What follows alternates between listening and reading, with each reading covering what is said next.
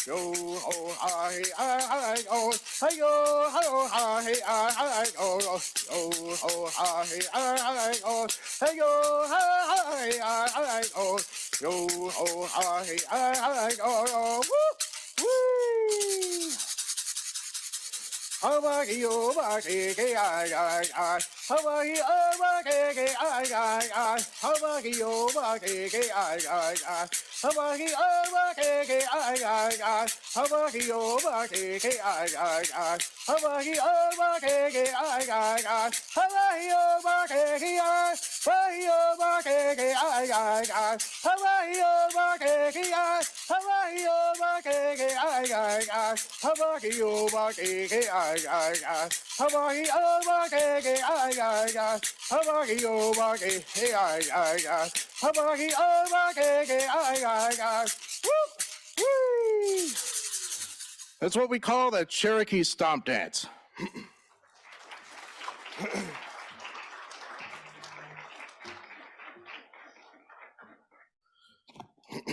Now, we've got time for about one more, and before we all go off to lunch.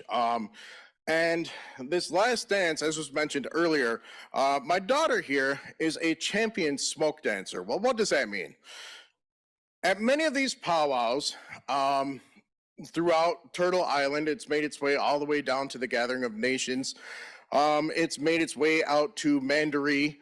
It's made its way out to California. I believe it was Indio, I think, is where they demonstrated this.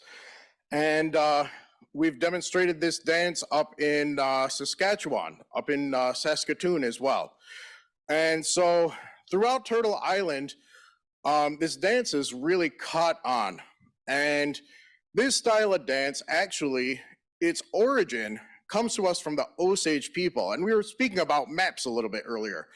And if you look on, there was an old territory map. Again, I can't remember exactly what the year was, but I believe it was all the way down toward the Mississippi.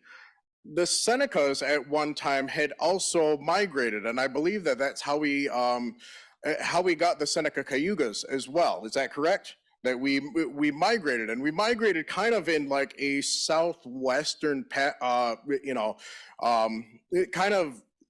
a southwest direction. And our people ended up in what's now called Grove, Oklahoma. There is a longhouse that is down there. And we were actually supposed to visit down there this year. We weren't able to make it because we had other obligations to take care of. And, I had wanted to go down there my whole life. When I was young, I had traveled down towards that area, and if I can remember correctly, because we're talking about 20 years ago here, but I can remember us stopping where the longhouse is, and there was a woman who came out, and if I remember correctly, there's a house that sits right there. And so that woman came out and she asked us where we were from. And she greeted us with open arms, and we said that we wanted to come down during ceremony time. They do a couple of different ceremonies. I know that they have a strawberry dance that's attended. I know that they have a green corn ceremony, kind of in August, I believe is when that is. First week in August, I believe. But we were supposed to go down there this year, and unfortunately, we weren't able to make it. But if you look on one of those, the specific map that I'm speaking of, again, I can't remember exactly where I saw this and where, what year to give any kind of reference, but it said that the Osage people were literally across the river from our people. And this style of dance originally was used as a ceremony. And we used that, and I guess during the time of the Buffalo Bill Cody shows, our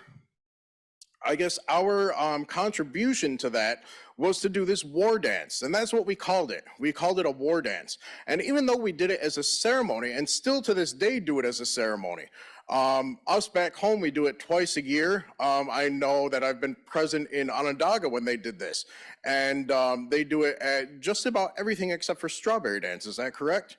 So our guys still do that dance, and there are different variations of this dance. Well, our old timers during the time of those Western shows wanted a way for our guys to kind of hype up the show. And they took these old, slow war dance songs and they sped them up. And they came up with what they called, originally they called it a fancy war dance, is what they called it. And in more recent years, our ladies started enjoying this dance as well. And it kind of came about that our ladies were kind of showing up the guys a little bit. And you'll see why in a little bit.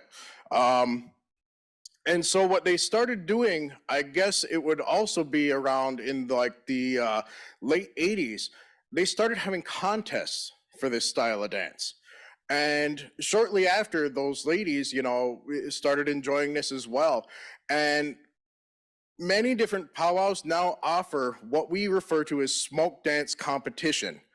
And my daughter here, who just entered the adult category, you know, so she's kind of earning her stripes a little bit here. But she goes to these different powwows and she dances, and sometimes I'm the singer and sometimes I'm not. But she has placed at many of these big competition style, you know, powwows. And this past weekend, we were actually coming from the Meherrin powwow. And she was the first place champion down there as well. And she's done so throughout. There you go, give her a hand. She's earned it. She has done this dance at some really big festivals, some really big powwows. And, you know, right now, you know, I can say this actually without being biased, is that she is one of the top dancers in our territories, which I'm very proud to say, you know. And she certainly didn't get that from me. But she is a champion smoke dancer, and the rules to this dance are she has to stay in beat with the drum no matter how fast I go, okay? If there are any skips or stops in the song, she has to show that in her dance, and she has to stop on time. Those are pretty much the three rules, but she kind of, you know, all of our smoke dancers, they kind of, you know, they make up their own moves, and these ladies have gotten really fancy, I gotta say. Some of our guys have as well. And, you know, there are a couple of my friends, I used to dance at one time, you know, but there are a couple of my friends, when I see them at powwows, I kind of just go, it's a set of brothers. I kind of just go, well, there's first and second. It looks like we're all competing for third, you know, because these guys really have a lot of moves. And these ladies here, you know, they've kind of made it their own style. They've made it their own category. And again, Kayleen here is a champion smoke dancer. So we're going to let her show off in front of you. And this is her version of what we call the smoke dance.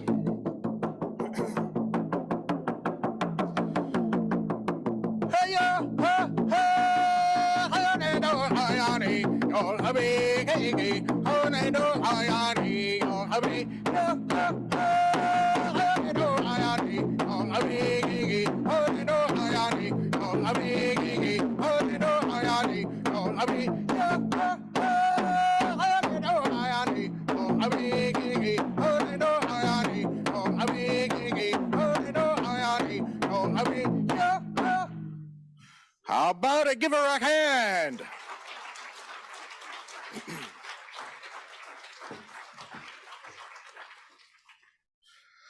Now, ladies and gentlemen, I certainly hope you enjoyed our presentation that we do have for you today. Again, I do hope that you walked away with something, that you did learn something from our culture and from our teachings and a little bit of our dancing as well. It was certainly a pleasure to demonstrate these songs and these dances for you. Again, kind of giving a little shout out to our Cherokee representatives and our Lenape representatives as well. And we hope that everybody enjoys their lunch. You know, don't get too full, because, you know, I know that everybody be nodding off at some point, you know, here. And enjoy the rest of your day. Thank you very much. They're not going to nod off with the Shawnee Chiefs here, so let's not worry about that. Let's have a nice round of applause, a warm West Virginia round of applause for John Block and Kayleen Block. Thank you. Thank you both. Really, really interesting. If you came in the registration table today, there is a handout that was created by two of our professors, Max Floman, who teaches American Indian history and serves on our committee, and Carrie Carpenter, who teaches Native American Lit and is on our committee as well. So there's a 8.5 by 11 white page that has suggested readings on American Indian history and American Indian literature, indigenous authors, poets, and so on. So feel free to pick up one of those if you like, especially if you're one of our West Virginia teachers who's attending today. I also want to get a nice round of applause for all of our leaders who presented this morning. What a fabulous job. How much education they gave us. Delaware Nation President Deborah Dotson, thank you. Brad Kilscrow, Delaware Tribe of Indians Chief, thank you. And Catherine Foreman Gray, Historian and Preservation Officer for Cherokee Nation, thank you very much. We all learned a lot. We appreciate you. And I also want to say hi to our Zoom audience, okay? We've got lots of people on Zoom joining us from all over the country and throughout West Virginia. So our doors are going to open now. We have 2 buffet lines in the back. I come from a large family, so I'm just going to tell you, just the doors are going to open, but just cool your jets a little bit. And, it was always first come, first serve. So I would like those of you who are at the tables here, of course, I'd like our esteemed leaders to please proceed to the buffet tables first. And then everyone else who's here at the tables who is registered and so on. And then we have lots of students that we have invited who are in our Native American Studies classes, Native American Literature classes, and so on. And students, when you get your plates, please come on in and have a seat at a table and get to know some of the older folks who are here, okay? So enjoy your lunch, and we'll be back at 1 o'clock with presentations by our Shawnee leaders and Tadadaho Sid Hill. Thank you, everyone.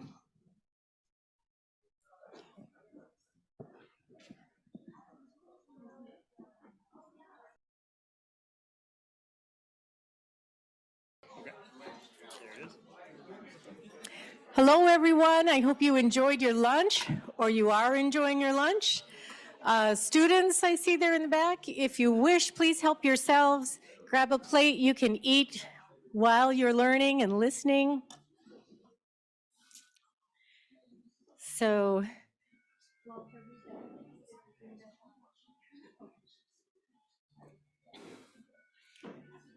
please grab a seat. We have asked the staff to adjust the temperature. I know some people are freezing in here. I'm not sure. It's more like a AC on a day in July than in October, but we'll get that adjusted for you. And there'll be some coffee and tea and so on coming to the refreshment table for a mid-afternoon break. So thank you all for coming. I know we have some new folks who are just arriving for the afternoon sessions. Welcome to everyone who's on Zoom with us today. We appreciate you tuning in. We have people from around the country joining us from South Dakota, from Rosebud Lakota Reservation, from a First Nation school in Canada, from people at University of Kentucky, University of Northern Georgia, Berea College, East Tennessee University. So those folks who are online, thank you for tuning in and registering. I'm hoping that you're finding today's sessions valuable. I certainly am. So again, there's still some lunch buffet left. If anybody's hungry and you're just coming in, go ahead and grab a plate or have a slice of apple pie. And speaking of apples, on your tables today, these are West Virginia University orchard apples. These are golden delicious apples. That variety was invented in West Virginia, if you will, if you can invent an apple. I'm not a horticulturalist or agronomist. I'm not sure what the term is, but those are West Virginia grown apples. You're welcome to take a couple with you if you like and have that apple a day and stay healthy. So my name is Bonnie Brown. I'm the coordinator of the Native American Studies, and it's been my pleasure to open our forum today and to help with the MC responsibilities along with my two colleagues in Native American Studies, Bob Perner and Chris Cheney.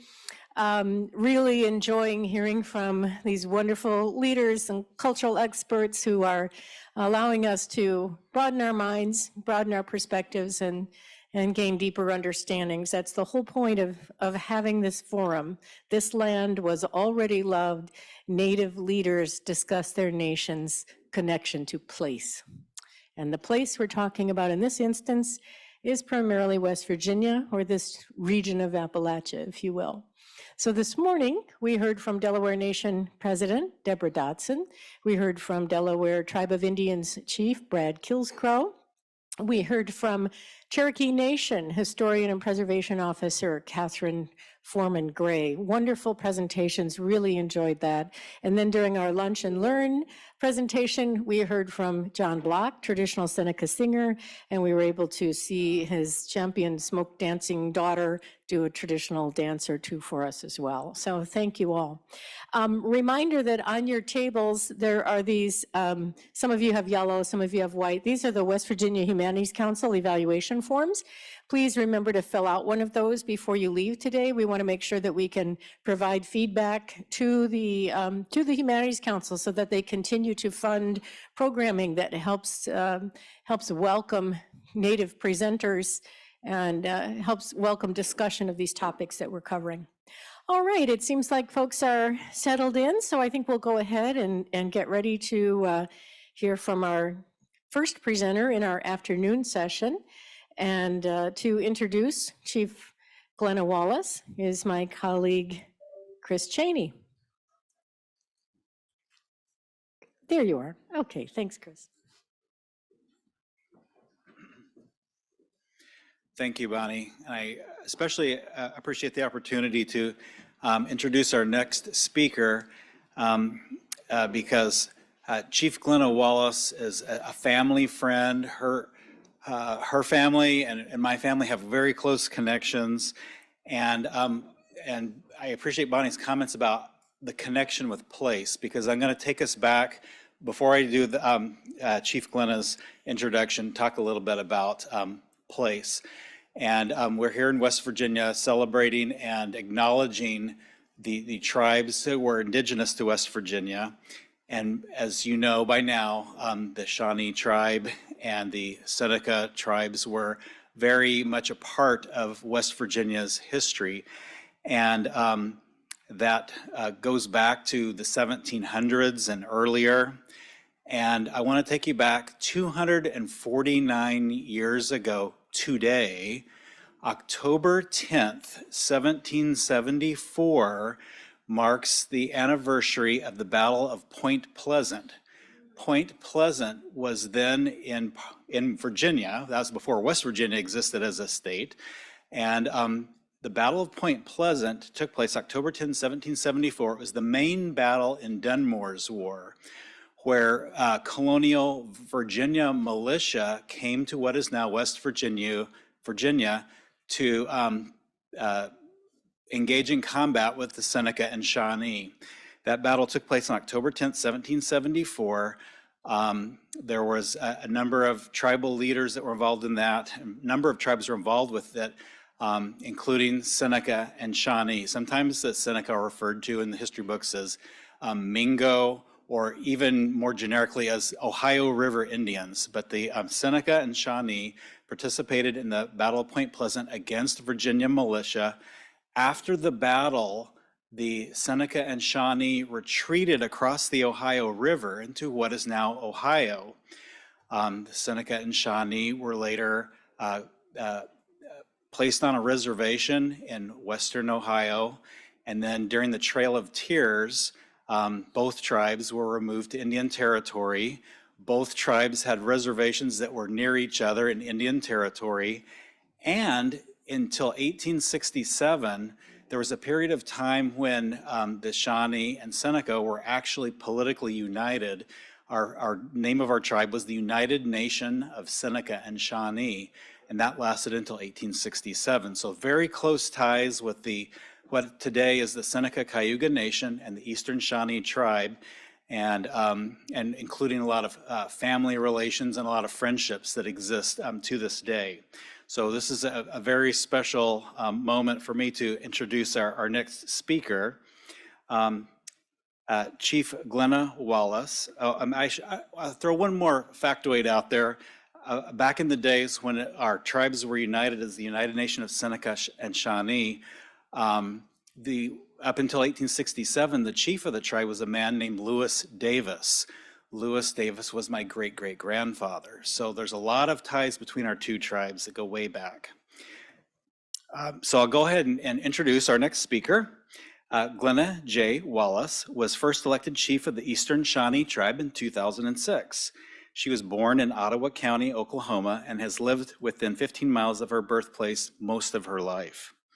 She's the first female from her family to graduate from high school, the first female from her family to graduate from college, and she spent 38 and a half years as an instructor, department chair, division chair, director of travel, and interim academic dean at Crowder College in Neosho, Missouri.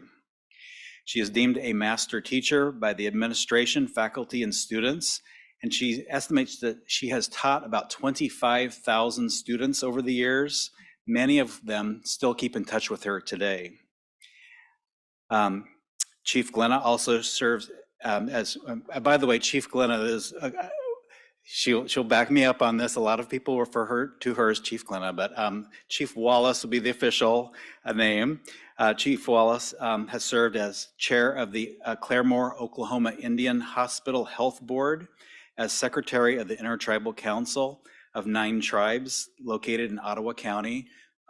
That includes both the Eastern Shawnee Tribe and the Seneca Cayuga Nation. And she has served as a trustee of Kansas City University. As mentioned, she was elected chief of the tribe in 2006, and she continues to hold that post to this day. Prior to being elected chief, she also served on the Eastern Shawnee Business Council for 18 years. Now, the Eastern Shawnee tribe has had a lot of change during her service, her time of service, being on the tribal council for 18 years and serving as the chief since 2006. During that time, the Eastern Shawnee tribe has had a major infrastructure reorganization, moving many of their facilities out of a floodplain into a different area. The tribe has had a major language immersion and revitalization program going on. The tribe has established an early childhood learning center, and tribal land holdings have skyrocketed from 400 acres to over 2,500 acres today. I'm not going to talk about this too much because I think Chief Wallace is going to talk about this, but she has been a major force in the recent United Nations designation of the Hopewell sites in Ohio as part of the World Heritage, as a part of the World Heritage system of sites. And I think that's only the 25th site in the whole United States that has been designated as a World Heritage Site. And Chief Wallace has played a major role in that happening. I think she's going to be talking about that a little bit today. So without any further ado, I will turn the time over to Chief Glenna Wallace.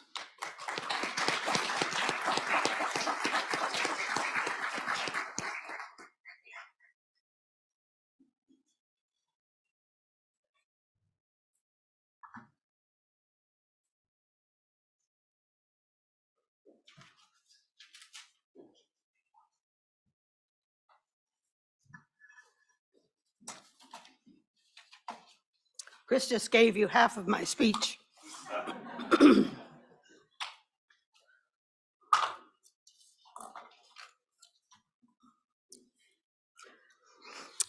I returned from Riyadh, Saudi Arabia, just about 2 weeks ago. 3 of our party returned with COVID. I returned with a terrible cold, and I still have that cold. And finally decided that the day before I came here or left for Ohio, that maybe I should go to the doctor to get something for that cold. And the doctor told me I didn't have a cold, I had pneumonia. So I'm coughing. I hope I can get through this. But if I don't, just have patience with me, okay? So I want to start off and say that I am the first elected female chief of the Eastern Shawnee Tribe. And that happened in 2006, and I'm proud of that. But I'm even more proud of the fact that I've been reelected 4 times for 4-year terms each time.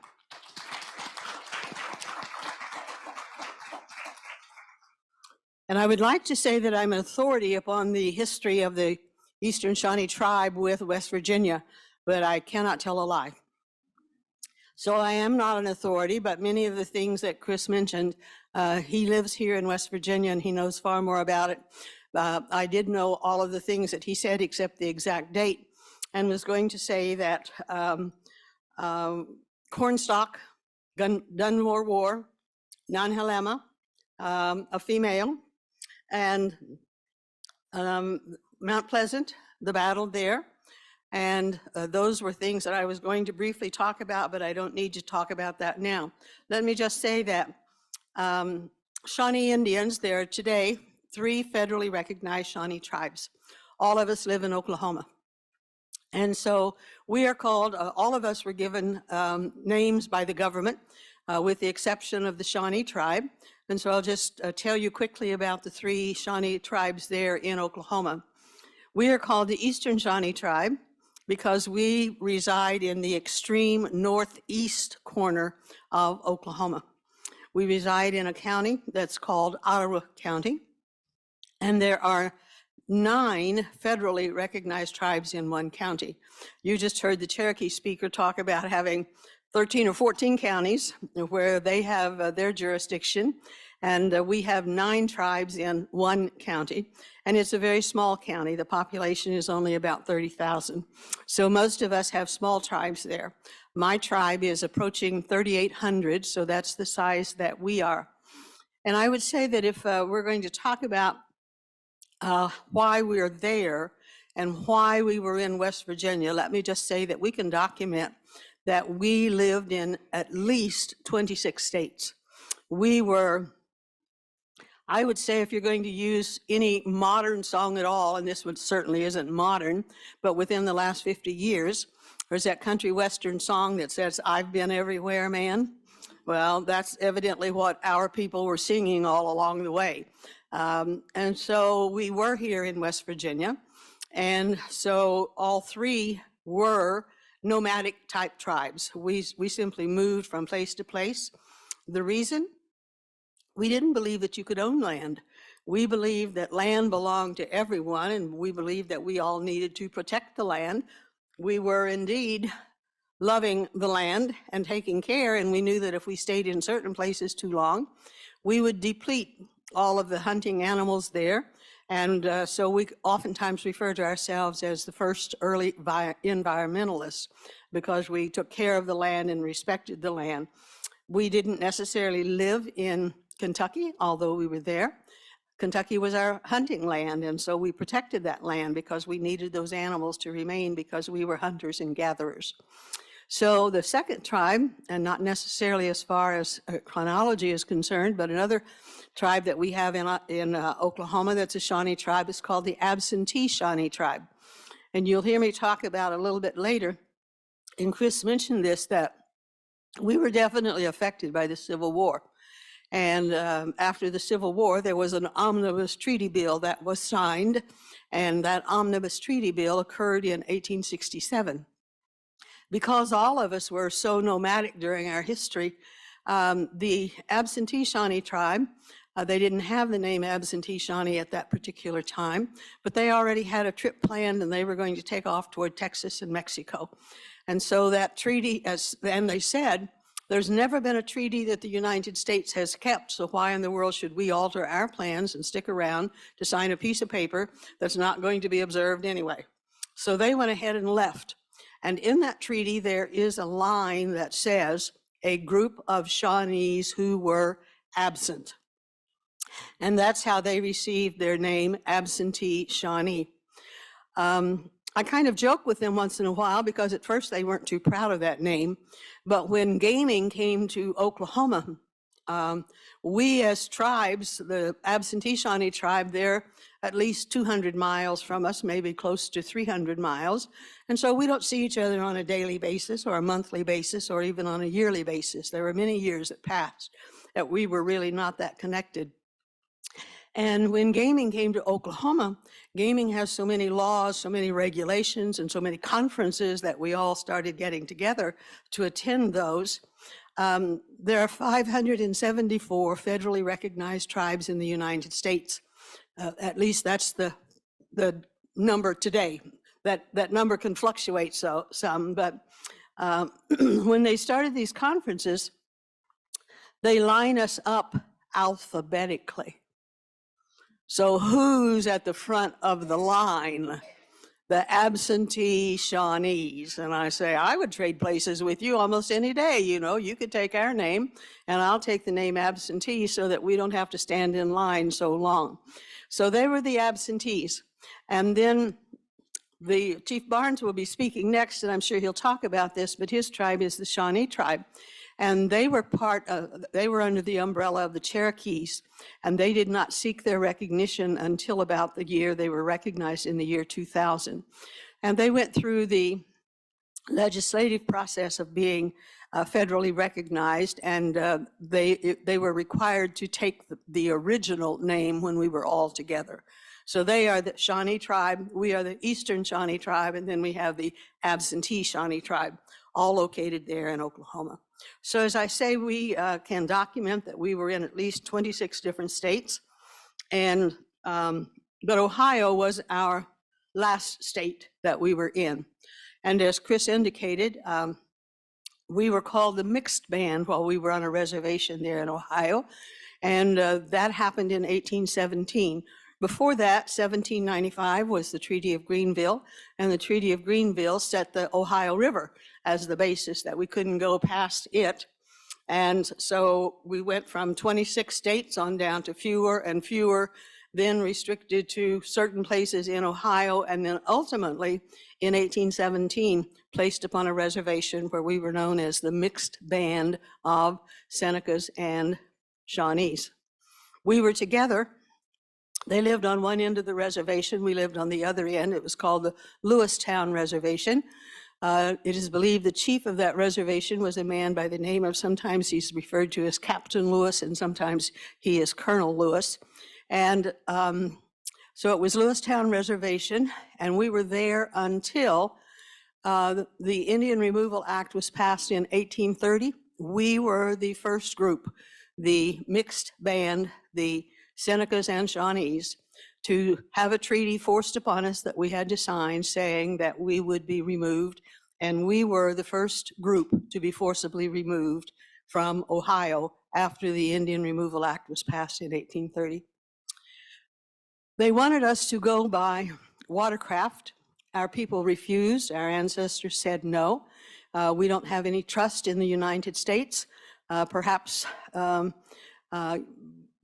you will give us blankets that are laced with cholera, or we're afraid of the ships themselves, the watercraft, that they're not that safe because they might catch on fire and it might be deliberate, and so that we would be annihilated. So my ancestors, our ancestors said, we will leave Ohio as we came to Ohio, on foot, perhaps with horses, perhaps with a few wagons. And so they walked every step of the way from Ohio to Indian Territory. Along the way, 15% of the people died. They had to leave them as they went on their march. We left in September. We arrived in the cold month of December in Oklahoma.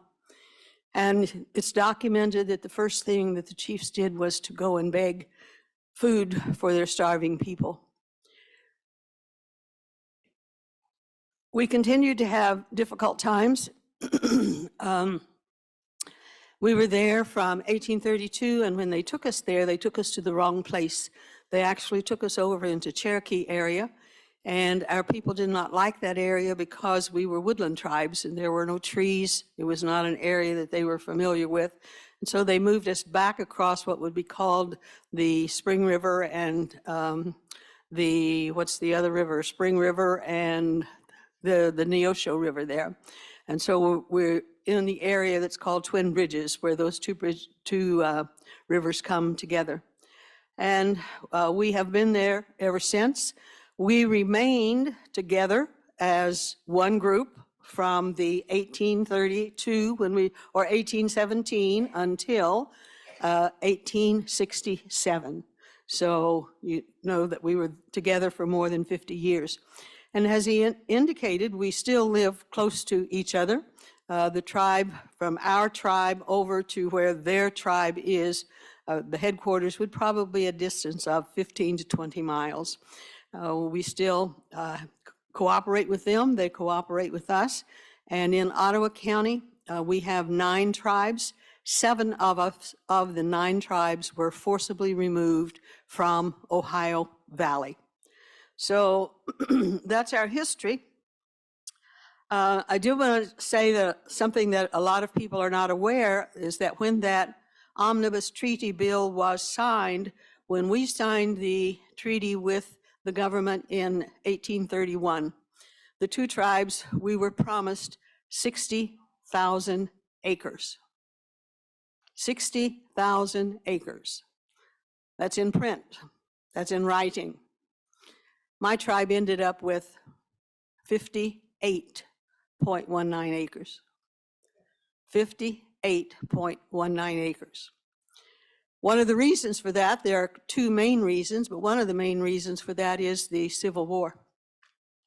That when the Civil War occurred and when they signed, because there were other tribes, as I indicated, that were forced from Ohio. In fact, Ohio, the number will vary depending upon the source that you read, but it will indicate that there were at least 44 different tribes in Ohio.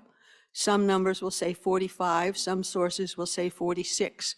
But 44, 45, 46 tribes in Ohio, all were forced to remove. So there's not a single tribe, federally recognized tribe, in Ohio today. And so when we moved, expecting 60,000 acres, that's what we had until that Civil War occurred. And when the Civil War occurred, an omnibus treaty, during that Civil War, several of the tribes there in Oklahoma joined the Confederate State Association there. And so we fought on the side of the Confederacy. Some of the tribes were removed and went to Kansas first. And so Chief Barnes' tribe is often referred to as the loyal Shawnees, meaning that they were loyal to the Union, whereas we were on the side of the Confederacy. And when that war was over and the omnibus bill was passed, those tribes that were removed to Kansas, most of them came down into Ottawa County where we are today. And we were forced to sell that acreage to several of those tribes. The Wyandot tribe, they came down from Kansas and they purchased 25,000 of those acres. The Ottawa tribe, they came down from Kansas. They purchased almost 15,000 acres. The Modoc tribe, they were not part of the removal from Ohio. They were removed from the area of Oregon and California. We were forced to sell them 4,000 acres. And then with allotment took all the land away from the tribe and placed it in the names of the individuals. So we really didn't have any land whatsoever, except we had one tribal member who had an allotment that she contacted the government saying that she was married. She was married to an Indian, a Kiowa Indian, and lived at Colony, Oklahoma, and she was asking if she could trade her allotment there in Ottawa County for an allotment there at Colony, Oklahoma. That happened in 1937. The government told her, yes, they would do that, but at that time there were no Shawnee tribes in the area, so they would hold that allotment, that 58.19 acres that she had, until a Shawnee tribe was organized and had a constitution, had an election. That happened to us. We were working on that at that time, and in 1939, we adopted our first constitution, had our charter, had our first election, elected our first chief, and at that time, we inherited that 58.19 acres. So that's all the land that we had for years and years and years. I should say that when that omnibus bill was passed, as Chris pointed out, his great-great-grandfather signed many of the papers and was indicated, starting with being interpreter, but then gradually continued to be there and be present, and he was chief of the mixed band when that happened. And in that 1867 Omnibus Treaty, that's when they separated the two of us, and they became the Seneca Cayuga tribe, and we became the Eastern Shawnee tribe there in 1867. Because we had fought on the side of the Confederacy, it's almost as though we were punished by the Union, who of course were the victors in that Civil War. And Chris didn't tell you, but his great-great-grandfather was placed in prison and charged with treason. And so his family truly has a history of service toward Native Americans and particularly our two tribes. And he is known now as the Seneca Cayuga chief, but he was chief of both bands when we were mixed together. Things have changed since 1867. We had the 58.19 acres, but you wouldn't call that prime land. We're in a floodplain, and we flood at least twice a year, oftentimes 3 times a year. So since we became a federally recognized tribe in 1939, we have been gradually trying to relocate about 4 or 5 miles up the road on a highway that's out of the floodplain. And so we've had to build all new buildings. Our lives really changed in 1984. We did not have any property. We did not have any buildings until 1977. And in 1977, our tribe built what was considered to be an economic development building. And we received our first grant from the United States, and it was $100,000 to build this building. It was not sufficient to build the building, and the contractor left in the middle of the night, and the building was not finished, and there were still bills to be paid.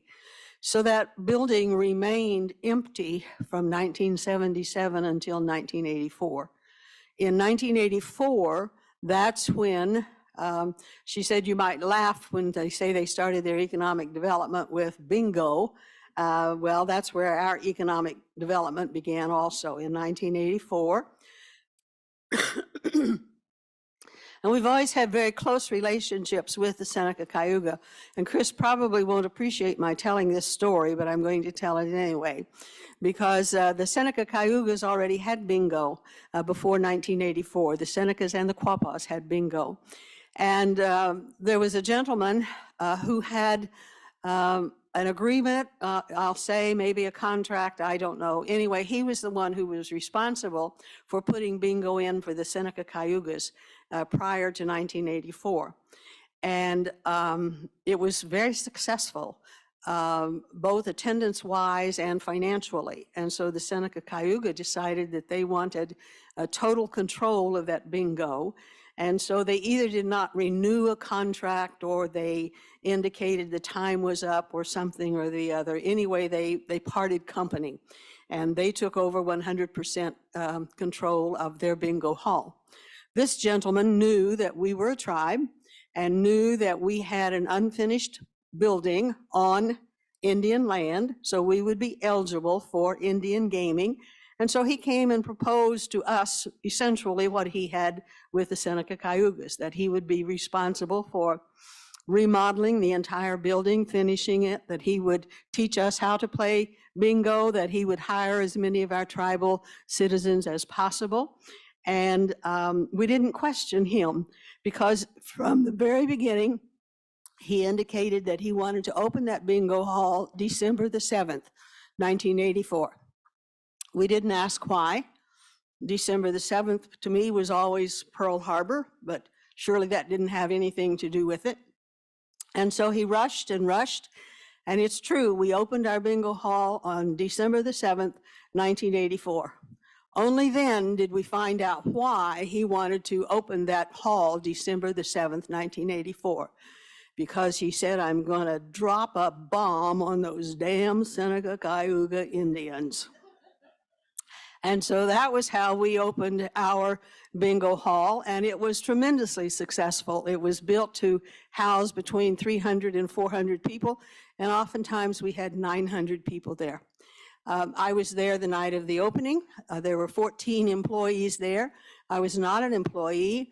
My sister had contracted to run the concession stand, and she didn't have money to pay anybody's salary.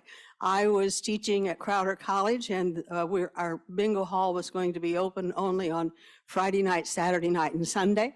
So that meant I could still teach all of my classes, and I could help her then on the Friday night, Saturday, and Sunday. This is really going back, you'd think this is 2 centuries ago, but I was there every weekend and saw so many different things, and we were actually raided by the FBI. We actually carried guns, we had shotguns, we had big dogs there. We knew that we were going to be raided, and so we were prepared for that 3 months. I was there the night that the FBI did raid us. They confiscated everything we had in that building. So I could tell you story after story of what it was like for a tribe to try to begin economic development at a time when we didn't have any. It was quite successful, and then in 2003, it was so successful, and we had added on to that building 3 times, that we then decided that at that time, machines were coming into being. So at that point, it was just bingo and pull tabs. And in 2003, we opened a new casino called Border Town, because we are right on the border of Oklahoma and Missouri. And then that was so successful, and we were still on that 58.19 acres.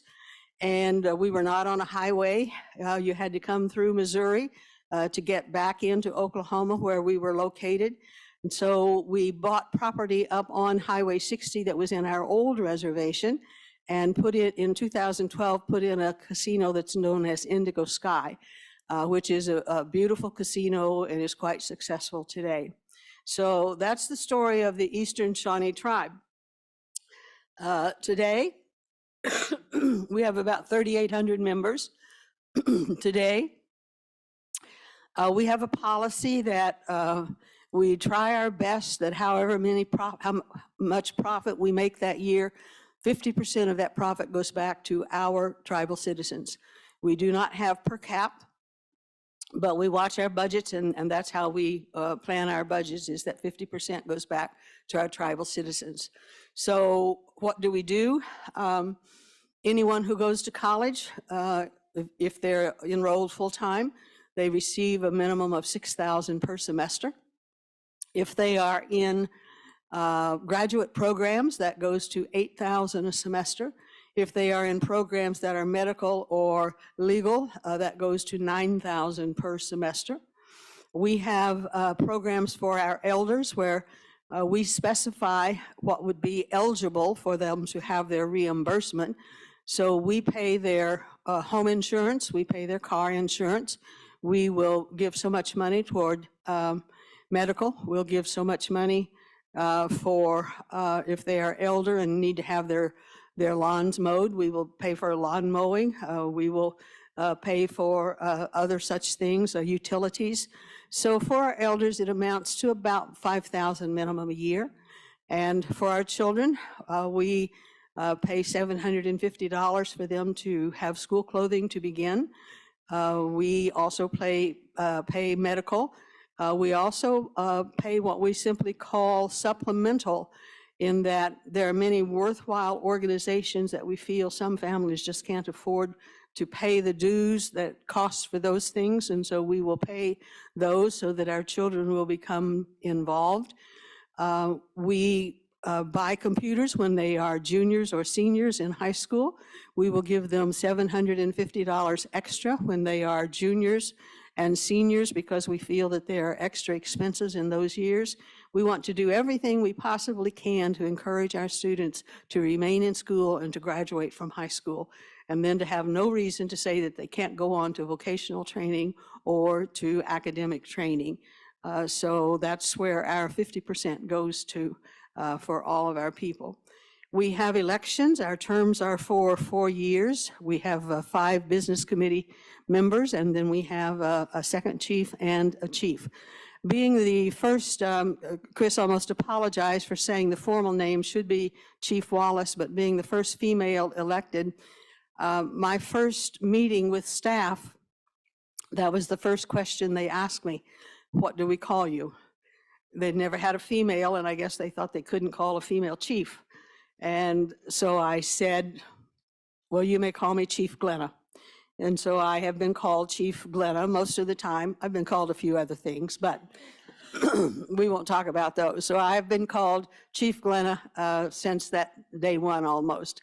And with correspondence, it is Chief Wallace, but in person, it's usually Chief Glenna. So I would say that throughout history, Shawnees have been known as being fierce warriors, fierce fighters. I would say we haven't changed. We just fight in a different way. We fight today with ballots. We fight with resolutions. We fight by attending conferences. We fight by visiting with our legislators. We fight by identifying the causes that we are interested in and where we feel that we're not being treated justly. So we are still warriors today, and I salute every one of you who is here, who serves on a business committee, who serves as a chief, or who serves as a president, because you are warriors as well, because we still have many battles we have to fight today. And so you wonder what those battles are. Some of them have been mentioned. Indian Child Welfare Act. The Delaware chief told you that he had a case here in the state of West Virginia, but the Indian Child Welfare Act was challenged throughout the United States and finally went to the Supreme Court. And we were worried that that was going to be overturned, and we worked, and the Supreme Court did vote 7-2 to uphold the Indian Child Welfare Act. One of the others has indicated that our governor is a Cherokee. No, our governor is not necessarily friendly, it appears, for Native Americans, and we have many battles with our governor, and we have to work with our legislators. We have something that's in the state of Oklahoma that is unique, that we've had something that's been called the McGirt Act. McGirt was Muskogee. No, not it happened in the Muskogee territory, but he was another Native American, and he committed a crime, and it was a horrible crime, and he was tried in state court and was found guilty. He believed that because the crime was committed, it may have been committed in the state of Oklahoma, but it was committed specifically in the jurisdictional area of the Muskogee Creek. And so he said his case should have been tried in a tribal court, not a state court. And that went all the way up to the Supreme Court as to whether tribal jurisdiction still existed, meaning reservations. So meaning the land that was given to us in our treaty back in 1831, the 60,000 acres that it established ultimately where the Wyandots were, where the Seneca Cayugas were, where the Eastern Shawnees were, where the Modocs. Are those reservations still intact, or have those reservations disappeared? And they've used the term of established or disestablished. So now every one of us has to go through the process of proving that we still have a reservation. And at this point, something like 9 or 10 out of the 39 tribes have proven that they have reservations. My tribe happens to be, it's interestingly enough, that the Ottawa tribe and the Modoc tribe, they have land that came from Shawnee, Seneca land. The Ottawas have been determined that their reservation is still intact.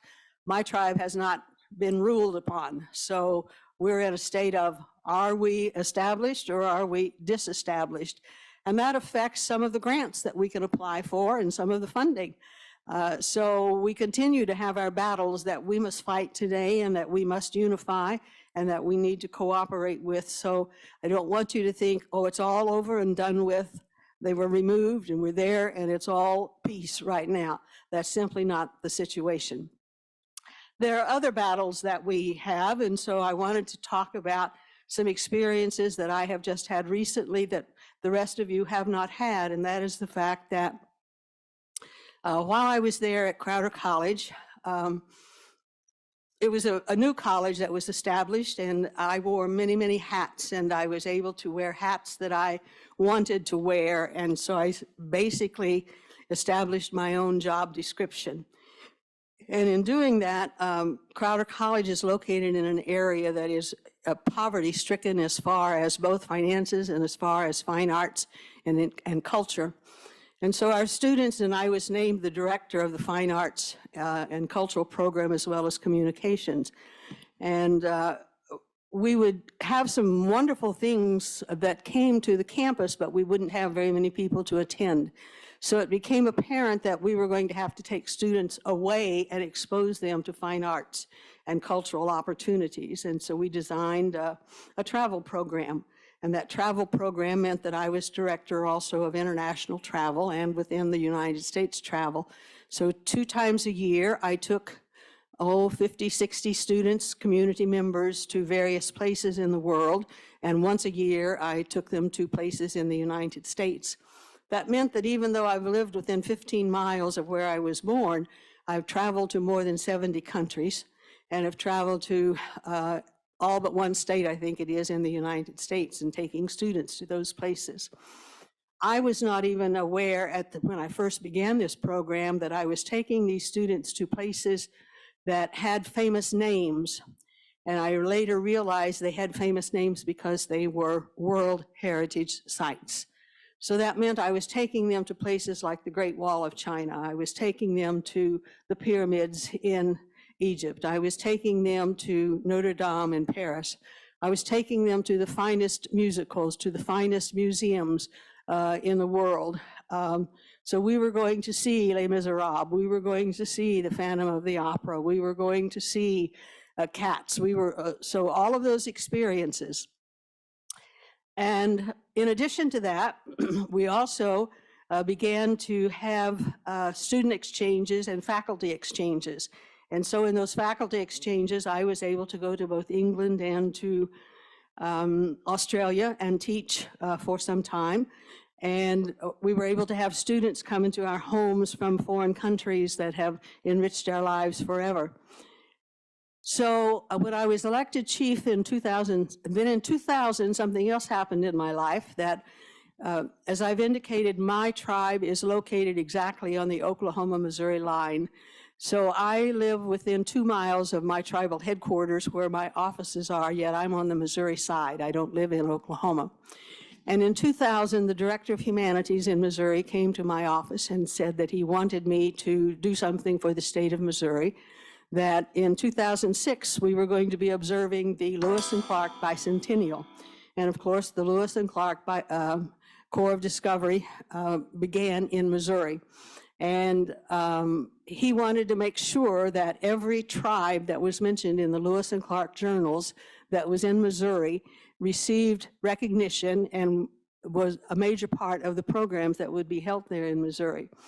And I told him I could not do that, and he didn't understand that because I had done several other things, and he said, why? And I said, because you're wanting me to talk about something.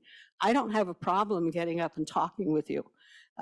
Deborah Dodson was there typing quickly into her computer to get her speech in, you know, and she said, I know, you never write a speech out, you never write your notes or this or that, and that's true. But I said, I can speak when I know something, but I don't know about the history of my tribe. Nobody does. When books have been written in the past, they've been written primarily about the absentees and the loyal Shawnees. They haven't been written about the Eastern Shawnees. We couldn't tell you who our chiefs were. We couldn't tell you where all the states where we had lived. We couldn't tell you anything. And I said, that's on my bucket list. I intend to research that when I retire. And he said, this is the year 2000. This program doesn't begin until 2003. You have 3 years to research You have 3 years to learn about your tribe. And I kept going this way. No, I can't do this. I can't do this. Unfortunately, my college president was standing behind him and he was going this way, you know. And I kept going, no, I can't do this. And the college president was going like this. And yes, I'll do this. So for 3 years, I researched Shawnees. And in researching Shawnees, it meant I was researching Ohio because that was our homeland. That's the last place we had been. So for 3 years, I traveled to Ohio as much as I could. I read every book I could. I read everything that Ohio produced. I talked with as many people as possible. And in 2003 through 2006, I presented programs throughout Missouri and other states about Lewis and Clark and the Indians there, particularly in Missouri. We were one of the first tribes mentioned because by 1800, we had more people, more Shawnees who had left Ohio and living in the state of Missouri, particularly at Cape Girardeau, which is right there at the Mississippi River. And Lewis and Clark went to Cape Girardeau because they didn't have any experience in watercraft. And so they went and practiced on the Mississippi River to learn how to navigate and to how to work with that watercraft that they were taking.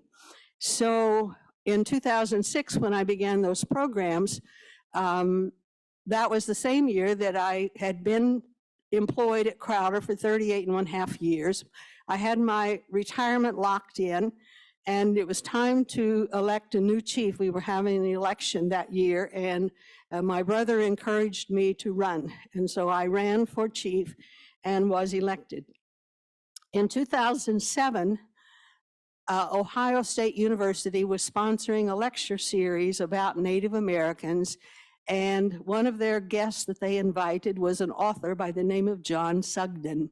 John Sugden had written a marvelous biography of Tecumseh, and John Sugden was coming from England and coming to Ohio State University to give a lecture.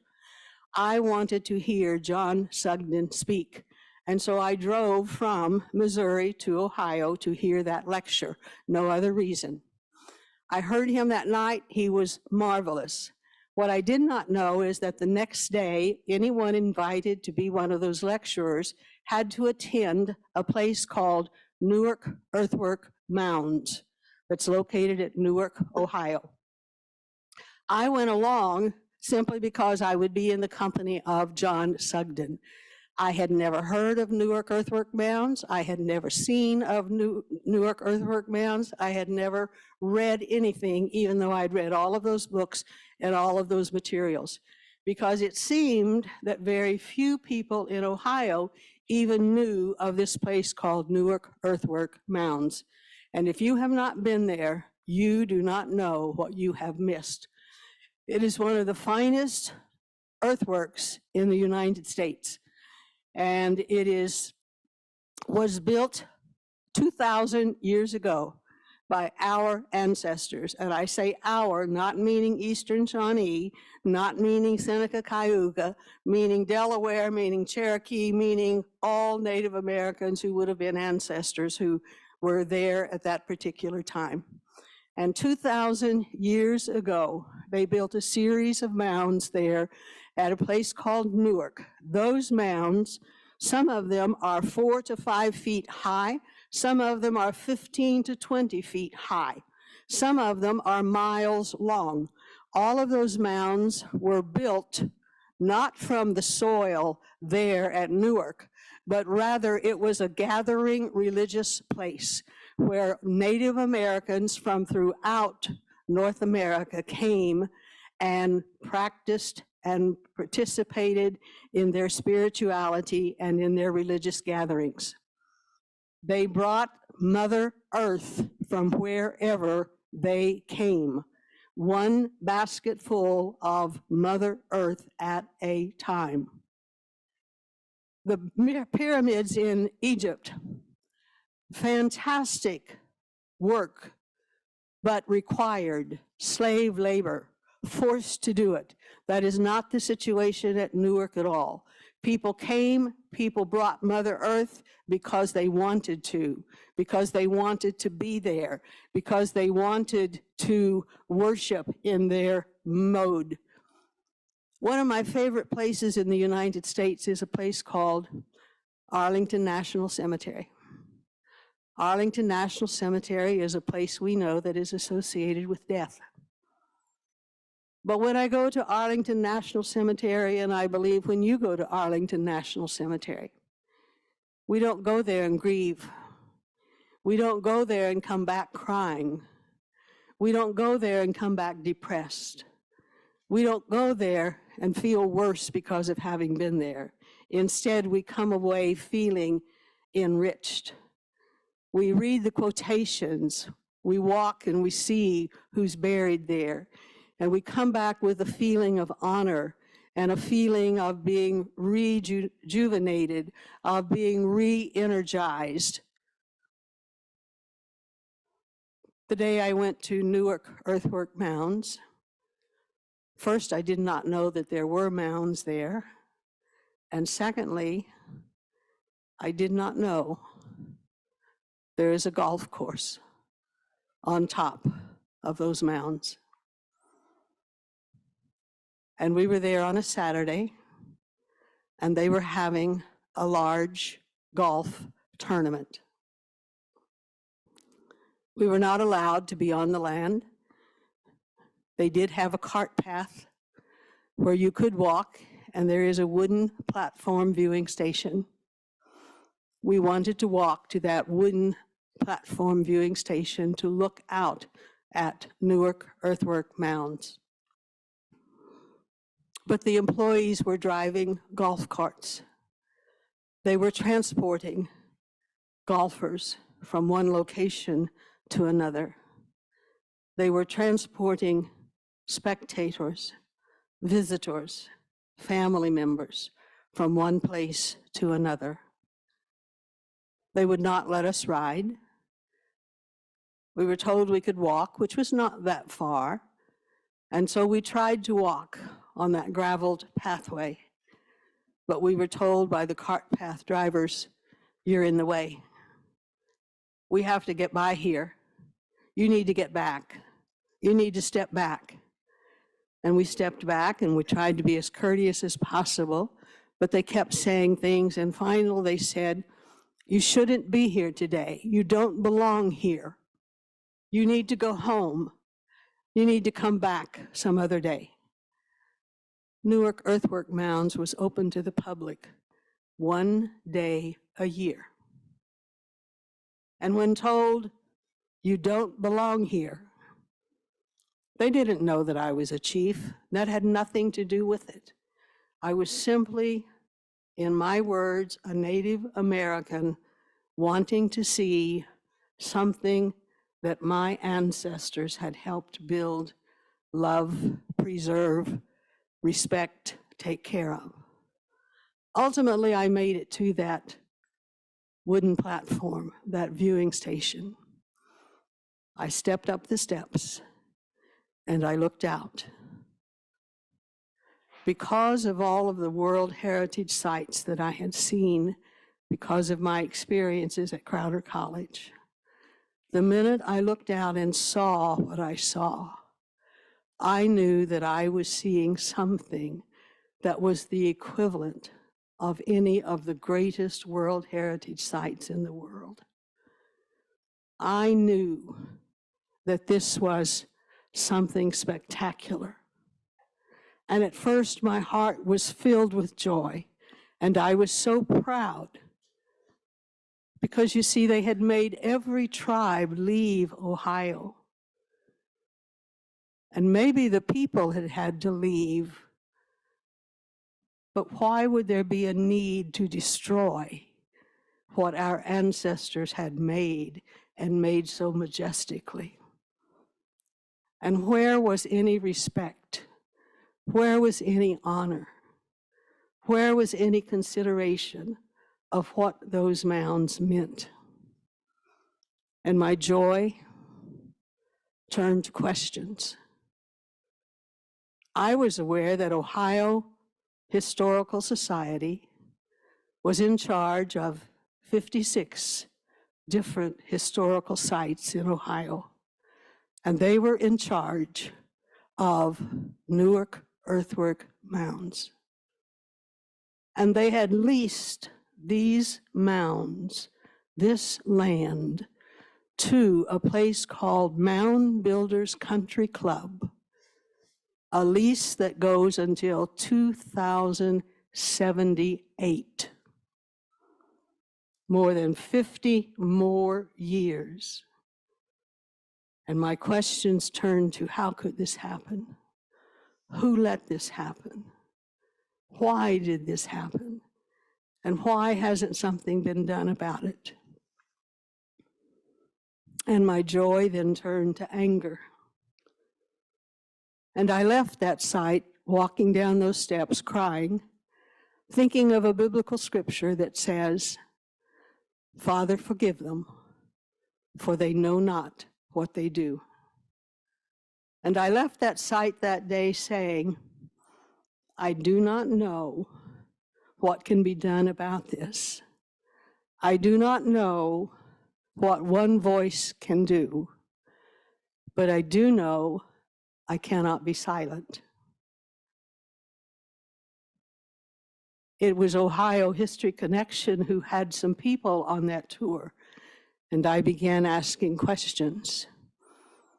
And I came back to Ohio, and I came back to Ohio, and I came back to Ohio, meeting with Ohio Historical Society, saying this is not correct. Why did you do this? What is the solution? How do we do this? At first, the meetings were not friendly. At first, the meetings were not productive. At first, there were excuses, excuses, excuses. But gradually, I guess when they decided I was not going to be silent, gradually they began to listen. And then their CEO had a major heart attack and died, and they hired a new CEO, a gentleman by the name of Burt Logan. Burt Logan was a historian. He had graduated from West Point. He didn't have any experience with Native Americans at all. But when he came and I visited with him, he made me a promise. He said, I don't know why this happened. I don't know how this happened. I don't know what our responsibilities are, but I promise you, I will look into it. I will do the research, and I will get back with you. And Burt Logan did. That was in 2007. 3 weeks ago, about 10 of us went to Riyadh, Saudi Arabia, for World Heritage. There are approximately 1,200 World Heritage sites in the world. The finest cultural, the finest historical, the finest places in the world. The idea began with the United States, but we had only 24 World Heritage sites in the United States. About 3 weeks ago, we had the 25th World Heritage Site designated, and that was the Newark Earthwork Mounds.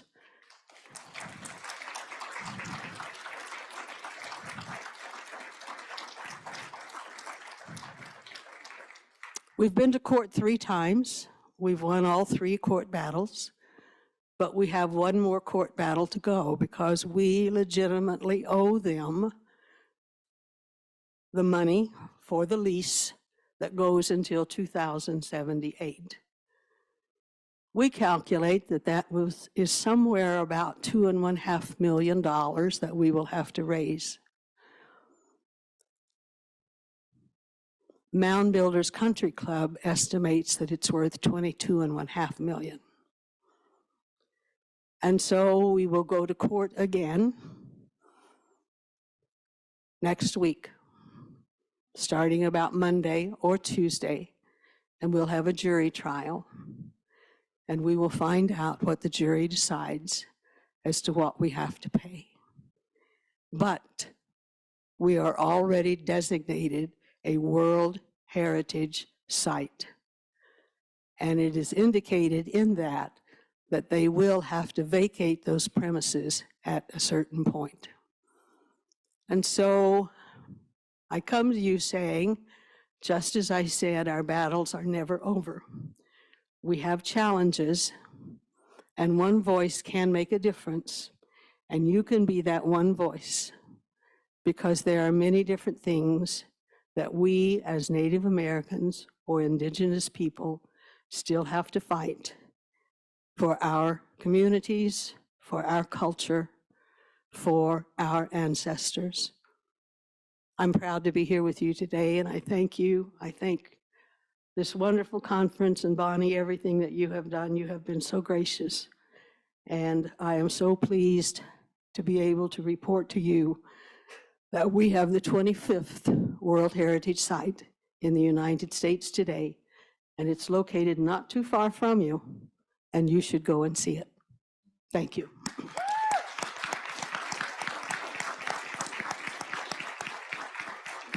I'm sure that deserves a standing ovation, if I can urge you on. We have taken students to Newark. We have taken students to Newark. It's amazing.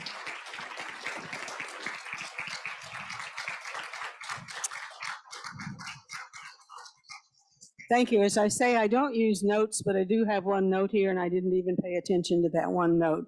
So let me read you a quote that I use. And it indicates, and this is actually a Creek proverb, we warm our hands by the fires that we did not build. We eat the fruit of the trees that we did not plant.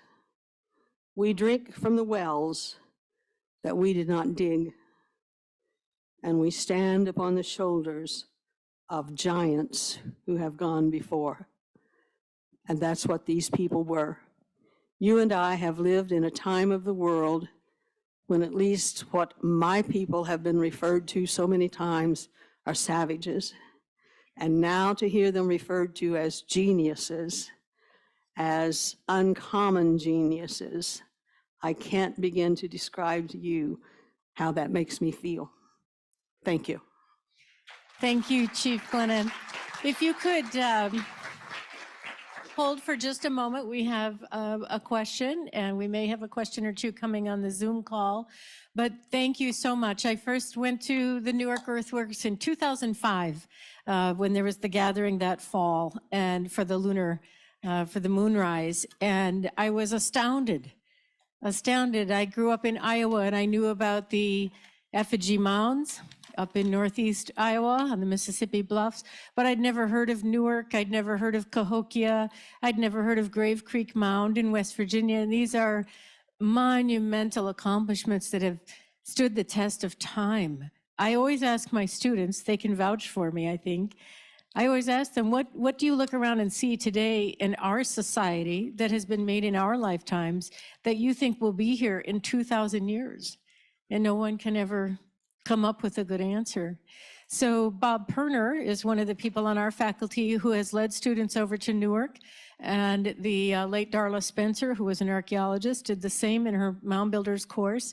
And I've arrived there with students. We usually stopped at Cahokia and went to the Washington University powwow, or went to Newark and went on up to the Ann Arbor University of Michigan powwow.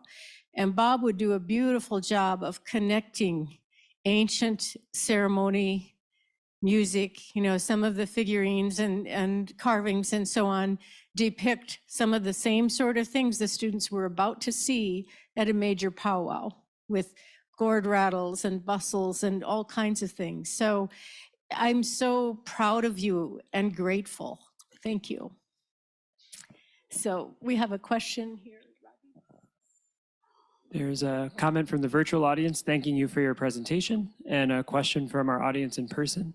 Why was the Serpent Mound, northwest of Locust Grove, Ohio, 1 hour east of Cincinnati, not included in the Hopewell ceremonial earthwork site And would the Serpent Mound be added or have its own designation as a World Heritage Site?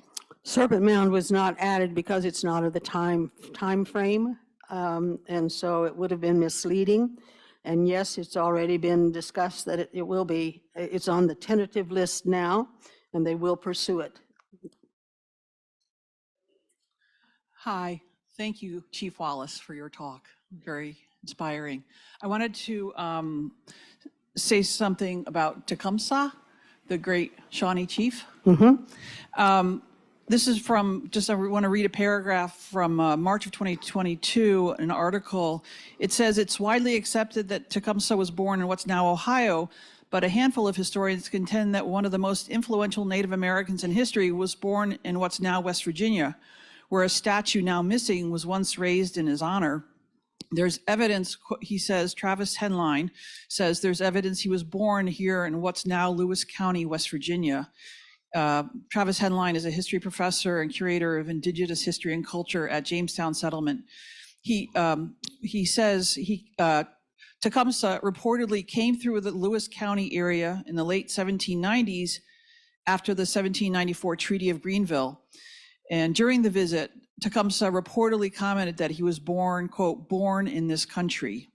A native village once stood on Hackers Creek at present-day Jane Lou, and it may have existed in 1768 when Tecumseh was born.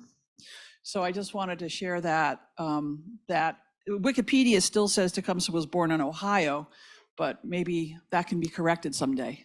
I'm going to say that I don't know that. I don't know the answer to that, and I've never heard of that. I would suggest you not tell Governor DeWine of Ohio that. It is thought, at least, that there is a new tribute to the three Shawnee tribes that's being built there at a place called Xenia, or near Old Town, where it is thought that Tecumseh was born in that area. And Governor DeWine was also born in that area and raised in that area. And he has, there was an old motel there for many years called the Tecumseh Motel. And that motel became decrepit, and Governor DeWine, with being the governor of Ohio, saw to it that the state of Ohio purchased that motel. And they have now declared that to be the 75th state park in Ohio. And they are building an interpretive center there. It's one of the things that I see so many different things happening in Ohio, and being Native American and becoming more aware of the history that they had there. And started out from day one that they have involved the three federally recognized Shawnee tribes from Oklahoma in the design of that, the construction of that, what will be in that building, and started out being, they thought, about a $2 million project. It's now up, Chief Barnes, is it something like 12 million project, and should be finished sometime in the spring, when we're all hoping to go there. So I would say Governor DeWine would not agree with that. Thank you very much. And full disclosure, Travis is one of our graduates from ages and ages ago, and he actually has a new job over in Virginia now. Okay. He was working in the American Indian Interpretive Project when it was first launched at Colonial Williamsburg. So again, thank you so much. And when you talk about the earthworks, I just feel like it's time for us to take a bus trip there once again. And Marty Chatsmith, I have to give a shout out to Marty and to Dick Scheel up at the Newark Earthworks Center, because she's always welcomed us with open arms, done a terrific job of interpretation with cultural sensitivity, and saying about, in response to students' questions, well, we don't know that for sure. We don't know that. We don't know that, but we do know this. We do know this. We know that Indigenous architects, astronomers, engineers, and laborers built this amazing, beautiful earthworks. So thank Marty you again. Chatsmith and Dick Shields are personal friends of mine, and they were a few of the Ohioans who knew of Newark before I was there, and they had started, in fact, it was Dick Shields who was wanting to have more visitors to the Newark earthwork mounds, and he was trying to find out why Cahokia's attendance had increased so. And he made contact with Cahokia, and Cahokia is the one who said that they had received World Heritage designation inscription, and that made all the difference in the world. So they were the ones, not I, they were the ones who had started trying to get World Heritage. Thank you. And tomorrow, some of our Native leaders have been invited to go up to Grave Creek Mound Archaeological Complex in West Virginia, and lead curator Olivia Jones, Dr. Olivia Jones is here. She's also an adjunct here at WVU in anthropology. So that's yet another place that people should visit and appreciate. Thank you so much. One more round of applause for Chief Glenna. Bob Perner is going to introduce. He's going to introduce Chief Ben Barnes. We'll get more Shawnee perspectives. Powerhouse tag team of Shawnees here. We had the Powerhouse Delaware this morning, and Tadadaho has a question. Go through their legal stuff, their way of contributions to it. Do you want to ask that? So Tadadaho just asked me a question, which might be music to your ears. If any of us here would like to contribute to the legal fund to fight this ridiculous lawsuit, I'll be subjective here. How do we go about doing that? Is there an online link or something we can go to? Check with Ohio History Connection. They have Ohio History Connection. Ohio History Connection. Thank you very much. And I thought I had put that link on our program, and I see that it must have bounced off the page because I acknowledged Marty and, invited people to celebrate the UNESCO World Heritage status. So, all right, Bob, would you like to go ahead? Thanks, Bonnie. Thank you, Chief, for just a great presentation. And, I would add with what Sid said about donations, maybe it's time to open another casino. See, you seem to be doing pretty well at it. As I listen to these presentations, and what she just was talking about with the earth mounds, at the same time, in 1776, Thomas Jefferson was writing about merciless Indian savages. 2,000 years earlier, there was a very complex and sophisticated society that had architects and astronomers and builders and all these things that built these mounds. And I see this, continuing to grow. We've heard some tough stories things that are hard to hear about mistreatment and injustice and all of that. But yet, for me, I see good things in the future. I come from Rosebud Reservation, and the tribe at Rosebud had most of its land taken away by the Dawes Act. The Allotment Act decimated the tribal holdings. The tribe has created a nonprofit corporation called the Tribal Land Enterprise. And every time some homesteader's ranch comes up for sale, the TLE and their checkbook are there, and they use grazing leases as the muscle to kind of motivate or to keep anybody else out of buying that land. And so little by little, parcel by parcel, the tribe is rebuilding that. And every time they buy another ranch, they put it back into trust. So you can understand how happy the governor of South Dakota is when she doesn't get that property tax check every year anymore. But so this summer I was home on the reservation, and I was helping the tribe's economic development group with a project.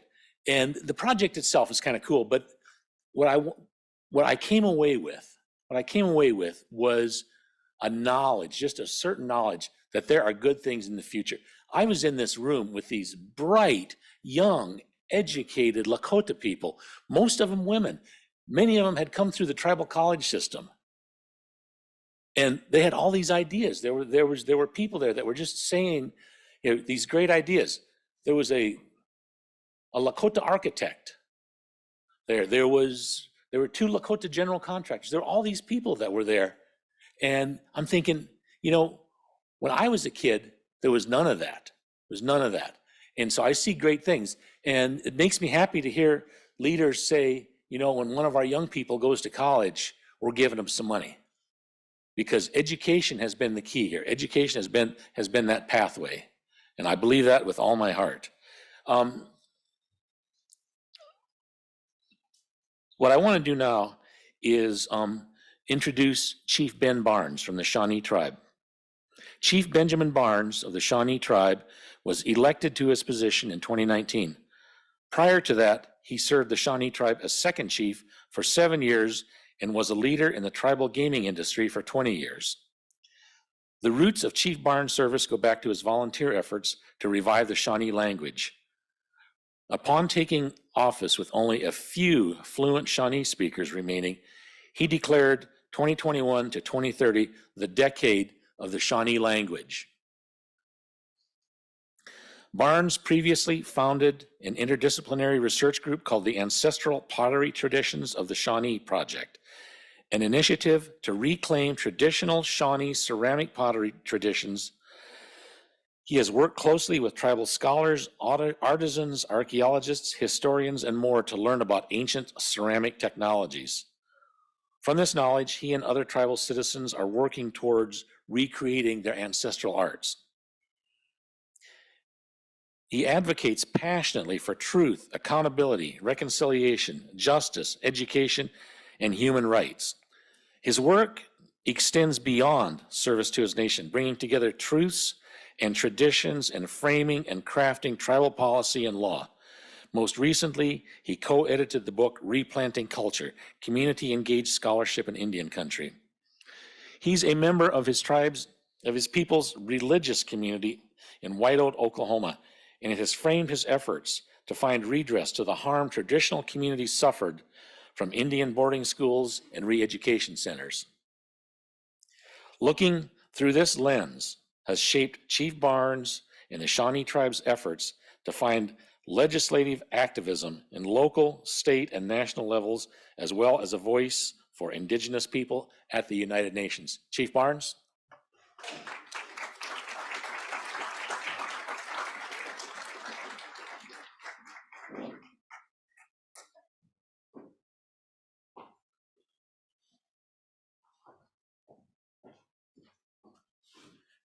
Niue. Ben Barnes, kita yokupi noki okemasa wanoki. Wapakamisi talminilipe nuochipia. My name is Ben Barnes. I am chief of the Shawnee tribe. I'm also a member of the White Oak religious community. And I don't have a whole lot to add after Chief Wallace's presentation and a very thorough discussion about Shawnee history, but maybe I can add a little bit of nuance to it. I have a presentation I've prepared is one that we gave at Indigenous Peoples Days last year at Kansas State University. But I think it's only appropriate that as we're talking about some of the things the Shawnee tribes experienced, it's curious that there's a lot of parallels and mirrors between Chief Wallace's testimony and the information I'm going to share with you today. So I hope you find the information I'll share with you interesting. But this is our tribal flag. And I didn't explain this when I gave this previously, but so many of you are here, my brothers and sisters from other tribal nations. That is our dance ground. So those of you, the Longhouse people, may recognize, what that looks like. So for us in the early 80s, our Hukamawikwe, our queen lady of our community, of our traditional community, we're represented by 6 elder women and 6 elder men. And from them, they elect from amongst themselves a speaker. And that speaker is perceived as chief. And so everybody thought that was the big guy, but they don't realize he's actually the sock puppet for 12 elderly folks. And so that's where this idea of Shawnees having this chief. And so while I'm a political chief and I represent my community to the tribal nation, we still have this structure of 12 old folks. And so those are those 12 stars, 6 and 6, 6 old men, 6 old women. And that red border is our ceremonial ground. And of course, I won't bother to translate the big star, but that big star is Metelemueta, Kokumtena. So for those of you that know this is our Godhead, and like our Haudenosaunee brothers and sisters, we see that as a grandmotherly figure. And so down at the bottom is white oak leaves, Wapakamisi. That's our word for white oak. And it's important not only for our use in ceremony, it's also where this is at now. Because for us, this is the axis mundi. This is the center of the world. This is the belly button to the universe for Shawnee people. And so I love this flag, not just because I'm a patriot to my people, but also because this was done with discernment of elderly folks saying, this is what's most important to us as a people. Let's make sure that tradition, religion, and ceremony is always remembered. That let's not think about economic development. Let's not think about politics, but you center yourself in that dance ground. This is where the world comes to a stop. This is where we come to pray for the continuance of the universe. And so for Shawnee peoples, I think that also helps us frame our understanding of where we should be as political leaders, as chiefs, as elected council peoples. So I'm so appreciative for Hulkamawi Kwe, Victoria Darty, when she came up with this design in consultation with other elderly folks. And it's been a guidance for us ever since they made it, and probably out of the early 80s. See if I can advance the slide. So as Chief Wallace described, 26 states, we are the most traveled in the United States. We've lived in more states, and it's just, for myself, as an early council person, I think I was a bit of a pest for the previous tribal leader. And so he sent me and my partner, Roy Baldridge, he's now the second chief of the tribe, but at the time we were just both councilmen. He sent us on the road to do consultations, NAGPRA consultations, Section 106 consultations, consultations with the United States government. So it put us on the road a lot. And I really didn't understand the depth and the breadth of Shawnee history and expanse of where all we lived, whether it was in Piedmont regions of Virginia, West Virginia, and Maryland, all the way to Chihuahua, Mexico. We were finding historical records of villages, on the Brazos River in Texas. We found records of everywhere we would go, we would encounter Shawnee history across 26 states. It's just absolutely incredible. And so what I want folks to understand from this period, people were engaging with the Shawnee as a nation.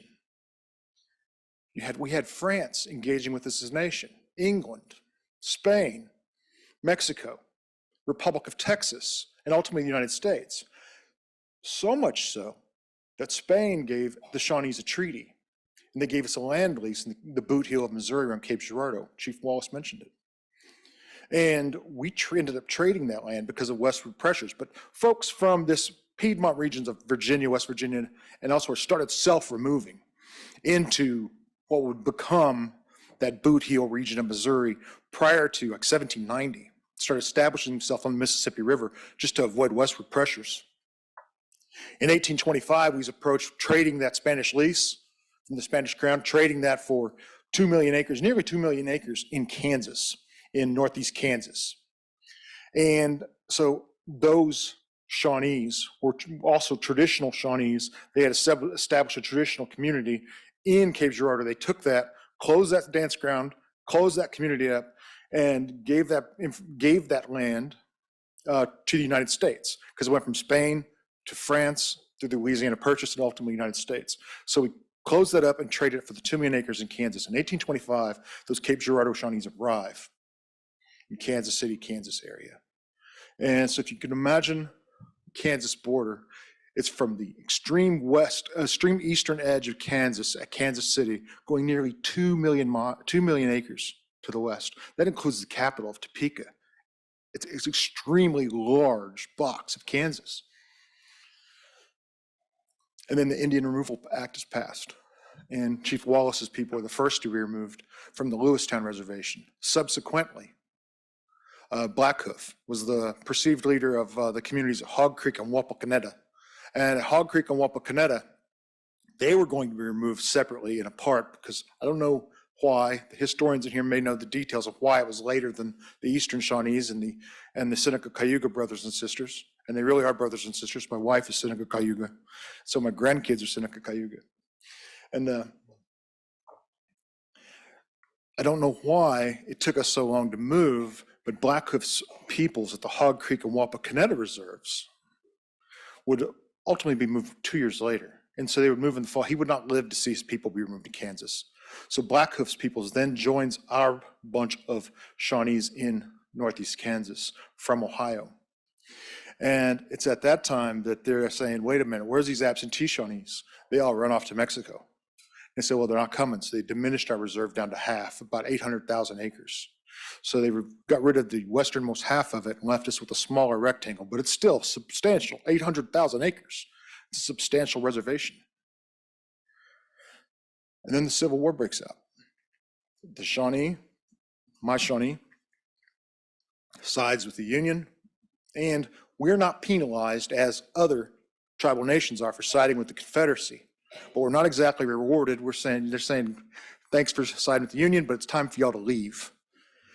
So Shawnees start leaving Kansas on foot, started voting in on foot and going into what would become Oklahoma.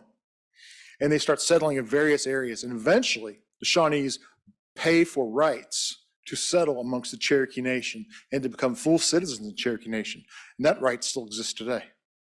So I can still be a Cherokee citizen because Shawnees paid the Cherokee Nation directly for the rights to be a Cherokee citizen. So we still enjoy that today, as do our Delaware tribe brother and sister. They did similar. So Chief Wallace went through, gave a very thorough discussion of the 3 different bands. Here's the seals of our tribal governments. Of course, the Shawnee tribe, Sawanoki at the top, that just means Shawnee people. Sawanwa at the top of the east of the absentee, that says amongst the Shawnee. And then of course, Chief Wallace's people seal at the far right. And it was one of the things that was intriguing to us about this land loss that we've seen from the time we've left Kansas is I didn't understand what that meant. I didn't understand what removal of a people from its land, or probably more specifically, removal of the land from the people, what it does to a nation. But I found parallel data amongst African Americans in the United States who've also not been able to benefit from the ability to build individual wealth in this nation by coming to the wealth creation process so late due to the act of slavery in the United States. So if you look at median net worth of a household in the United States, these are the totals for white households, black households, Hispanic, and others. Mean net worth for white households, black households, Hispanic households, and others. There's also a QR code if you want to grab that QR code and find some more data on this and go to the source. But when you get to Native American people, there is no data on this. And the data we do have suggests it's worse than this for Native peoples because of the depredation of our lands and communities, the taking away of our ability to generate not just wealth for our nation, but wealth for our peoples. So when we're speaking about fundamental differences, this is one of those metrics that really can't be argued with. And I know it's hard to talk about these things in this era where we're talking about differences based on race. But just this past week, I saw an interview with Dave Bautista, the big guy on Guardians of the Galaxy, huge head, tattoos everywhere. And he was a professional wrestler like WCW. And he's given this interview about how in Hollywood, he takes his acting seriously. And so in Guardians of the Galaxy, all these little pithy little quips he comes up with, he ad-libs those. But he's complaining that when he goes in front of directors or casting agents, they only see Dave Bautista, this big giant man. And they always want to give him the big giant man role. Every one of us in this room accepts that is true. We all accept that is true, that people have a preconceived notion of what kind of person Dave Bautista is, and therefore it makes him difficult to cast in roles that he wants to have. But if I was to suggest in some areas of our country that Indians and black folks are treated differently, We say, no, that can't be true. That can't be true. So these type of economic injustices are some of the things that we need to speak plain to. One of the efforts that I've been involved in for quite some time has been the Indian boarding school issues that our people still face all over the United States. It's not a point of honor that my home state was once, we believed it had the most amount of boarding schools in the United States, but now we're at 90. But recently we've been surpassed by Alaska. And Alaska has well over 100 boarding schools of legacy. And I think nationwide we're at 400 and some, I believe. And also I'm on the board of directors at the Native American Boarding School Healing Coalition. And so I encourage you to check out their work. I think it's at boardingschools.org. And it's important work that we're doing at the Native American boarding schools, because we want a Truth and Healing and Reconciliation Commission to go and talk to elders and to get to the root of some of the problems in our communities. Those of us that are traditional people, those of us that are struggling to keep our communities speaking our languages, we know that boarding schools are the root of many of these problems. But it's only been because of, I'm not a boarding school survivor, but I am elected as chief of the Shawnee tribe, and I have to speak for those, not just the ones that are still alive, but also I have to speak for the dead and those that attended boarding schools and their experiences. And as I have traveled about the country talking to boarding school survivors, I've started to understand things differently. It was in Anchorage, was it last year or the year before?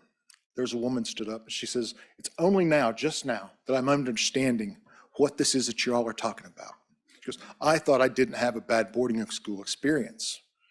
She goes, but now hearing the testimony of my relatives tell me what they went through in these boarding schools, I realized that I wasn't unaffected, that I learned to be the nail that didn't stick up, to be the one that's not noticed, so that they wouldn't do to me what they did to them.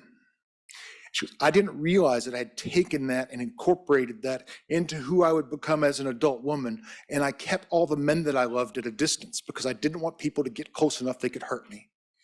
And she says, I didn't know that I had done that with my own children and grandchildren. She goes, I'm only now understanding this. And so I didn't understand intergenerational trauma. I didn't understand how it affects your character. I didn't understand how it affects your grandchildren's futures. But these boys went into these places and they didn't learn to be fathers. They didn't learn how to be grandfathers. They learned how to be superintendents. The girls that went into these places didn't learn how to be mothers. They learned how to be matrons. And some of these kids that came out learned how to be brutal. Or they had a hole inside them that they had to fill with something else. So it's in traveling around the country and listening to elders talk, I understand a little better what intergenerational trauma means. But it's even those of us that still never encountered boarding schools firsthand, we're still being hurt by these places. In Shawnee Mission, Kansas, inside of that reservation, everyone's heard of the place Shawnee Mission, Kansas. They think it's because there was a Shawnee Mission. No, there was 3. They called it Shawnee Mission because it was the epicenter for missionizing the Shawnee. The Shawnee Quakers were there, the Shawnee Quaker Mission, the Shawnee Baptist Mission, and the Shawnee Indian Manual Labor School, where little children were sent, and the profits of those labors were enjoyed by William and Thomas Johnson, the superintendents of that school. And it was during this time that we first started talking with them, right before the pandemic. We first started having conversations with Shawnee Indian Mission about their exhibits. They were awful. They were just awful. They never consulted with the tribe. It's owned by the State Historic Society in Kansas. And it's also on the National Registry of Historic Places. But not only that, it's a national landmark, so it's one level up. And so even falling underneath NPS, National Park Service, they were still not talking to tribal nations. And we found this egregious just at the CRO level, the Cultural Resource Office level. So we got involved in having these conversations with them about their interpretation. During those early conversations, we were on maybe only 7, 8 months into the conversations about fixing some of the interpretation. In Canada is when the kids in Kamloops were found during that period. And the Shawnee tribe's like, wait a minute, we probably have a moral imperative to have a bigger discussion about this for our own selves, because we're not talking about this in the United States, not as much as they are in Canada. We need to elevate this conversation. And so we started approaching Congress alongside of NABS about a National Boarding School Healing Coalition, about a commission, the Truth and Healing Reconciliation Commission. And it was in doing that work we started researching our own issues that we had at this site and to try to undo some of the myth making that they had told about how great this place was. And we started finding out stories of every family we talked to, we would find someone that went to this place. Second chief of the tribe, we found out he had hit a relative there. Our THPO, Tribal Historic Preservation Officer, she found an auntie, a great auntie she didn't know she had, because she was the elder of the children, and she died there and never came home. So her family never talked about her. How do you mourn somebody you never knew? In 1850, I found a record of my grandma's grandpa have attending in 1850, and he ran off 5 times that summer. Little boy ran off 5 times in the summer. And as we got to researching, we found out more and more about the site and how it was being interpreted. They were using it as a vehicle for fundraising, where they were having parties where people would dress up in historical garments. Once they even dressed children up in a little red face and black pigtails for Indians, and they had a fundraising party. But that's not even the most egregious thing they did. They had seances at this site. They were running seances for $60 a person. You could go into the non-public areas and read off lists of dead Shawnee kids' names, and you could try to conjure up their voices to speak with those dead Shawnee kids. To this day, the Shawnee tribe and the other tribes that sent their children there have not yet received a policy from the city of Fairway, Kansas, or the state of Kansas.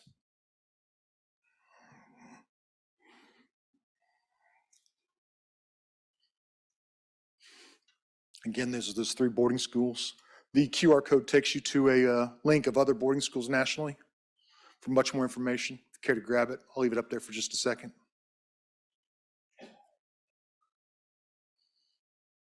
Is that the same one? Let's see.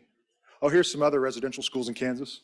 Haskell Industrial Training School. A lot of you folks know that one. That's the Haskell is today.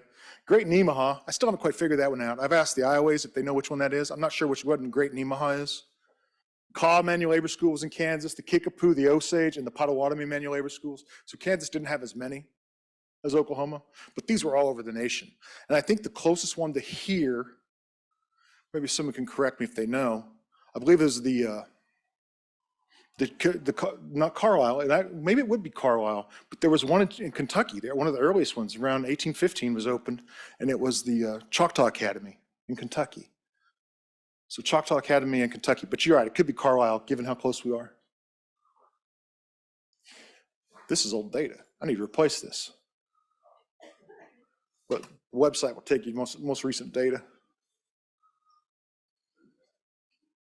Yeah, so we're over 400 now. Yeah, and some are still open.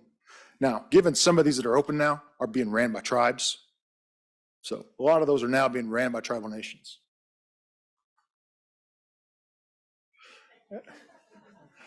So they mentioned this early on about this book we published with this. I've co-edited this with Dr. Stephen Warren. And while it seems like a shameless plug, I'll get to the reason why it might be important to you here in West Virginia today here in just a minute. But inside of it is an article Chief Wallace and her co-authors wrote about the Newark Earthworks. So if you want to read her article, it's within these pages. And ignore that price. It now has a soft cover edition, much more reasonable. But I want to bring this up because this is one of the things that I feel is important. Because when tribal nations come and talk to you, we talk to you about real issues that matter to our nation. We talk to you about the things that really matter to our people. And so while some places across the country, and West Virginia University is definitely one of those places that is facing an existential discussion about the futures of humanities. And the questions become, does humanities cause anything that's not a tenure track job? Is there any real world outcomes? Is there any practical uses for this degree? Well, This is what engagement with tribal nations, this is what community engaged scholarship does. Communities working with academics, working with universities. You're not working on us.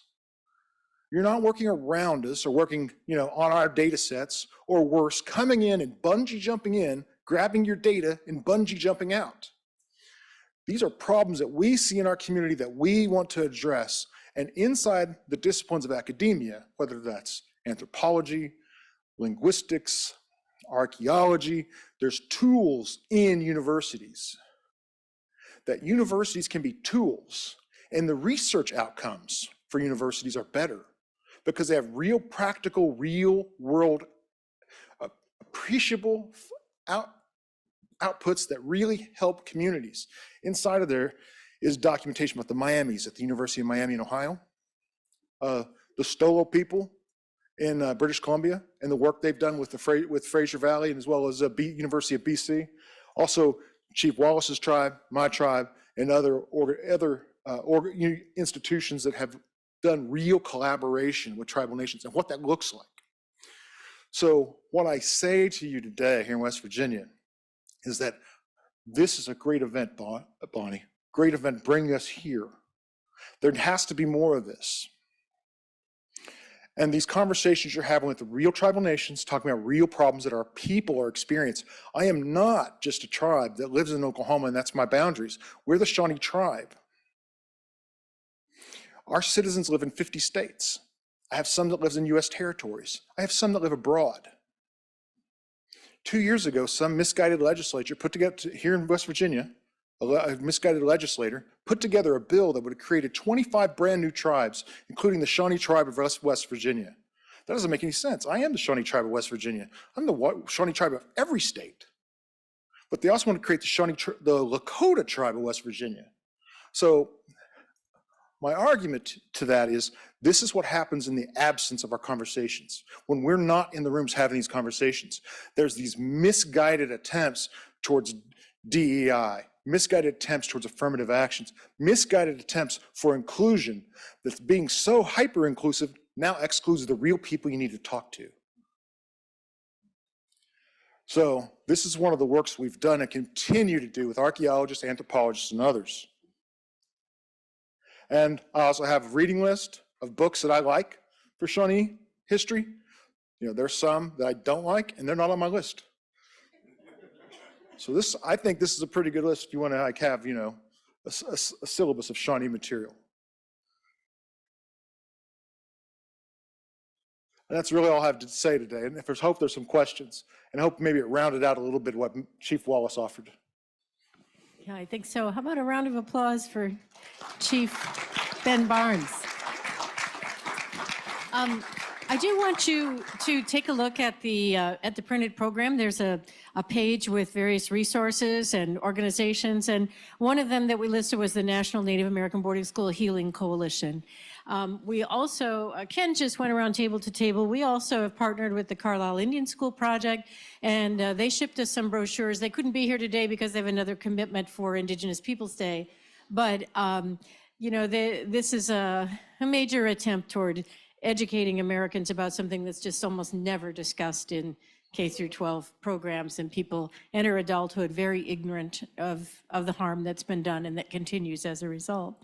So I think, let's see, we had someone drop off a question, and our moderator is Dr. Rodney Hughes, so I'll let him take it from here. Thank you very much for your presentation. One question from the audience. I'm a history major and would love some insight on the best and most respectful way for non-Native historians to approach serious topics in Indigenous history and have these tribal histories, learn these tribal histories to provide a broader and correct scope of history.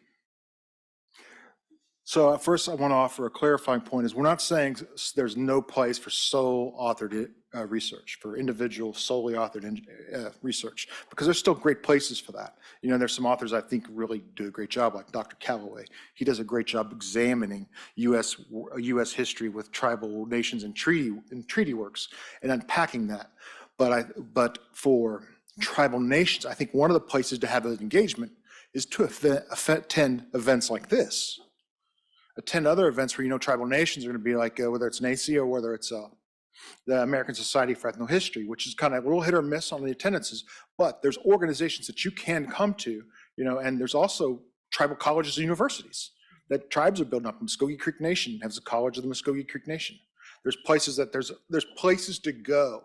In this day and age, I think it's ought to be easy enough to use the Google and find good reputable sources for tribal nations and engagement with reputable tribal nations. And a lot of us, are still developing some of our educational outreach to third parties because we're still doing educational inreach to our own citizens.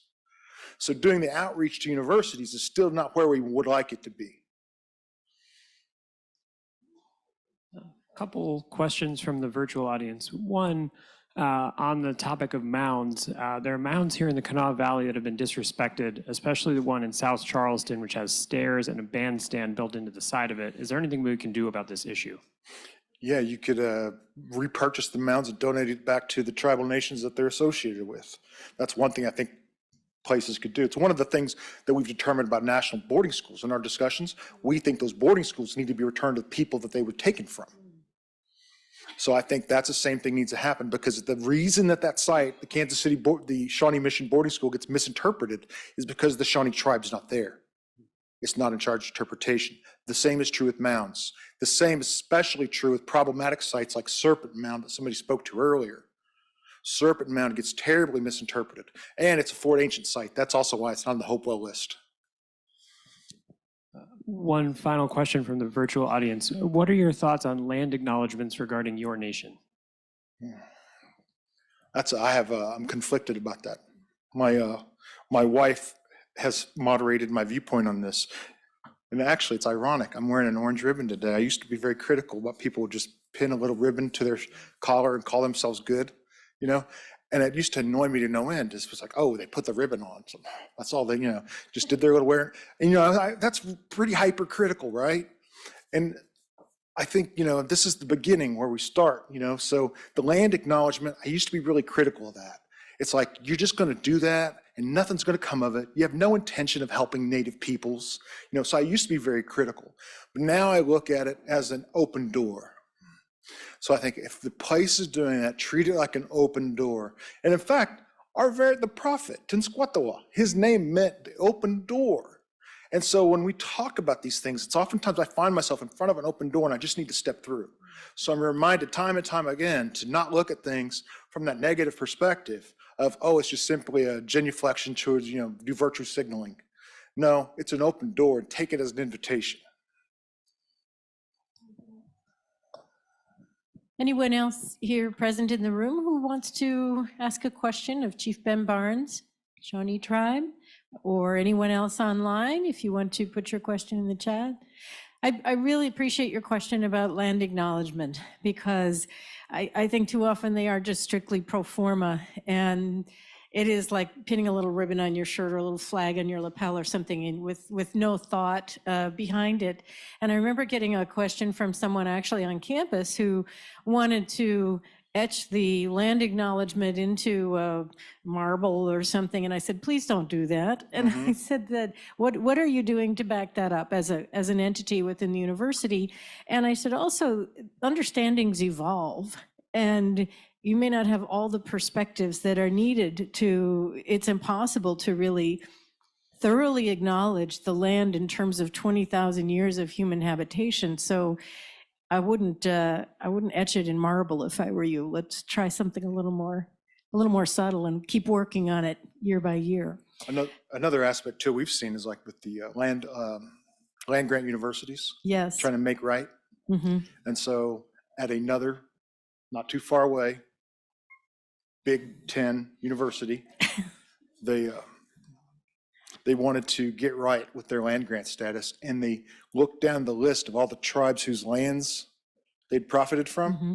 They were like Coeur d'Alene. They were Western tribes. Yeah.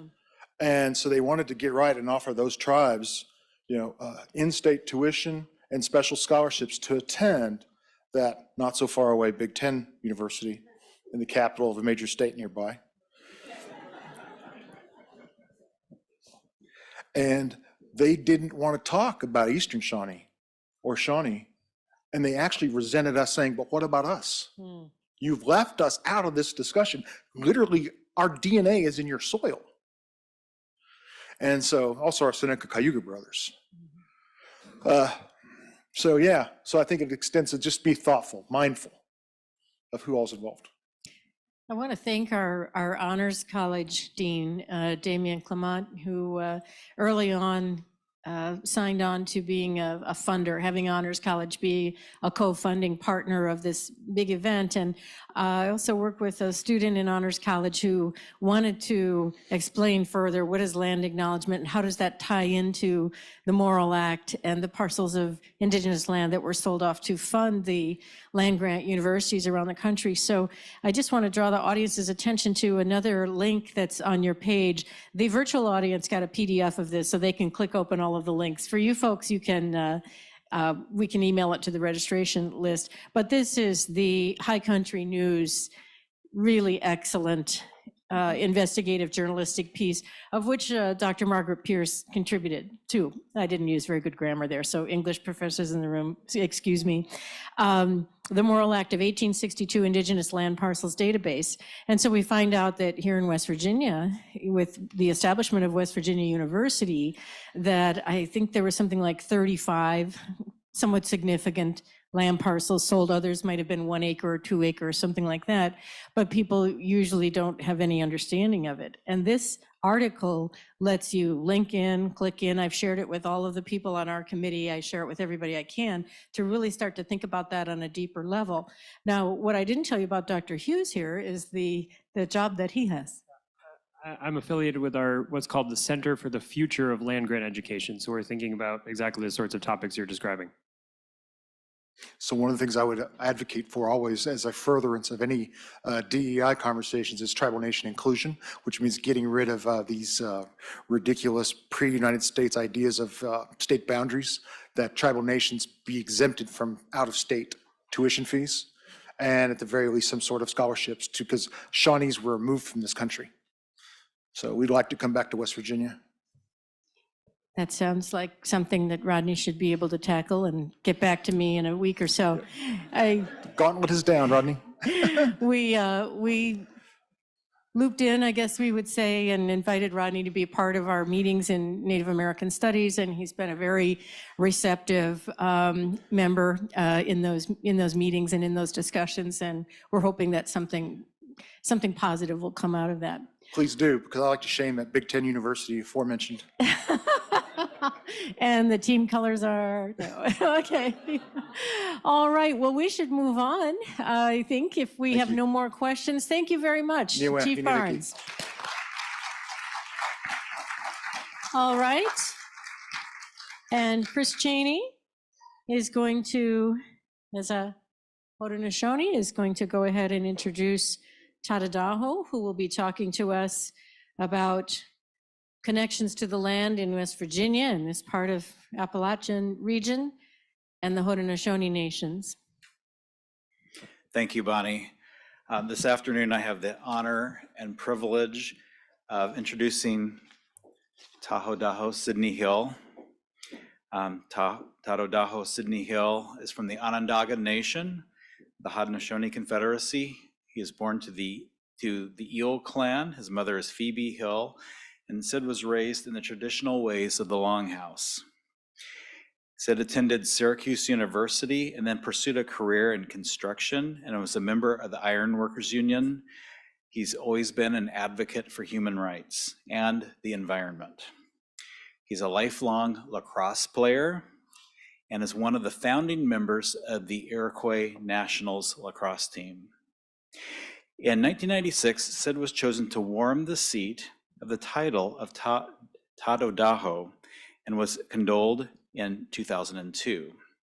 Now, this title is unique because it is a lifetime position and is the only title chosen by the other 49 chiefs of the Haudenosaunee Confederacy. Today, Sid focuses his attention on the many issues facing the nation and the environment.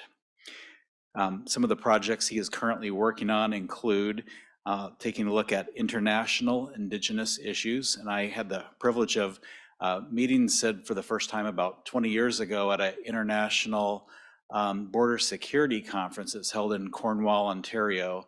And we talked about ways in which to help preserve Haudenosaunee border crossing rights that are preserved by treaty and statute here in the United States. So it also works on issues pertinent to the doctrine of discovery, hydrofracking, and commerce, to name a few. He also deals with many of the other issues that are facing the Haudenosaunee people. One of the most important responsibilities that he is working on is ensuring that we continue our traditional teachings. Sid takes part in discussions at the United Nations concerning the rights of Indigenous peoples around the world. He has had the honor of opening the Permanent Forum on Indigenous Issues at the United Nations for over 10 years. He takes his responsibility very seriously and has a deep understanding of how decisions and actions impact the Haudenosaunee people. And with that, I'll turn the time over to Tadodaho Sid Hill. Thank you.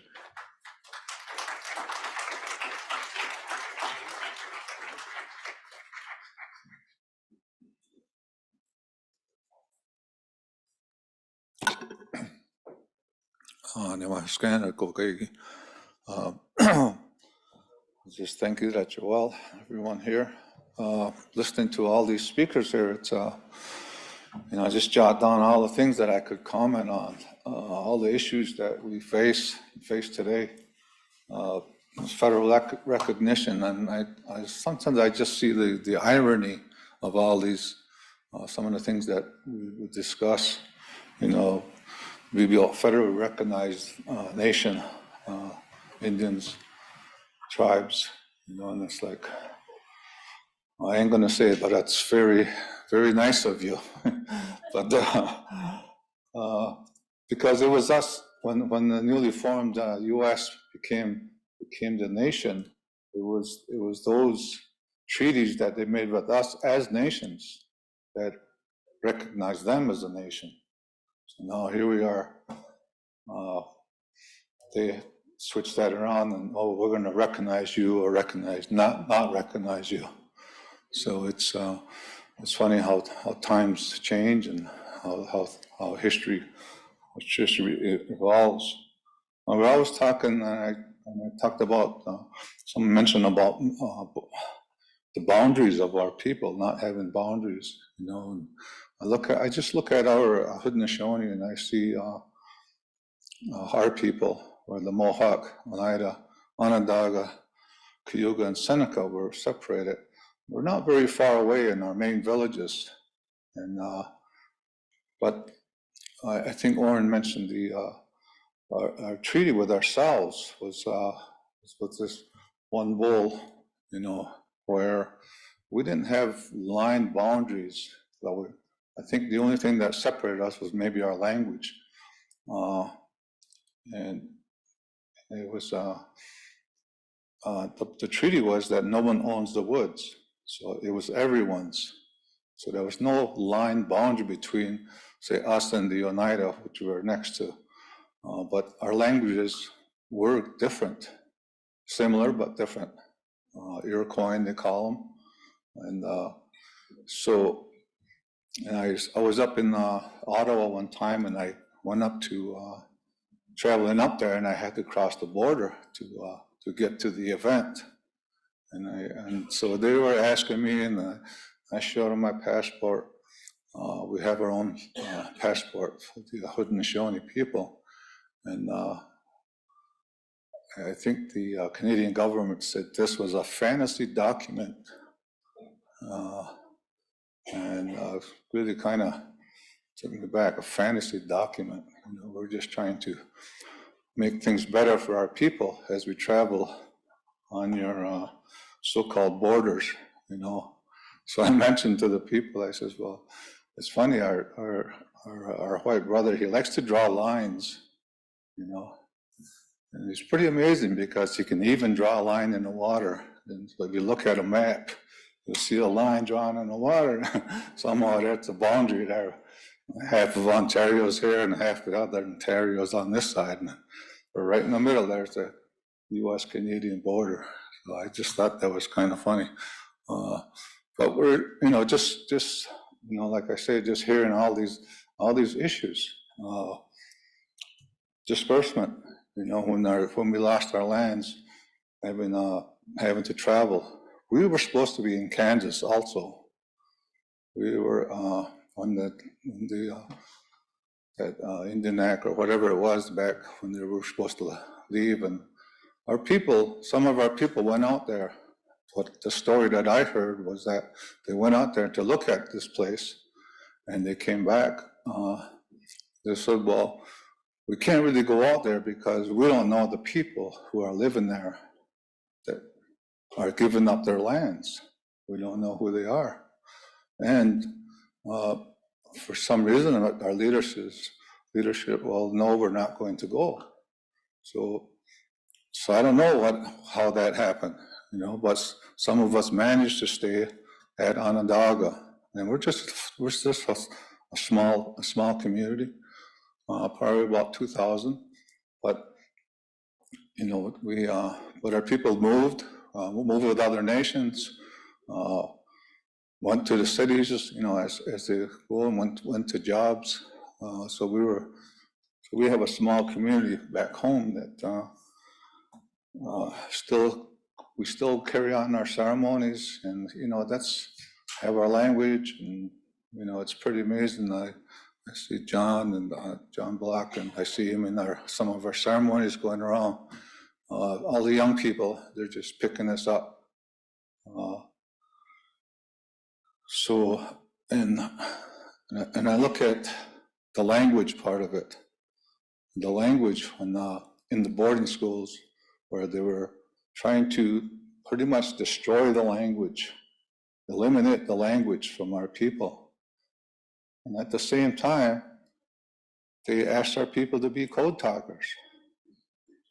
You know, so I don't, what is it? What is it? Do you want us to speak, or don't you want us to speak? You know, because we had code talkers, Mohawk code talkers, and Seneca, and all our Haudenosaunee, our servicemen went into the service, and they were asked to use their language in these wars. And it's like, it just didn't make much sense to me. A lot of the things that's happened to us. It's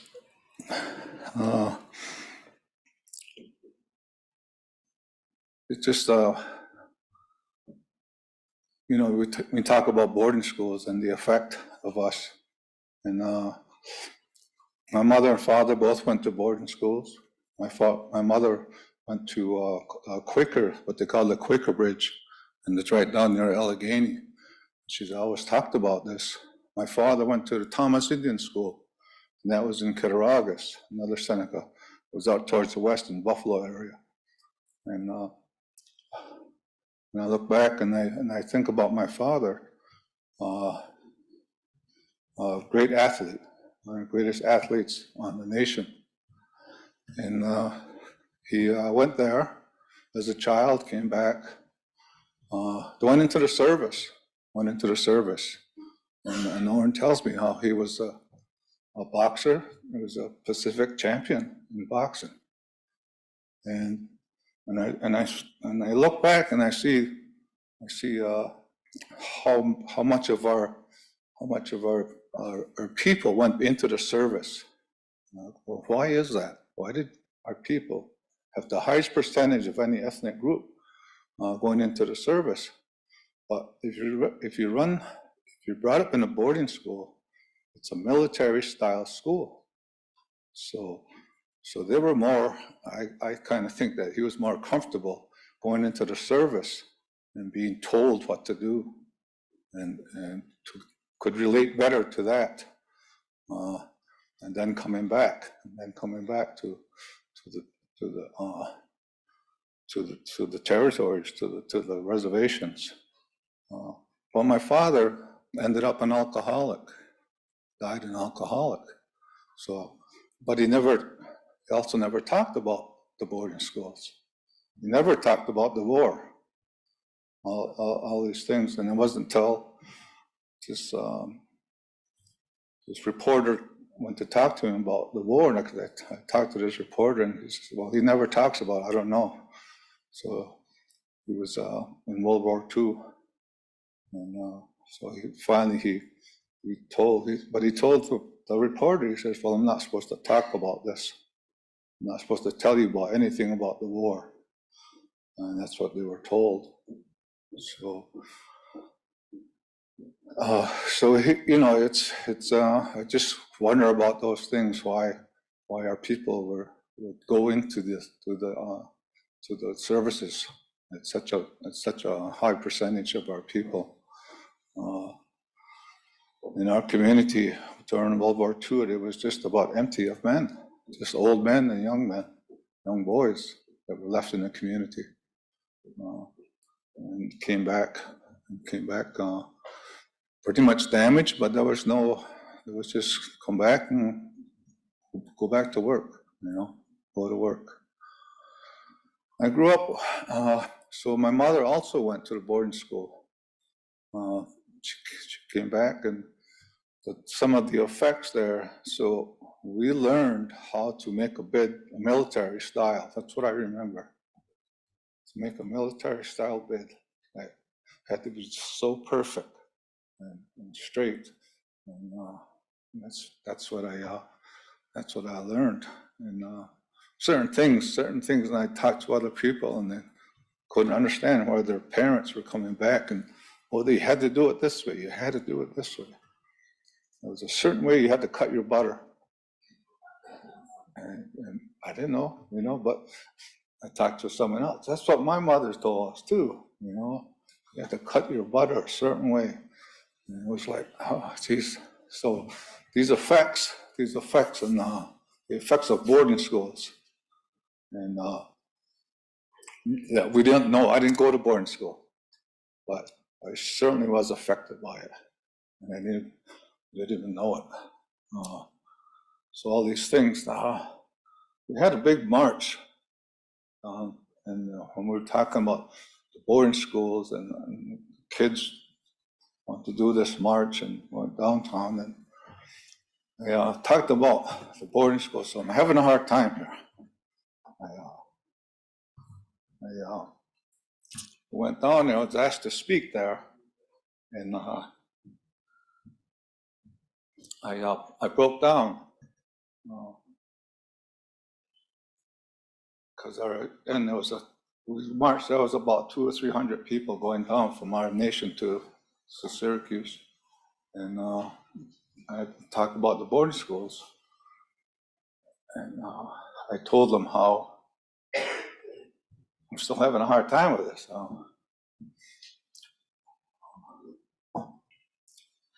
My mother never hugged me.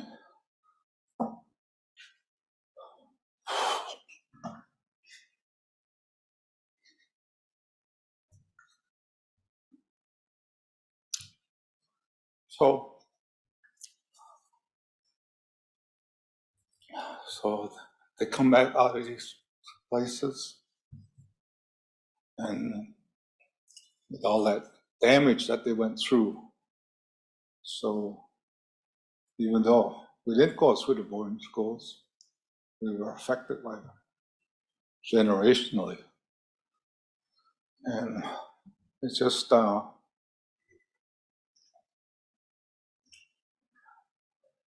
something that with all the diseases and the wars and the displacement of our people, I think the boarding schools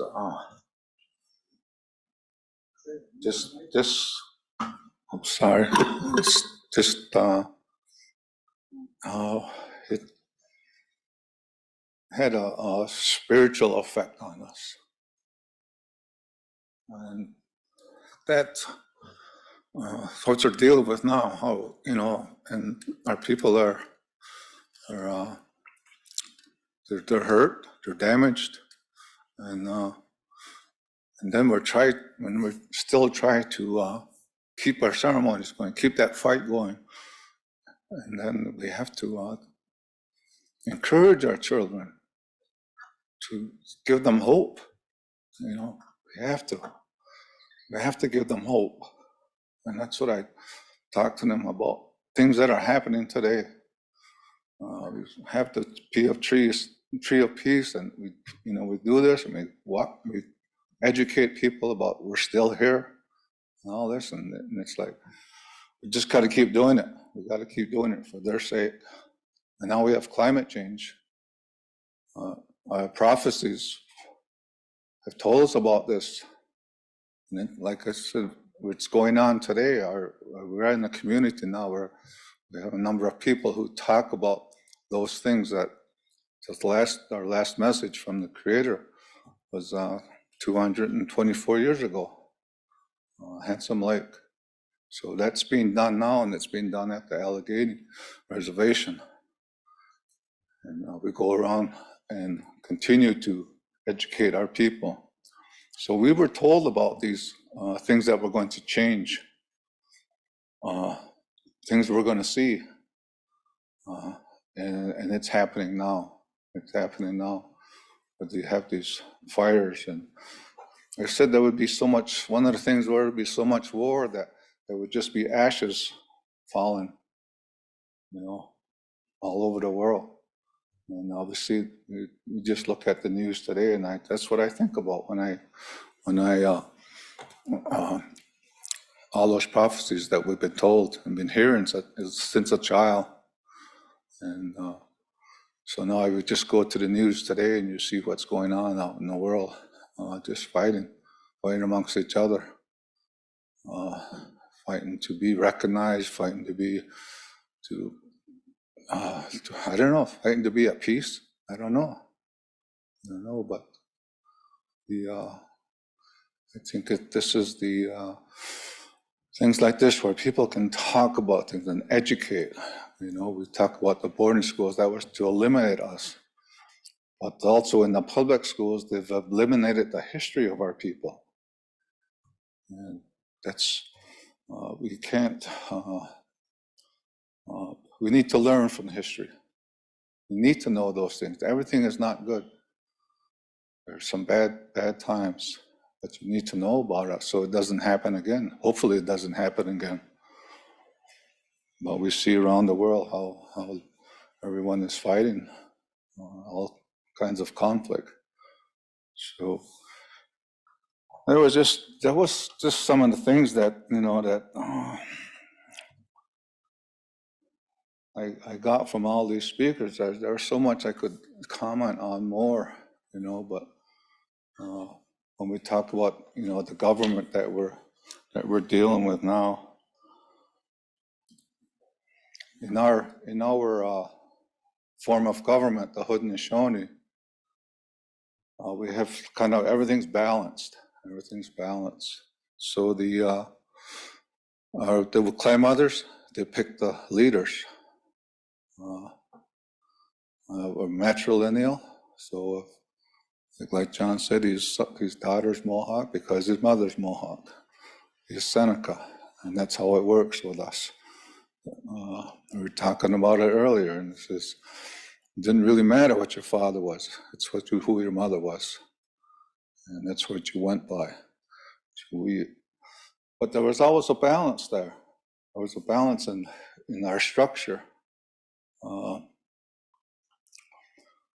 When the peacemaker, when we planted the tree of peace with the eagle on top and the 4 roots going out, all those instructions were given to those leaders, and he was set up how we would sit. So when we do sit in council, we have the Onondagas in the middle there, Senecas and Mohawks on this side, Cayugas, and Oneidas on this side, and since the Tuscaroras came in, they sit with them. So when the subject comes up, we throw it over. You might hear it in the Congress and when you're dealing it. We call this the well. Put it into the well. And the wells, when they discuss this, when they come to an agreement between the two sides, and then they'll throw it back to us, to Onondagas, the firekeepers, and we either just sanction. We hear their argument, and we hear their discussion, and pretty much sanction what's being told. So there's your 3-body system. that the US government copied some of our ways. And talk about this balance, you know, and also our clans are split up. Our clans are also split up. So there's certain clans on this side and certain clans on this side. But it's to help each other. So when we lose someone, if someone has some bad luck or has some medicine, it's the other side of the clan, the other side of the house. It's their job to help them get through whatever their medicine is. If they've lost somebody, it's the other side that's supposed to help. So they can do their grieving or get well to whatever. So there's that balance. So wherever side it is, when we lose a chief, we have the Onondagas, Mohawks, and Senecas are called the elder brothers. Oneidas, Cayugas, Tuscaroras are called the younger brothers. So if the elder brothers' leaders fall, it's up to the younger brothers to do most of the speaking and taking care of things. So there's always that balance of helping each other. So it helps you get through these things. You know, we have songs, we have speeches, we have these things that help you get through these bad times. And it just, I don't know, it's just something I grew up with, and it just makes a lot of sense to how it should be, how we should be helping each other. I don't know, I just feel I had to talk about some of these things. Talk about the economy and how we're struggling for to provide for our people, and so you got to have these money-making things. And I says, well, our economy was our land. Our land was the economy. We didn't have to go out and work and buy something. We went out there and it was there for us to use. Whether it was the trees, the birds, the animals, the water, the fish, everything was there. So if you call, it's hard to say it's our economy, but that's what was there for us. And each nation had their area where there are ceremonies connected with the area around you. So whether it's going from all the way up to Alaska down to, you know, to Florida, all those people chose to stay there, but had to work with the environment in order to survive. So but everything was there. We always talk about it. We give thanks for all the things that the Creator put down for us. And those are the things that are there for us to use. And now we're in a situation where we've lost the land, we've lost our economy. And now we have to find a new way to take care of our people. It's something that I don't know what's our choice. What choice do we have? We have to. And there's a word we use. I think I mentioned it the other day. It's Ongoya Tukun Sota, and it means survivors. We're survivors, and we shouldn't be survivors. You know, shouldn't have to survive. Yes, to take care of us, but survivor is like you've gone through something, and if you made it through a tough time, you know. But it's just being, I don't know if that's the term we use now, because we've survived all the things we've had to go through. But, you know, the word we call the Haudenosaunee, most of the language there is we call ourselves Ungwahumi. And that just means we're real people. Very simple, we're real people. That's what we call ourselves. And, so we have responsibility. You know, everybody has a responsibility. If you're a leader, you have a responsibility. If you're a family person, then you have a responsibility to that family to bring them up in a good way, to provide for them, and make sure they're fed, clothed, sheltered. And that's the responsibility of being a non-leader. So we look at the women with all the responsibilities, and I look at like the feminist movement. It says, well, looking for equality. And I says, there is no equality, you know. The man can never equal what the woman has to do. You know, she has so much responsibility. I always say if it was up to the men to bear children, we would have been extinct a long time ago. Different kind of a strength there, you know. And our women pick our leaders because they're the ones who bring them up.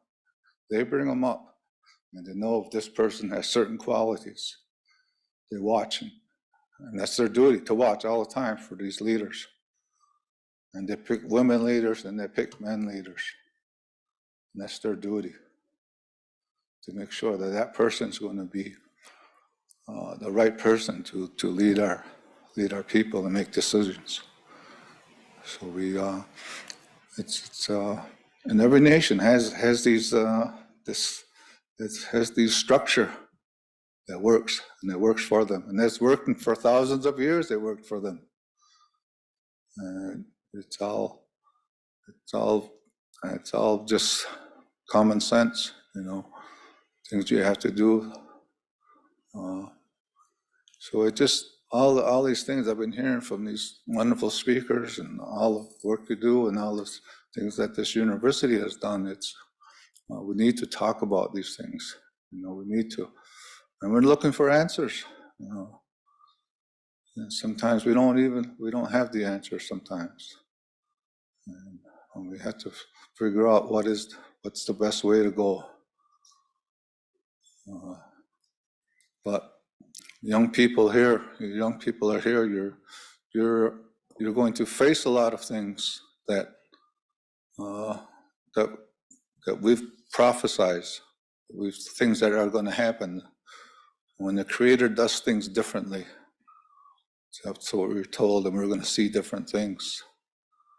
And some of those things we're seeing, and some we haven't yet. But we do have to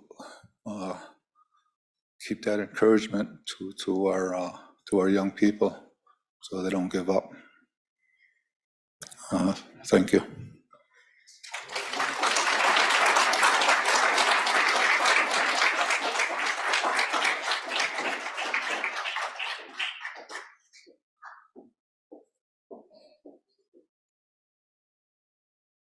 Thank you so much. I know it's obviously very difficult to talk about certain things that have caused so much pain for you and many other people. So thank you for sharing those personal feelings and perspectives with us. We do have a question online. Thank you very much. One question from the virtual audience. Can you tell us the difference between the sovereignty of the Haudenosaunee and being federally recognized? Well, yeah, we talked about that. Being sovereign is taking care of yourself. I always talk about sovereignty, but when you put a person in a different land, or you shrink their environment, or what they can use, hard for them to be sovereign. We talk about sovereignty in there. We talk mostly about just doing things for ourselves. But there was an old person was asked that, what's sovereignty? What does sovereignty mean to you? Some non-native person was talking to one of our elder chiefs, and he went to his back room or someplace and came back, and he put out his hand, and he had a handful of corn. He says, that's sovereignty. When you can feed your people, and you can take care of them, and you can make make the right decisions without someone over you telling you, I know what's good for you. We know what's good for us. We don't have to have someone tell us what's good for us. We've been here, and so it's a word that people use a lot. You're sovereign, and we're doing that. So the Fed, we don't receive federal funds from the U.S. government. One of our little chiefs again has always said that. I was trying to help us, and I said, well, and I think it's a lot to do with the control. Okay, if I give you money, but you have to put it this way. You can't use it here. You can't use it there. So he said, you can come into our longhouse and you can dump a wheelbarrow full of money and leave. We'll take the money, because they always have these. Oh, you got to use it for this. You got to use it for that. Got to be accounted for, you know. So that's been kind of our policy about receiving federal funds. One additional question. What are your thoughts on the lawsuit filed by the Native American Guardian Association wanting the Washington Commanders to change the name and logo back to honor Blackfoot Chief Two Gun Whitecalf? Well, I don't know about that certain particular one, but just mascots in general. I guess they say we're honoring us. I don't know. I look at the Cleveland Indians emblem there, and it's not very flattering. It's a caricature. I don't know if they still do it. I'm not sure. But I always use the term, well, you know, as far as mascots and that, and they say, well, you know, lions, tigers, bears, and Indians, you know, and would put us in that category. So it's I guess it's meant to honor or somehow, but I think things are changing. You know, it's changing. It's a they don't seem to get it unless you affect their pocketbook. You know, and when it's money involved, then maybe things start changing. Back in New York State, they're saying that none of the schools should be using native mascots or names, and if they don't, then they will lose funding. So now they're changing. Now they're changing their names. You know, with the Warriors, the Braves, and all these things with the mascot images. And so I guess, but things are changing. Things are happening. But each nation has its own opinion on that also. So we have to respect that too. Thank you. Very, very diplomatic answer from someone who's probably an expert in diplomacy. Thank you for that. I sometimes would bring up this discussion with students about so-called Indian mascots and so on, and try to see what their feelings were, why they were committed to a certain feeling, would they consider changing their mind if they knew that people were offended by it and not honored by it, and so on. And one of the things that happened several years ago when I was at an NCAI gathering in Denver, it happened to be right around Halloween time. And so there was a Halloween party just for fun, a social event that night. And so there were a group of Native people who came as the Fighting Whiteys. And they had these ridiculous blonde wigs on and these big white bright tennis shoes, and some of them did other their own caricatures of what a white person looked like. Well, it's just basketball. We're just a fighting whiteys, we're honoring you. And it was funny and it was perfect. So I asked to take a photo of them. So after we would have these discussions in our class about, well, it's just honoring you. It's nothing. It's no big deal. It's great. It's good. It shouldn't. If you're too sensitive about it, well, then it's your problem. So then I would pop up the slide on the big screen of the fighting whiteys. And many students would immediately get offended. And I think, well, what are you doing? That's no big deal. It's just a game. It's no problem. It's just the name of a ball team. But that one photo really turned their thoughts around for many students. It opened their eyes. So I think of the fighting whiteys whenever the mascot question comes up. All right, here's another question. And this is Onondaga Nation's position, but of course, as leader of the Haudenosaunee, and again, this might be you might answer this in a way that reflects diversity of views. What is the Onondaga Nation's position regarding equality of LGBTQ folk or their role? And can you discuss? And maybe this would be traditional belief system versus, some sort of general opinions today or something. Yeah, we're seeing more of that in our communities. And I've asked elders, have you ever heard of any kind of discussion on this?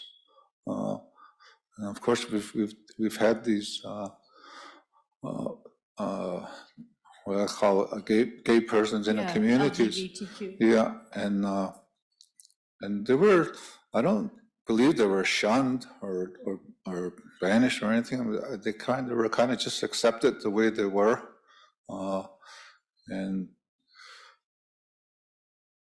I guess it's something that is coming into some of our like our social dances and ceremonies, and it has been coming up. I've discussed it with other nations where they've had okay, so what do we do? What do we do in these situations? And it was just recently a young girl wanted to change her. She was graduating out of our elementary schools, and we dress the kids make their own outfits and traditional outfits, and the girls making the dresses and the boys making the leggings and what the men wear. And this young lady didn't want that. She wanted to have the boys' outfit. And the ones that helped, they really didn't know what to do. We didn't want to offend. We knew this was happening in some families, and I think what they ended up was she just ended up having a shirt, and I don't know I wasn't there when they had the last ceremony, or the graduation. I think it was last year. But there's I have no real acknowledgement of that within our peoples, and anybody talking about it as far as a policy towards that. Okay. Thank you.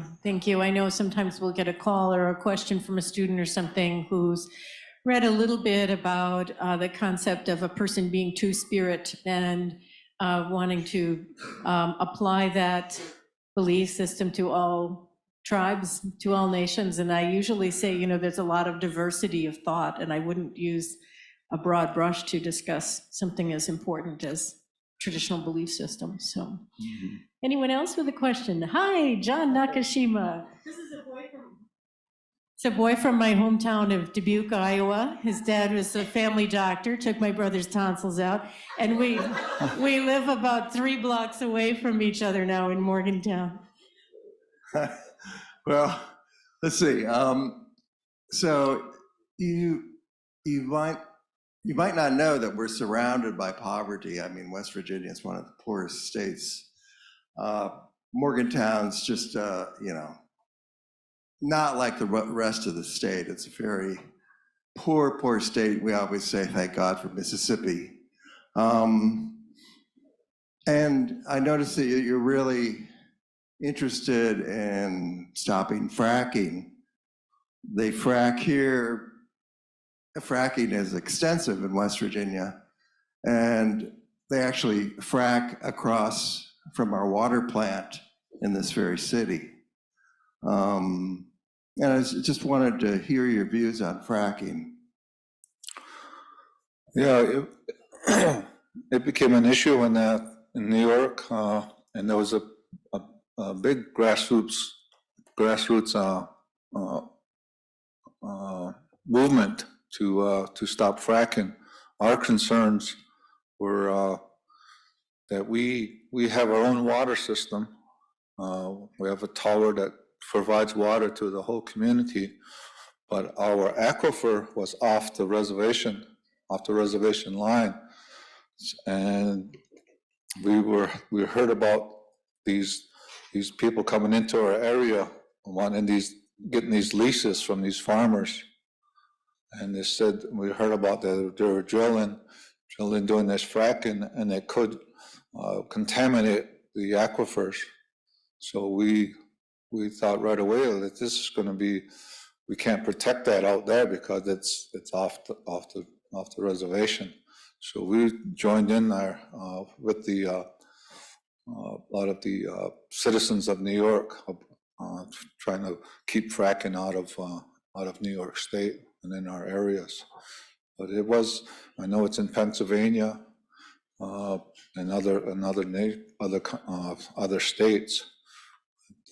It's just the people that they did the organization, and we supported them, and we were able to get I think it's a moratorium right now on fracking in New York. But it was a huge effort from the citizens, and we certainly supported that action. Thank you, Tadadaho, and thank you for the good questions from the audience. Let me remind you, this nice big basket here is for your paper evaluations. If you haven't filled one out, please do that before you leave today. And very shortly, we're going to be drawing for the door prizes. So if you didn't fill out a little door prize paper, come and do that. There are snacks back here. There's some chips and popcorn and sodas and iced tea and lemonade. If you want to just stretch your legs, get refreshed a little bit, it has warmed up in here. So Bo Harris, Nakaka Kana, has a 7th inning stretch activity, audience participation, musical. But first of all, I want to have a round of applause for you, Tadadaho. Thank you. Thank you very much. I jumped ahead in my thinking, apologize for that. I wanted to acknowledge you and thank you for speaking. So Bo has asked, would those who have been asked from the audience to be a part of the Earth Band go to the corner over there, the opposite side of the corner. And what time is it now, Rodney? 3:45. Okay, so we'll get started with that. And then we're going to, when our leaders have a chance to stretch their legs and have a quick break, we'll have them come up on stage for the final panel. Thank you.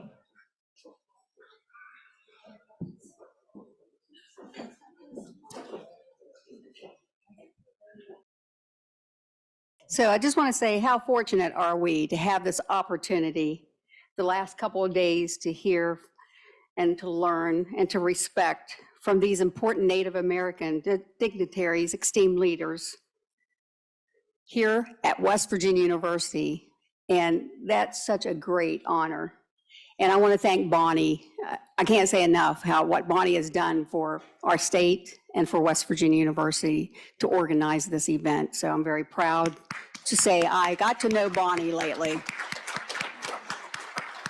So for those of you that missed the peace tree ceremony, it was my first, and it was very spiritual. And I just want to thank Sidney Hill for sharing the message of peace. As he reminded us, and I quote him, "Just look at the news. You'll see all the conflicts and people. We had prophecies that would be so much war, so much ashes just flying everywhere. It's kind of what's happening today. We are always hoping for peace. Spread as much as we can. families, and people all over the world. And he reminded us about the eagle being on top of the tree, to listen when the eagle speaks. He is calling for peace. Peace can grow if nurtured. And last evening, we had the opportunity to hear from Faith Keeper Lyons. And he said, listen to the eagle hollow, or yell in my case. Tomorrow is always a mystery. Today, encourage, guide, and be a good example for our young people. They learn from you, good or bad. Let's start here at West Virginia University. Bring peace to our next generation. The white pine tree of peace here at West Virginia University. Visit the tree every once in a while. It is a tall tree that can provide protection and comfort.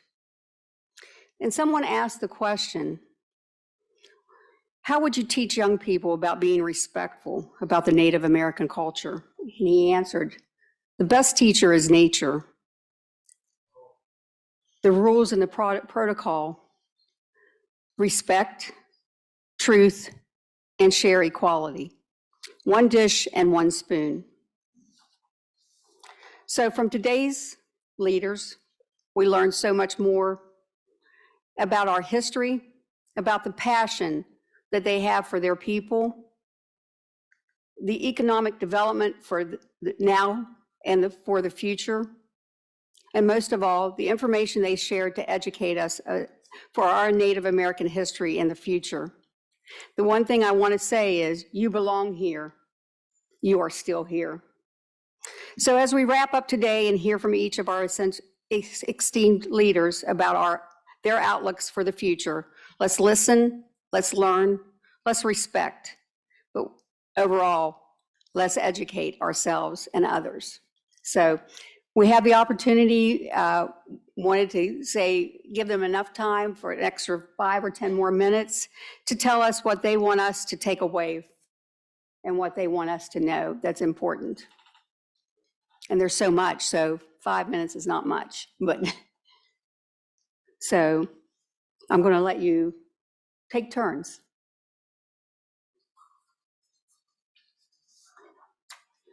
Chief Glenna Wallace, would you mind starting? What do I want you to take away? I want you to take away the fact that our work is not done. And there's something that everybody can do. So as far as I'm concerned, in my particular situation of just finishing with the World Heritage, Ohio has had a reputation of not listening to Native Americans. Ohio has had the reputation of absolutely anyone who came in and said that they were a Native American or a band or a tribe, that they gave credence to them. And so I want people to know there is something significant about being a federally recognized tribe. I want people to know that we always have more work to do. In Ohio, now the world knows that our ancestors were geniuses. And so I want people to realize that our history books are totally incorrect, incomplete. And so somewhere that story must begin to be told, and everyone has an opportunity to do something about that. One of the projects that I have been working on, in addition to the World Heritage, is that many of us had our ancestors lived there, our ancestors died there, and they may be the human remains that are still in museums, in basements, in houses. And we would like to have a Native American cemetery there, where, because we believe that our people are never at rest until they are reunited with Mother Earth. And they are never at rest until they would prefer to be buried near where they lived, where they died. We could afford to bring those human remains home if they are identified as Shawnee, but they never lived in Oklahoma, and we believe their spirit would be more at peace in Ohio. So we would like a Native American cemetery, which has been identified. It's located at Johnson's Farm. which is a Native Americans. It is a site that Ohio History Connection supervises, and we're going to go and see that tomorrow if I can find Columbus tonight. What do I still want? What do I want you to take away? I want you to know that we have people, that we are human beings as well. We make mistakes, but we are doing our best to keep our heritage, keep our identity, keep our ceremonies. Some of us are having to fight for our language. And I want you to take away that something that we haven't talked about today very much. We've talked about things that we're proud of. There are things that we are not proud of, or at least that I am not proud of. I am not proud of the high alcoholism rate that Native Americans have. I am not proud of the diabetic rate that Native Americans have. I am not proud of our education dropout that Native Americans have. I am not proud of the small number of students who go on to further their educations. We must address these problems, and we must do the best that we can to improve those situations. I think that gives all of us some way that we can help and that we can address situations. And most of all, I want us to keep our identity, and I don't want us to be referred to as savages anymore.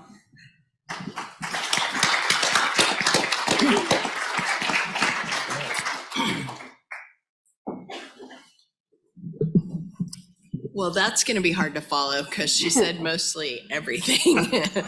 I just want you to remember that we're still here and we're still strong and we are still fighting.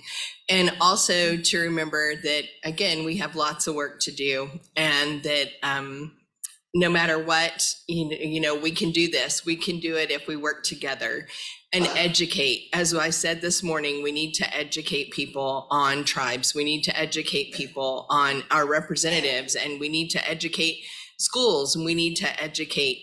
Education is what we need. So that's all I have. And thank you guys so much for being here, and to know, let's go.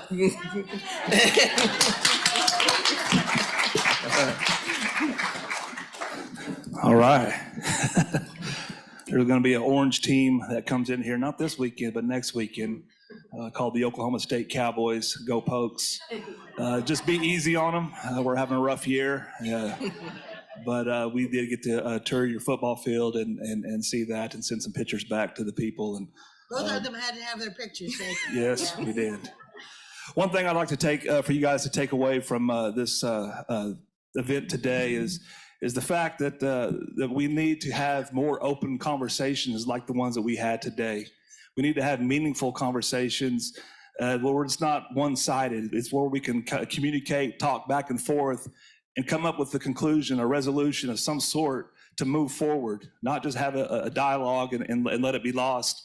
We leave here today and nobody does anything, talks about anything until next year, and we're right back to square one. So we have to advocate, we have to be out there, we have to be on the streets and be in the court systems and be in the education systems to tell our story. You know, our story is not always told correctly. You know, history has not always been kind to the Lenape, and it's not something that we bolster about or anything. We just want it to be told and to history to be told the truthful way. So I hope if anybody gets anything out of this is I appreciate you coming to this and hearing the issues that we have. I'm very pleased with the West Virginia Supreme Court. We did have an Indian child welfare case come to the Supreme Court here in West Virginia about 2 months ago, and myself and our ICW worker came up here and able to testify. And the district courts here didn't see it, but the Supreme Court found it in our favor that we were able to get our Delaware child back to our community, and that was a huge victory here in West Virginia, not only for West Virginia but the Indian country. So I think just showing that your Supreme Court justices were able to educate themselves on the equal law just goes to what I'm trying to say, is to have opening conversations and with a meaningful dialogue where we're able to communicate and express these concerns and the situations we have. With that, I would say thank you, Wanishi.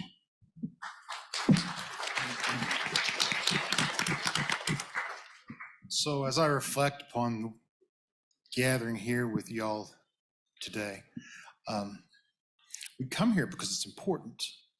And for tribal leaders, to each, every one of us are here because we each feel like it's important. Because here in Big 10, Big 12 universities, we have to go and we have to make sure that you're talking to the right people. And so we take this seriously, these invitations, and we can't accept all of them, but we know we have to go where we feel like we can make a difference. So to a man and a woman at this table, each of us feel that way. But this also means that I want you to understand how important us being here is. I want to apologize if I embarrass anyone, but the Tadandaho, the Haudenosaunee here. It's if the Roman Catholic Pope showed up, that's what he is to the Haudenosaunee people. And so for 4 of the tribes here, we involve ourselves at UNESCO and United Nations events. We take our invitations seriously. Our time is only so much. We want to make sure that in Big 12 and Big 10 universities and elsewhere in the country, especially for those of us who are removed, that you're hearing from legitimate authoritative voices, because it's important, because the discussions that occur in academia drives policy. Policy drives what we end up with regulations and laws. If people don't understand Indian child welfare, we have our kids taken away. If you don't understand the connection between missing and murdered Indigenous women and man camps, bad decisions are made. So we have to have real discussions with real peoples, with real tribal nations. And that's why it's important, these conversations between federally recognized tribes and institutions like universities are important. Niwen Koche.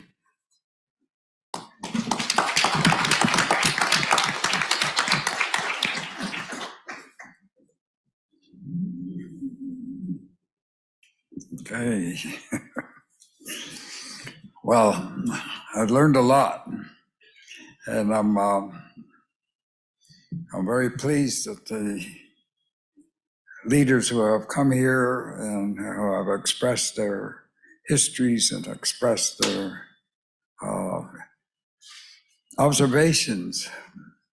And it's very important that institutions like universities and so forth educate the general public of the United States of the history of the first indigenous nations that have been here for forever.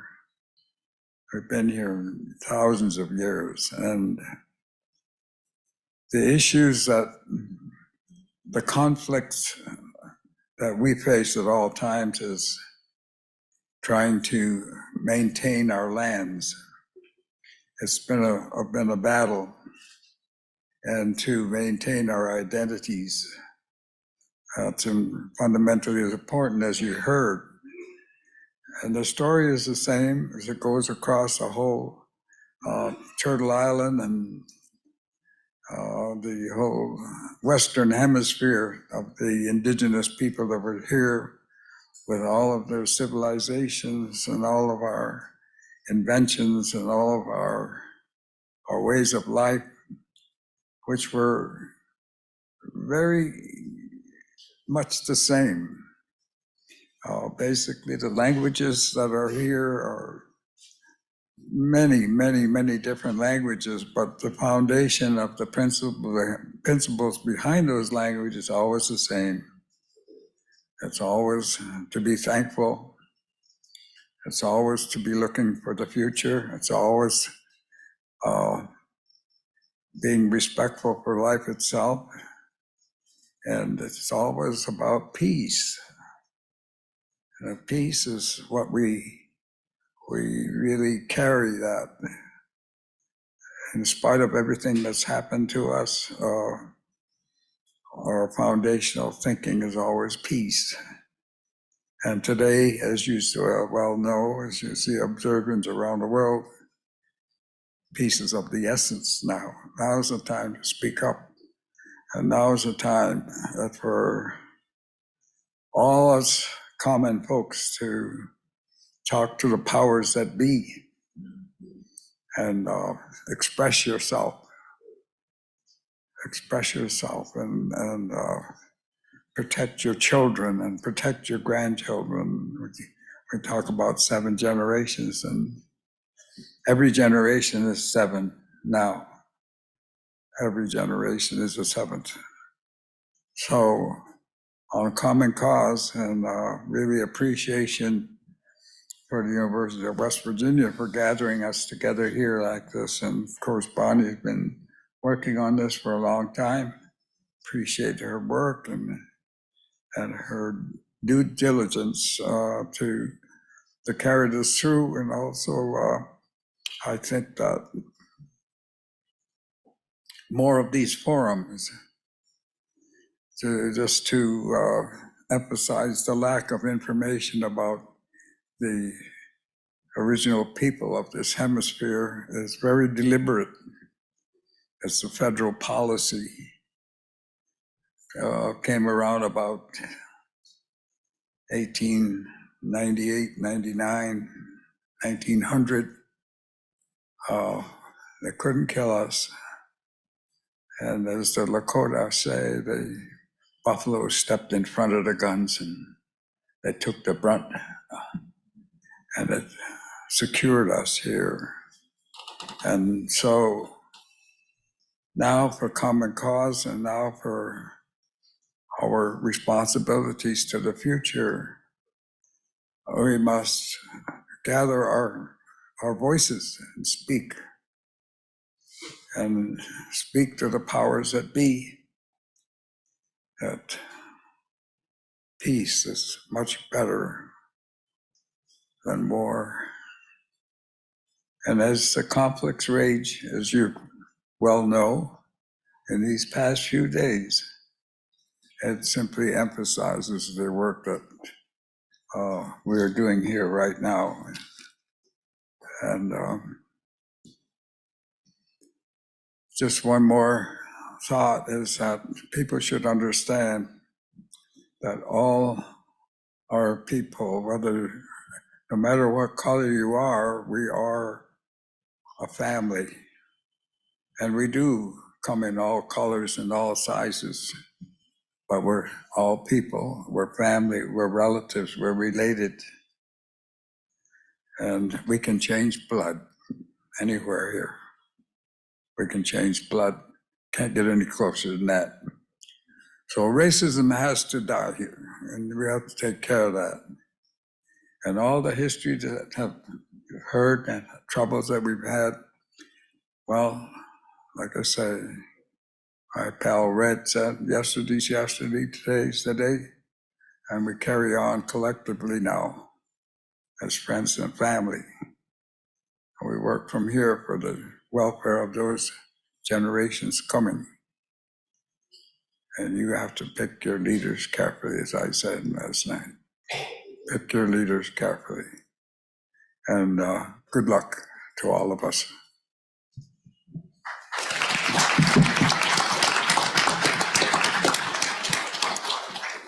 Yeah, thank you. All the people here that when we have to go back to our communities and we continue just the struggles with our own families and communities.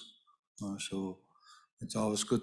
It's almost like it's a little break to educate, and talk with other people, other people's concerns, and come into a learning facility here, where you educate people, the youth, who will be the next leaders. So it's important that we teach them everything as much as we can, and the truth, the hard stuff, the good stuff. When I get home, we had an issue probably about 2 weeks ago. It's about the boarding schools. This young lady was in her classroom in the high school, and a native girl, And she was turning around and talking to one of her friends in the back, and the teacher told her to turn around, and so she wasn't listening, and he told her to turn around again. And I guess around the third time, I don't have the exact words, but basically he said, turn around and sit straight like you were in a boarding school. And that hit a core in our community. We found out about this, and that was probably two weeks ago, Friday. But we were involved in ceremony, so we couldn't take care of it. So we had a meeting with the superintendent there, and the teacher is not working, but because the teacher is tenured and they have unions and all this stuff, and it's like, he said it's very hard to do anything. So that the superintendent is trying to do stuff, but he also is handcuffed by the system. And that system is protecting the teachers. Well, then, and the community is saying, well, what about our kids? Who's protecting them? What rights do they have? So these are the issues that we have to go back to, in our communities. So this comments like that, and this is a teacher. We were having problems with our kids about respect, and now we have a teacher saying something like this, and it's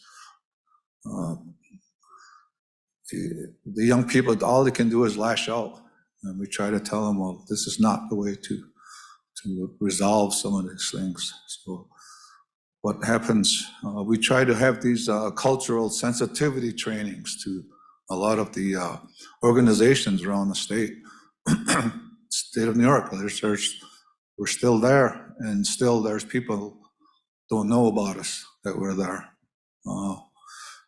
We have, I don't know how many communities in the state, 10 or at least 10, and think they don't even know that we're there.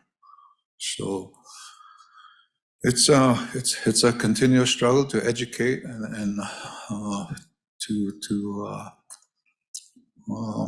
mend, I don't know how to say it, to fix that kind of thinking. How do you fix that kind of thinking? And today's world now, you're talking about, you hear all these shootings and these the climate, the hurricanes, the tornadoes, and those things somehow bring communities together. Okay. So now you have climate change. This is a catastrophe. This is going on. We don't feel it, but there are people who are just destroyed their homes. So now is the time to come together. This should bring us together. It's all around. We have to stop this bickering. These countries, these people, this racism, all this stuff. It's going to hit all of us. Nature has no mercy. Doesn't care what color you are or where you're from or what political organization you are. It does what it does. So now is the time to come together as a species, as human beings. And we just hopefully that we can. We start here. And it's amazing what you've done here. This event, these few days here. So it's starting here, and we just continue to educate. Thank you.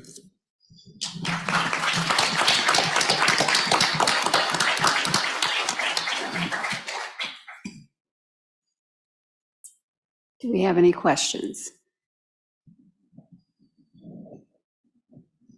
If you have questions, you can bring them up or you can type them. If you are on Zoom, you can type them into the Q&A or to the chat. So we do have a couple of questions. The first one is for all of you, from a member of the audience here, who asks, what is your perception of someone who wants to learn more about your tribe and is of the blood but is not on the rolls of the tribe? Any of you can answer whenever you want. My answer is we're thankful for every one of those individuals, and that we oftentimes what they will say carries more weight than what we say. So we welcome those questions, we welcome those people, we welcome education and learning. So more power to them. For many years before we lowered our blood quantum, excuse me, till we eliminated blood quantum, we had that issue. We had people that were, they were Delaware or Lenape, and they weren't on our rolls, but they were blood. We knew they were, and they would ask a lot of questions, and they would come to the office. And so just what Chief Wallace said as well, we welcome that. We welcome people that come and want to be active in the tribe. And those are, you know, in our case, when we moved to descendancy, those were future leaders that we were helping, you know, people that they're learning things and they're coming and they could possibly be in our government. And so you really want someone who's educated about the tribe to be in the government, and not somebody who isn't, who just walks in and gets elected because. And so I welcome people that ask those questions. I would encourage those individuals, if they were not enrolled in my tribe, but they were wanting to know more, I would encourage them to come visit with our tribe, come visit with our people, and we're not going to turn anybody away. We're not in a position to, we're Delaware, we're not going to talk to you and tell you we're open arms. We'll be more than happy to educate, and that's what, you know, from all these leaders up here, the main thing I hear is education, education, education. That's one thing that my tribe that I would do if somebody was not a member but maybe had the blood. I would welcome them with open arms and educate them the best I possibly could. Well, I'm not sure this exactly applies to the Shawnee tribe because we have a lineal descendancy. So if you are of descent, you are a citizen. So we would encourage anyone that is anyone that's curious about the tribe to learn about the tribe. That applies to people that are, you know, not native or native. But I think if that's the question, that's how I'd answer it. But I also would say, it's a very different thing to be a citizen. It's a very different thing to be a government. And so speaking on, if you think you are of descent and then speak on behalf of that government as if you are a citizen or the government, that's a wholly different topic. So my question is, it's perfectly fine for people to learn about the tribe, but to be cautious in speaking as an authority whenever you lack citizenship.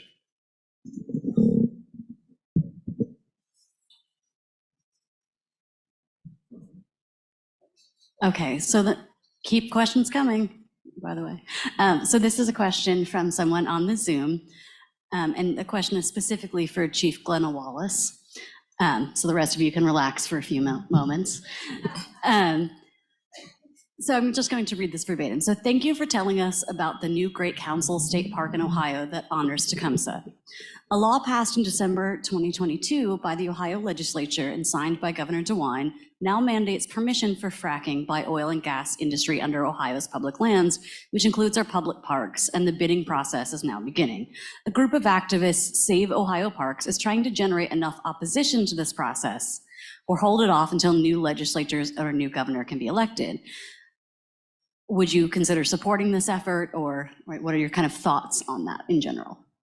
My thoughts are, I don't have enough information about that to even comment. I'm Those not are an great authority in thoughts. that area. All right, people, we're running out of questions here. Now, if you want to come up here and read it yourself too, you can do that.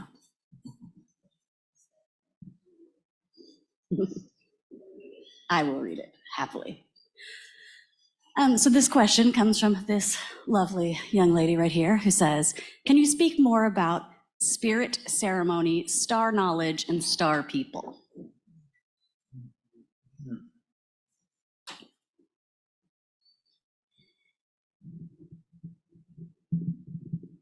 Well, I think what we found, and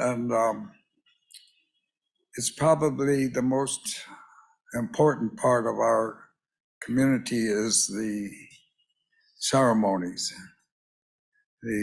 All of our ceremonies are one of giving thanks and appreciation.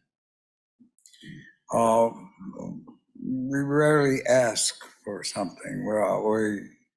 We mostly send our appreciation, and the ceremonies that we have around the lunar clock is dedicated to that appreciation. So we're coming into, the Thanksgiving time, the green corn, and the corn is ready now. And so we'll have a ceremony, a green corn, and it'll be a long one, 6 days of speech and of appreciation and community and gathering. Those are long days as well, 4 hours, 5 hours of dance and speech and appreciation, celebration for what we have. So I think that find your ceremonies, find your time to be together and to celebrate the common good for everything. For all of our Indian nations, they all have ceremonies. We all know what we're talking about when we say ceremonies, because that's what we do, and we do it pretty good too. We know how to celebrate life. That's basically what it is. So after this green corn, now will come what you call Thanksgiving, and then we call a harvest, and there'll be a big one there again. And then we have a big midwinter where we tie the earth together in one bundle, and long 21 days of ceremony, midwinter. Tie the earth in a bundle and give thanks and prepare again, and then, well, here it is, spring again. And so when the sap starts to run, then we give thanks again to the maple and all the trees, and it goes around. So one time when I was asked a question, in a forum somewhat like this, and somebody said, "Well, Chief, what's your bottom line?" And it stopped me. I had to think. I said, that's a profound question you just asked. I said, I really don't know. I don't know how to answer that. Then I understood why I didn't know how to answer, because we don't have a bottom line. We have a circle. It's right around. So there's no bottom line. The bottom line is a reference to, guess what? That's what the driving force of the world is today. That's your bottom line. But it isn't. For us, it goes around and around. It doesn't ever stop. It's the seasons of the year. It's our lifetime. It's everything in a circle. So I was able to answer, but it took me some time. It was a good question. Thank you so much. Do you have a question that you'd like to ask? And then we have two on Zoom, so. It's a question for the group, for everyone. It feels like in this part of the country with universities and historic sites and governmental organizations that things are finally starting to change. People are starting to kind of wake up and become more aware of Native history. And I am curious if you could envision 25 or 50 years into the future, what a future for your respective tribes or peoples looks like in this region, in terms of presence, education, in school systems, et cetera. What does that look like for you?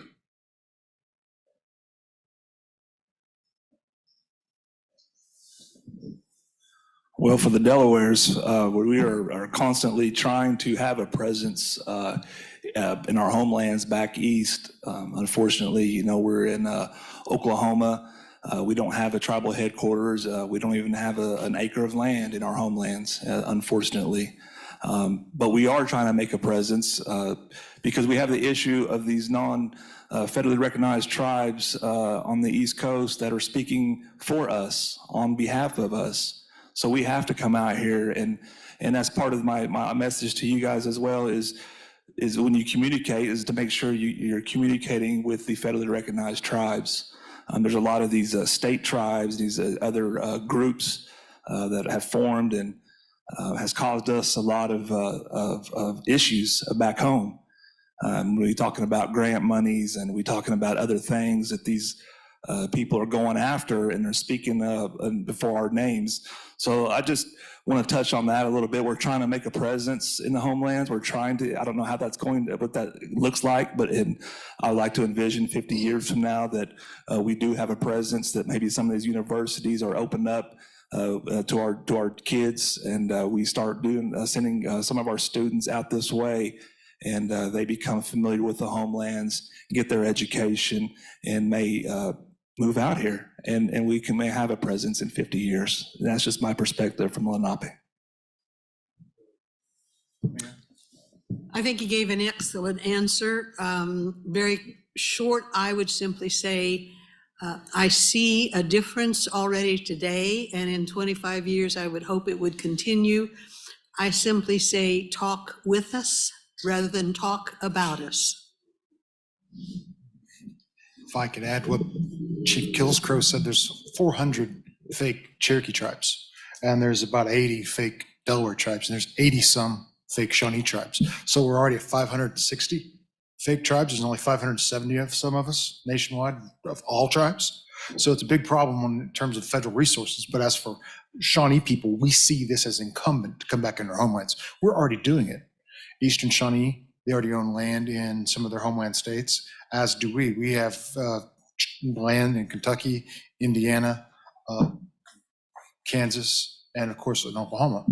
But I see in 25 years, to answer the question directly, what I see us as, I think we should be managing our own sites. I think there's no reason the Shawnee Indian Manual Labor School needs to be seen by a state that doesn't care for it to fully fund it or repair it. I think that there shouldn't be seances in those places. I don't think there should be yoga classes in those places. I think we need to be controlling the narrative at places like Serpent Mound, which I can't even begin to tell this room some of the things that Chief Wallace and I have seen at that site. These need to be managed by Native peoples. We need to make opportunities for ourselves in our homelands. Sometimes I wonder if we don't get burdened by this idea of federal trust property, and we shouldn't act like corporations, because it seems like corporations get more preferential treatment under the law. Maybe we should create economic subdivisions of our tribes, which we are doing, and we will be finding those opportunities to participate in other states and in other venues. And we already see it happening around the country. The Skellam Jamestown tribe in Washington is they're selling salmon to China and Japan. So we need to find ways for us to participate in the economic enterprise in our homelands. That's where I see us going. We, Delaware Nation has a satellite office in Pennsylvania, and we do own land in Pennsylvania.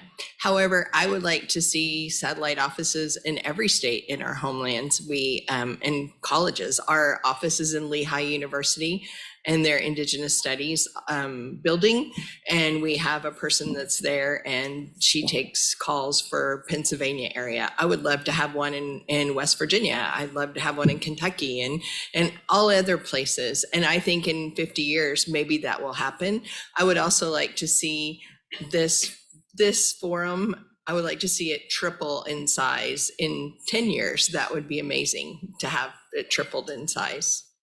And to be educating people. We educate you about us, and that you get your education from us, not from fake tribes, as Chief Barnes said.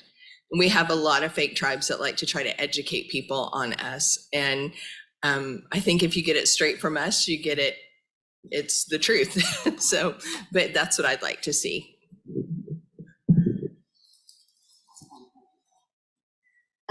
So I think the first question here on the chat, in some ways you all just answered it, but it asks about kind of the impact of the division of tribes between federal, state, and non-recognized, and what that does. So if there's any other comments you'd like to make about that. It's okay if not. Okay, I can't see your heads. Excellent. Well, we'll take one question live here and then we'll get back to written questions.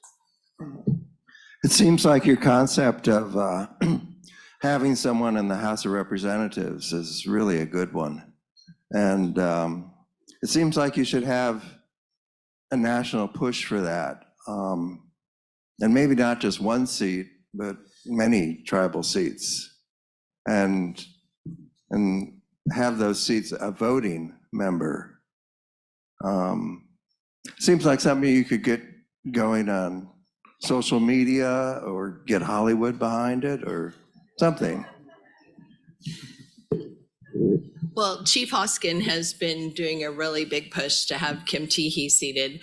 And when I was in DC speaking to the House of Representatives about our delegate, I said, you know, in a perfect world, you would seat all of the delegates that the tribes that have the delegate provision, you would seat all of their delegates at the same time. And so what the House of Representatives said they were going to do was they were going to research and find out what treaties had the delegate provision so they would know how many their delegates there would be. The issue is because we are 3 federally recognized Lenape tribes. It's Delaware Nation, Delaware Tribe, and Stockbridge Munsee. The Cherokees are 3 federally recognized tribes, the Kituas, the Eastern Band of Cherokees, and the Cherokee Nation. And then the Choctaws also had a delegate provision, and they have 3 different tribes. So the problem would be, would each of the 3 tribes get a delegate, or would it be one delegate and the 3 tribes would have to vote on who that would be? And so the House of Representatives says this is so complicated. And so my thought was we could get the tribal leaders together and uncomplicate this, and we could write a bill and we could say, here it is. Here's what we propose that you do. And it started last year. I just haven't, things take precedence over this. And so we're going to start back again, hopefully in the next couple of months, and start working on it again to get the tribal leaders together to talk about it and see what we're going to do. The ones that have the delegate provision in their treaties.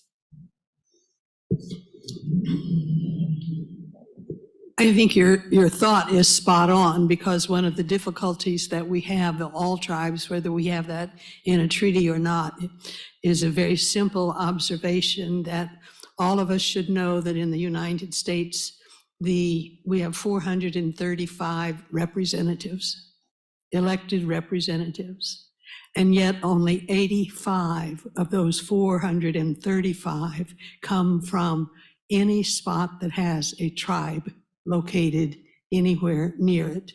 So our educating the general public, our educating our representatives, our senators, is always paramount and is always time consuming. And we're always behind in doing that because as we have term limits, we have new people come on all the time. So it is a problem for us.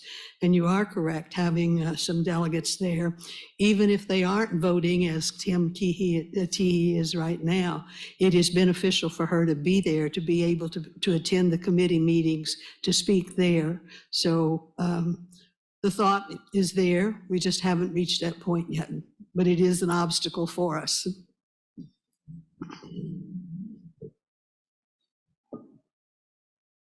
Okay, so this next question is for the entire panel, or whoever wants to answer. You're not forced to. I'd like to hear your thoughts on the power and significance of place names. Would there be good results from using multiple languages for place names?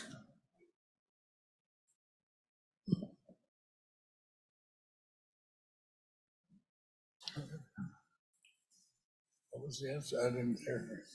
I certainly can. So the question is really about the power and significance of place names and whether or not we should be moving towards using multiple languages for place names, having dual language signs, that kind of thing. Could I answer? I'll take a crack at your question. So recently, the city of Miami, where I live, put up a series of welcome signs in all of our languages in town. And so it adds to, we didn't ask them to do that. They did it on their own. So that shows me that they, really genuinely cared. Now, a couple of years prior, they declared what was formerly Columbus Day to be Indigenous Peoples Day in the city of Miami. We didn't ask them to do it, but they did it. And so seeing those things reflected, normalizing our signs in our languages in towns, I want our kids to see that they live in a multi-language world, that they can go through their own towns and see their own words reflected back at them. I think that's the power of doing it. It's in normalizing that we live in a multicultural world, in a multi-linguistic world. So that's what I would hope to get from having that type of endeavor anywhere.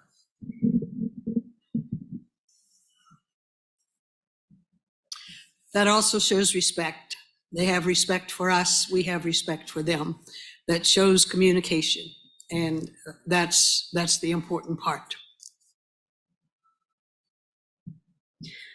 Great, and this next question comes from Zoom participants. And first, they have a caveat that if you've already talked about this, they apologize. What is your response to the representation of Native people in film and television increasing, such as with shows like Reservation Dogs or Dark Winds?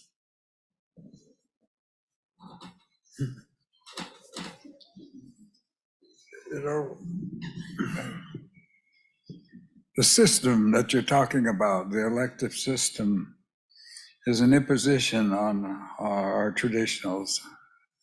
When we had the leadership, it was run by communities. And the Dawes Act really broke that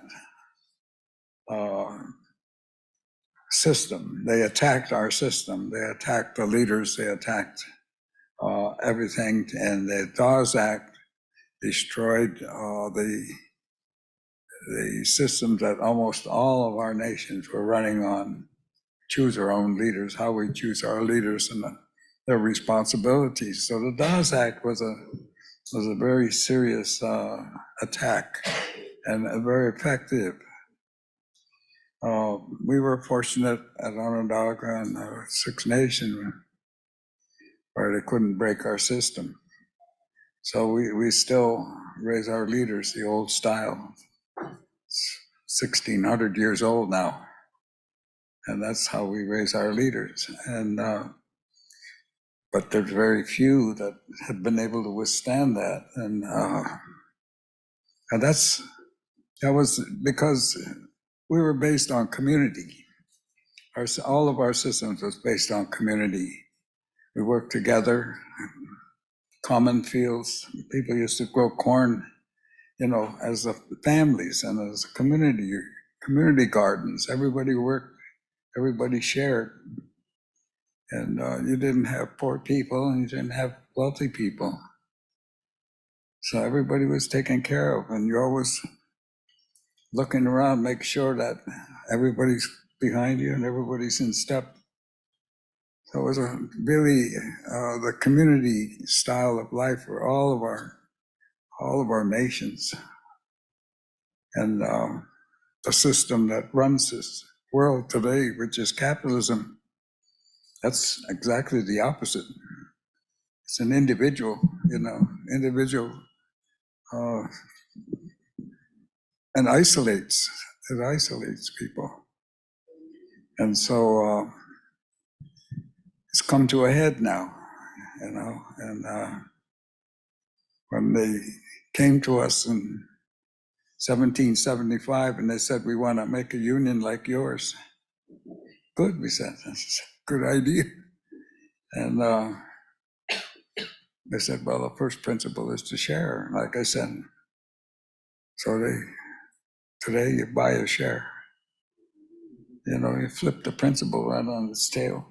So So the common family and the extended family as well, because the responsibility of our people was not just looking out for human beings, it was looking out for the animals, it was looking out for the trees, it was looking out for all life.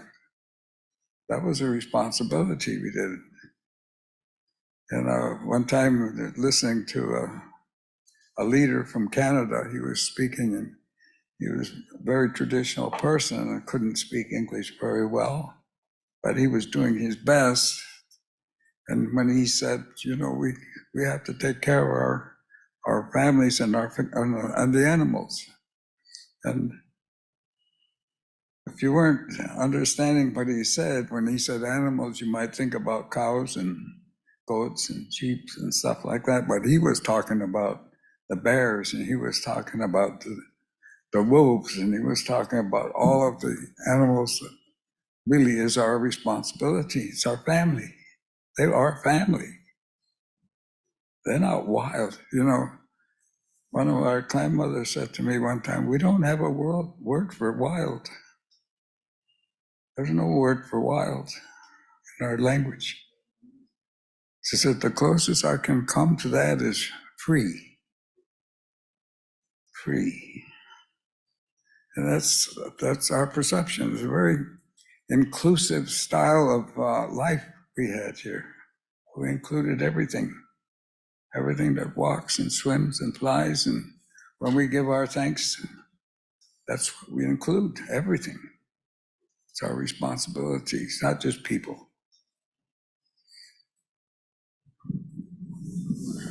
Thank you. We have one more question from the Zoom, and that question comes from Chris Cheney, who was here earlier.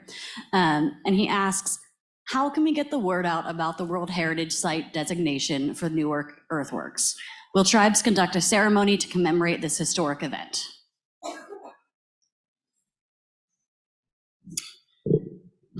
Well, I would say that we have already started on that. We have made a design that is the symbol that will be used for World Heritage. This entire week is Celebration Week in Ohio. Day before yesterday, I believe it was, I was in Fort Ancient. Remember, there are 8 mounds that are in this nomination, and so we had a celebration festivity all day long in Fort Ancient. Saturday is Celebration Day in Chillicothe. Sunday is Celebration Day at Newark. So they are already thinking about that. We welcome any suggestions and welcome any ideas of how you could help us. We've started, obviously, the ways of, we have the t-shirts and we have the sweatshirts and we have the bags and those items.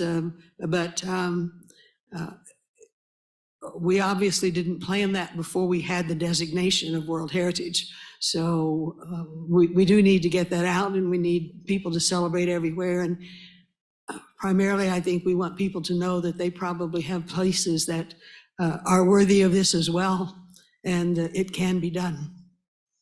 But we welcome your suggestions.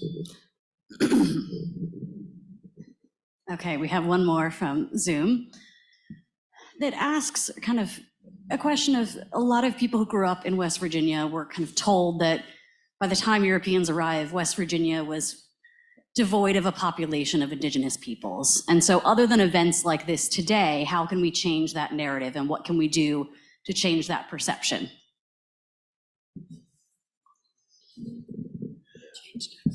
So I think having a curious mind and asking questions about like ancient village sites. So in Kentucky, there's village sites that go to 1650 to 1700, and they exist for 800 years. And the archaeologists in the room call those Fort Ancient sites. And these sites exhibit the same features that you see in Shawneetown during the 18th century. And so archaeologists are loath to call those Shawnee villages because nobody was spotted being in that space, living on that space, saying they were Shawnee. But so by the time you had Western encroachment, there were Shawnees who were already, not, there was $25 scalp bounties in the Ohio, in the Cincinnati Enquirer in, I believe it's 1803, $25 for a scalp bounty with the, I believe it said with the left ear a pendant. So, that way we couldn't double charge, couldn't take in, cut a scalp in half and make twice as much money. So what does a Shawnee scalp look like as opposed to an Ottawa or a Chippewa scalp? So it was literal terror. Our relative, Logan, some of the Logans now are married into our families on Shawnee sides. And so we share that ancestry. We went to war with Logan because of what happened to his family. When we heard what happened to Logan's family, Shawnees, Delawares, and Haudenosaunee people said, no, we're going to band together. This is terrible. It was a time of terror. It wasn't empty land. It was a time of terror. People were trying to go to sleep at night. But you couldn't go to sleep because somebody may come in to collect your scalp for $25. Natives weren't paying each other $25. Who was paying $25 for scalps? So this was what was going on in these areas, in the Piedmont regions of Maryland, West Virginia, into Ohio, and into Kentucky. It was, it was a time of lawlessness.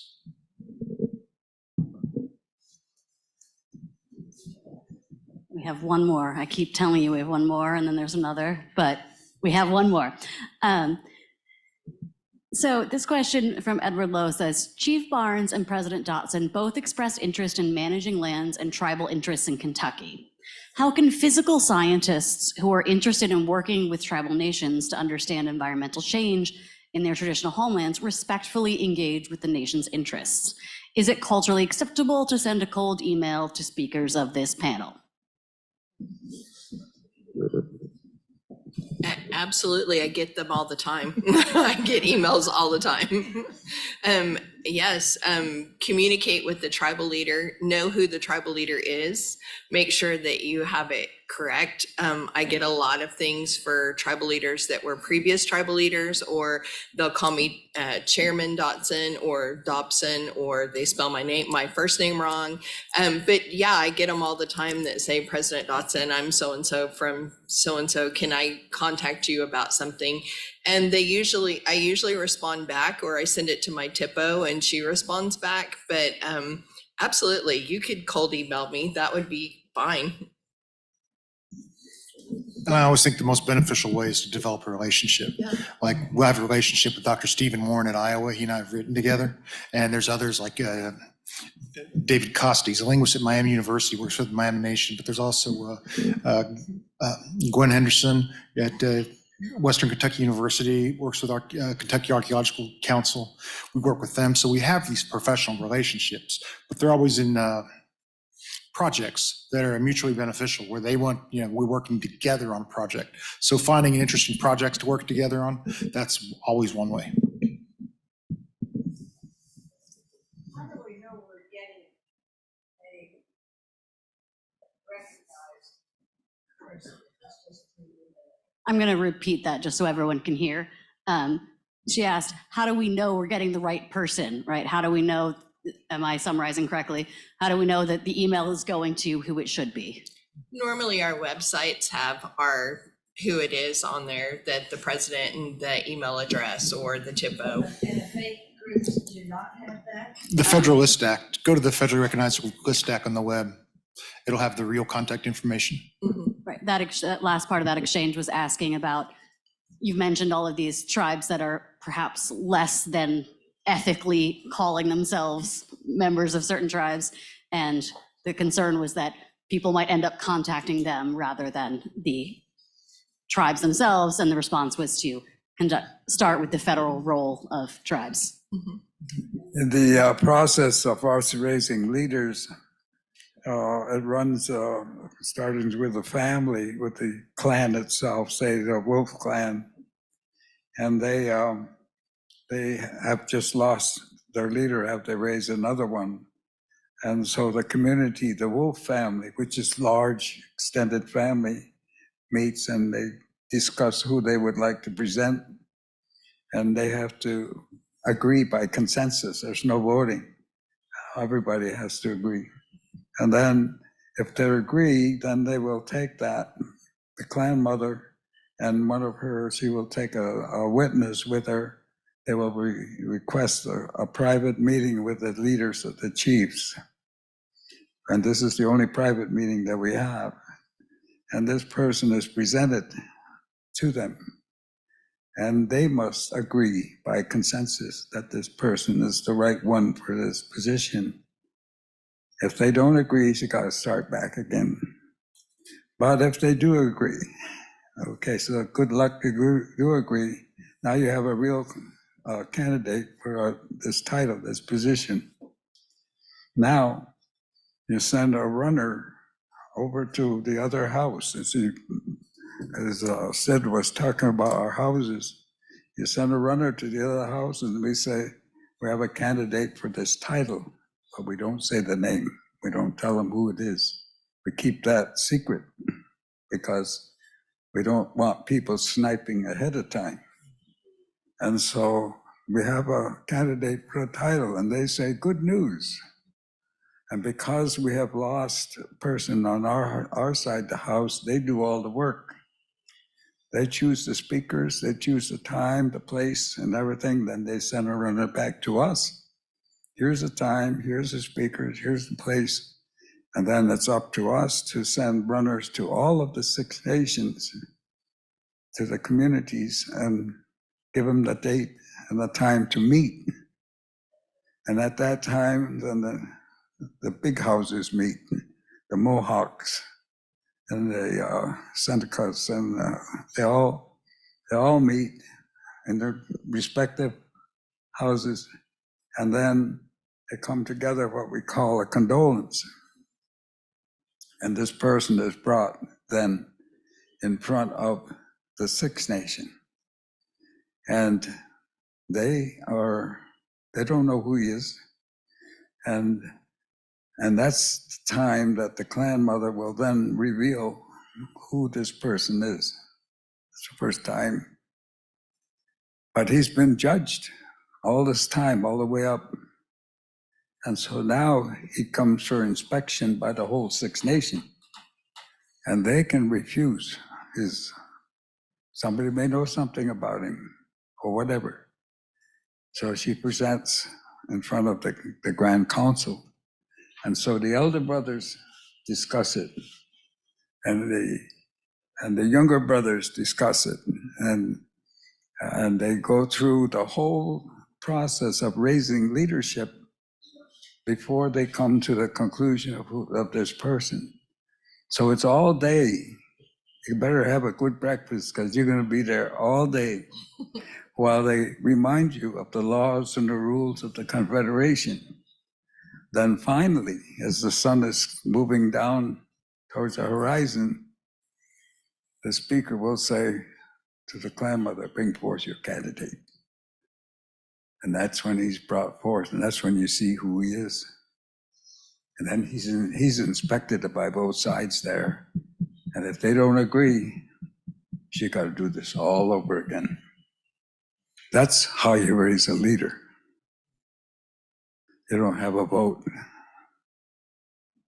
It's a consensus. So that's how these positions are. And Tadadaho here is the only one that we as the sitting chiefs choose. But the rest of the time, it's always the women. The women basically are the ones that carry that responsibility. And they have the authority to remove that title for any misconduct. They can't tell him what to do. They don't direct you as to what to say. As I was told, you're putting in there to use your head. That's what you're putting in there for, but behave yourself. And they oversee your conduct, and they can remove you. And I've seen that done, and it's not happy. So it's an old process, and our nations, all of our nations had similar process. So when they imposed the elective system, the Dawes Act, they broke down our system. but they weren't able to do it with us, so we still maintain the old style. But not many else. So we have no more questions, but I do want to say there were a number of people who put words of thanks and appreciation in the chat and wanted to say to all of you, thank you so much for participating and how much they valued your expertise and your knowledge. So I'm going to turn things over to Bonnie now. I'm just going to take the mic for a second, and I wanted to ask a question. It sort of ties in with what President Dotson was saying about establishing a place in your homelands that could be a point of contact and a relay, or, you know, a place for people to come when they have business out east or something like that. So that's really good food for thought. Thank you for mentioning that. But I also had a question, because I know a couple of people out here in West Virginia. I'm from the Midwest. I have friends in Wisconsin and so on, and in Iowa, who have decided that they want to deed their property to a tribe. They feel that, yeah. So I was like, just call Brad. Call Brad. No, deed it to us first. All right. Well, you know, ideally in Iowa, for example, my friend in Wisconsin is Ho-Chunk. She's already decided it's in Madison, and that's designated Ho-Chunk land. But can you talk about that for a moment? Have you had folks do that? I know the Pawnee Nation has had land deeded from, you know, farmer in Nebraska. Kansas people have done so.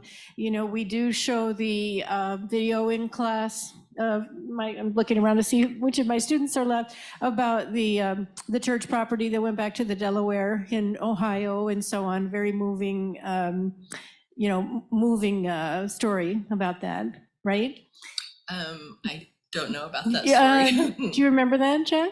When we, well, they marched back in there. It was there was a small church that was actually owned by the tribe, and I believe there were a couple of graves there, if I'm not mistaken. But that reverted back to, I'm almost certain it was Delaware, not Potawatomi or some other group, but I thought it was Delaware. Anyway, aside from that,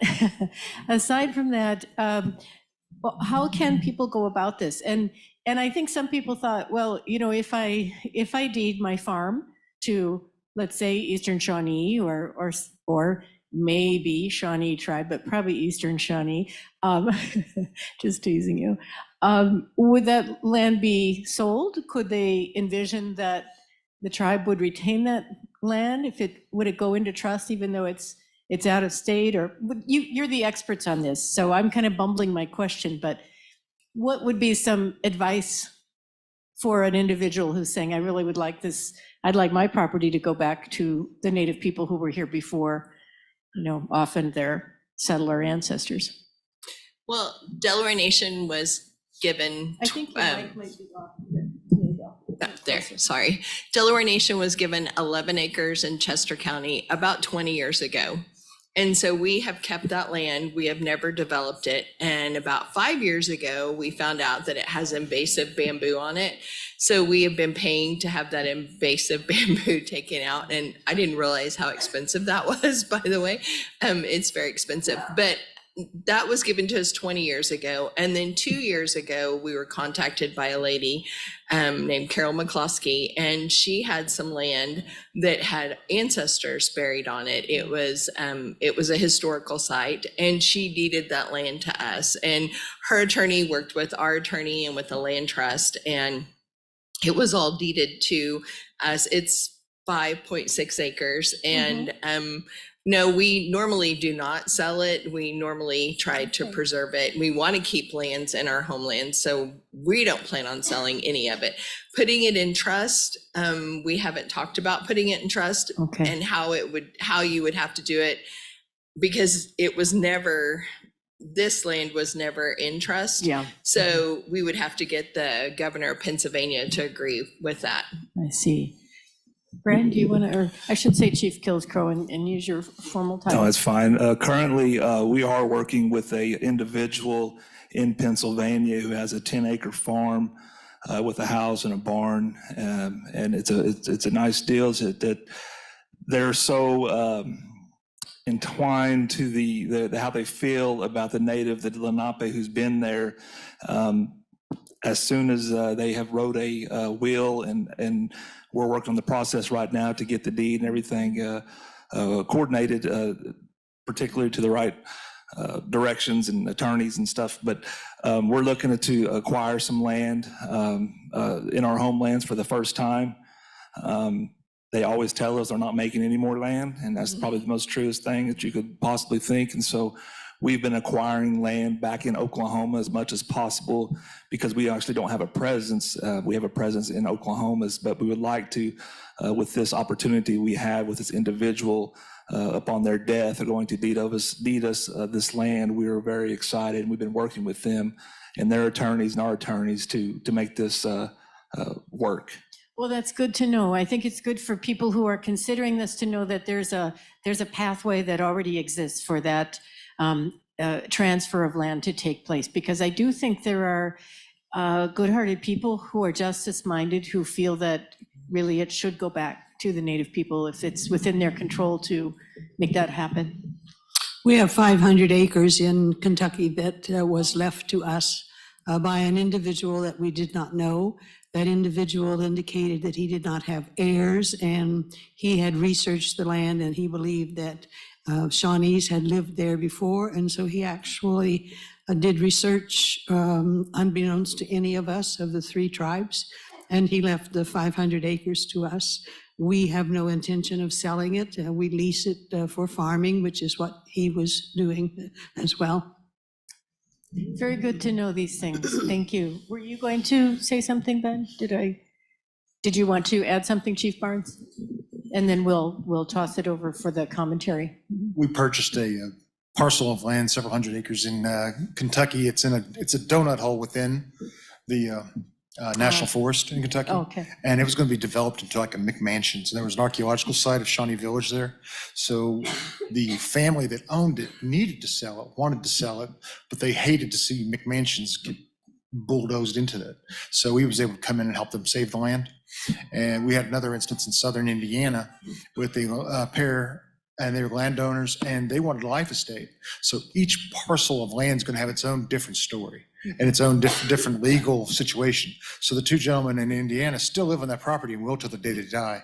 And they wanted some covenants that we're never going to timber the land or use it for economic development. And our idea for that land has always been a NAGPR cemetery, Native American Graves Protection Repatriation Act, because there's no place in Indiana for us to go privately take care of our ancestral remains that are found in Indiana or that are on university shelves. But Indiana law is right now a problem, so we're working the Indiana process on trying to get the state laws on cemeteries changed so that NAGPR remains aren't considered, it remains in the same way that a normal modern burial is. Thank you very much. Well, what a wonderful panel, and thank you for responding to quite a wide variety of questions and sharing your thoughts on that to help us think about these outlooks for the future and how we work together as academe, as people working in public positions in government and state parks and so on. We have a lot of different folks who are registered on the Zoom and in the audience here today, including Boy Scouts and 4-H and others who I'm sure. Is Kim okay? To her now. So we're very thankful. She said she's okay. So, okay. I saw her fanning herself, and I guess she was just stepping back to get some more air. All right. And we have a doctor in the house. We have a cardiologist here. What are the odds of that? Isn't that great? We're provided for. So with that, let's move on. And Kim is being tended to, and Bob is bringing some ice over. So thank you, Bob. I think we're good there. I'd like to introduce our Vice President and Chief Diversity Officer, and this is Misha El-Pour. And Misha has frequently given some warm welcome and some very meaningful remarks at our Peace Tree ceremony and our other events. And we're very happy to have her support and partnership within the institution. So for right now, I'm going to turn it over to our Vice President, Misha Pour, and she will provide some commentary on some of the things that she's heard today. As you can imagine, in these times, the DEI offices are what shall I say? There's never enough hours in the day, I guess, is how I would put it. Never enough hours in the day to deal with all the important matters that come across her desk. So please welcome Vice President Misha Poor. She'll do some commentary, and then we will celebrate everyone with some gift giving.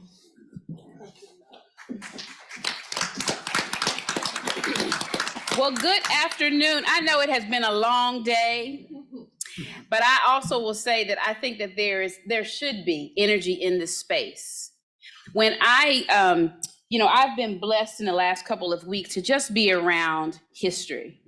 And I think oftentimes we come to events like this and it's just an educational moment for a minute. We take notes or we had a good aha moment and we kind of just push it aside. That was good for me to know, noted. But I have been blessed to be in spaces. Sometimes you have to make sure that you're present.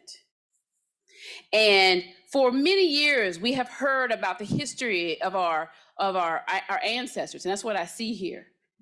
The land in which we sit, the land in which we walk, the places in which we drive, we don't own.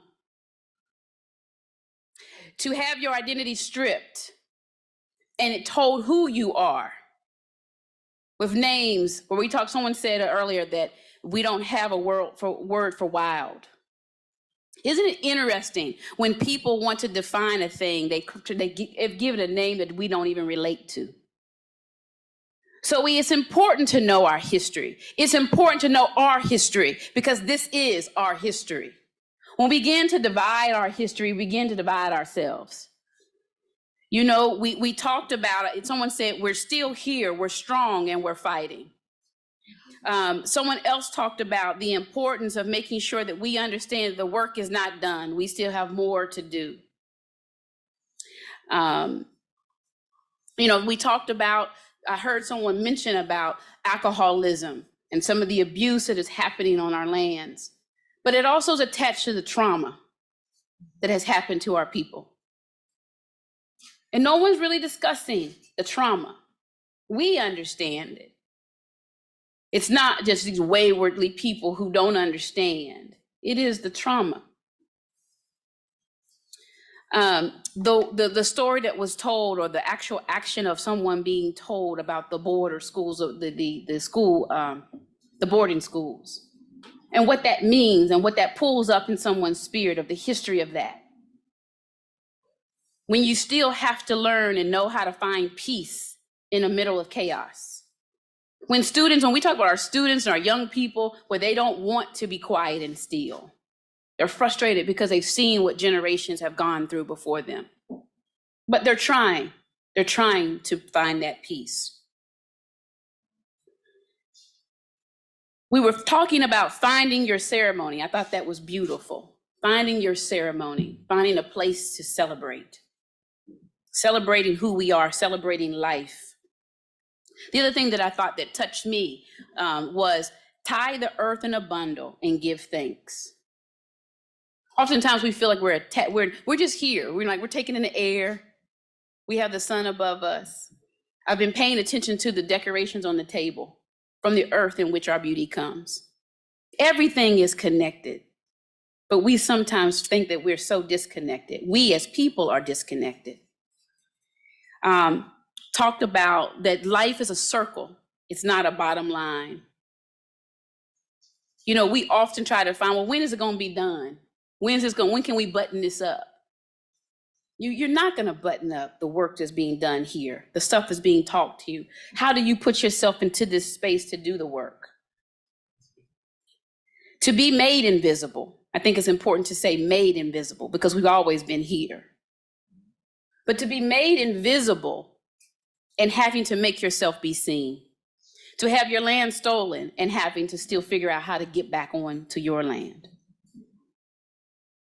I don't know if you know what it means to go away from home. I don't know how many people were born in West Virginia. I am from Charleston, born and bred.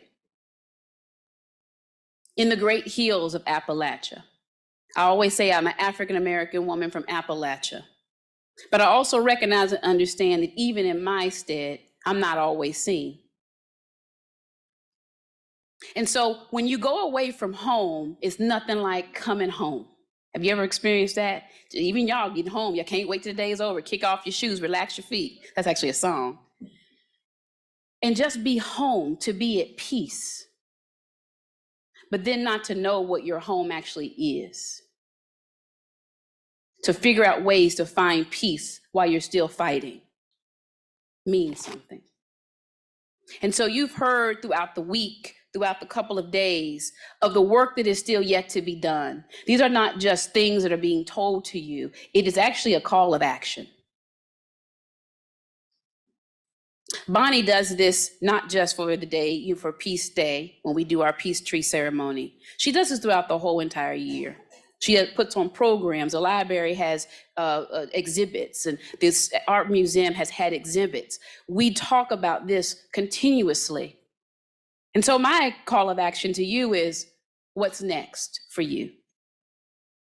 What will you do from what you've heard today to ensure support is provided? How will you continue to educate yourself on how you play a role to be a part of putting the earth in a bundle? Someone said earlier also that we're all family. We're all blood. I find that love is like faith. When you love a thing, you care for a thing. If you love people, you should care for them. You should figure out how to help. You should hear when they talk about their pain. But you also hear in the conversation of truth, celebration, peace. Peace for earth, peace for people, peace for animals. Love for the things I just spoke of, and the commitment to continue to fight. And so I would ask, and I'll leave with this. I ask you to continue to be aware. Continue to be aware. Continue to educate yourself with the truth. And if you don't know it's the truth, you were told there's a national directory of plenty of people on this panel and beyond that would be happy to help you in your awareness. More is to be done, and it only can be done if we're willing to do it with everyone in this space. If there's something you've learned today, I'd ask you to go home and share it with your family, because that's also where it begins. What will your charge be? What I know about mountaineers is that we say we go first. Let's do it. What I know about mountaineers is that we say that we respect, that's a value. We believe in service, accountability, curiosity, and appreciation. Because I know that's what a mountaineer is. It is my hope and expectation that you will find ways to celebrate the history that's been shared here, but also dive deeper to understand how you can help with the healing of what's been shared here. And at the end of the day, when we all join together as family, we can proudly say, let's go. Thank you.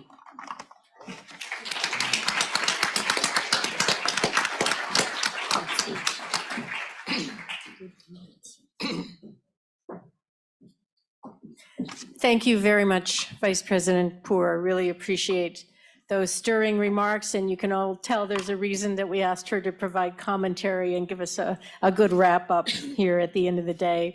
You know, I was talking with Faith Keeper Lyons a little bit earlier, and I'm a person, I really love the film that he was executive producer for back in 2017, Spirit Game, Pride of a Nation.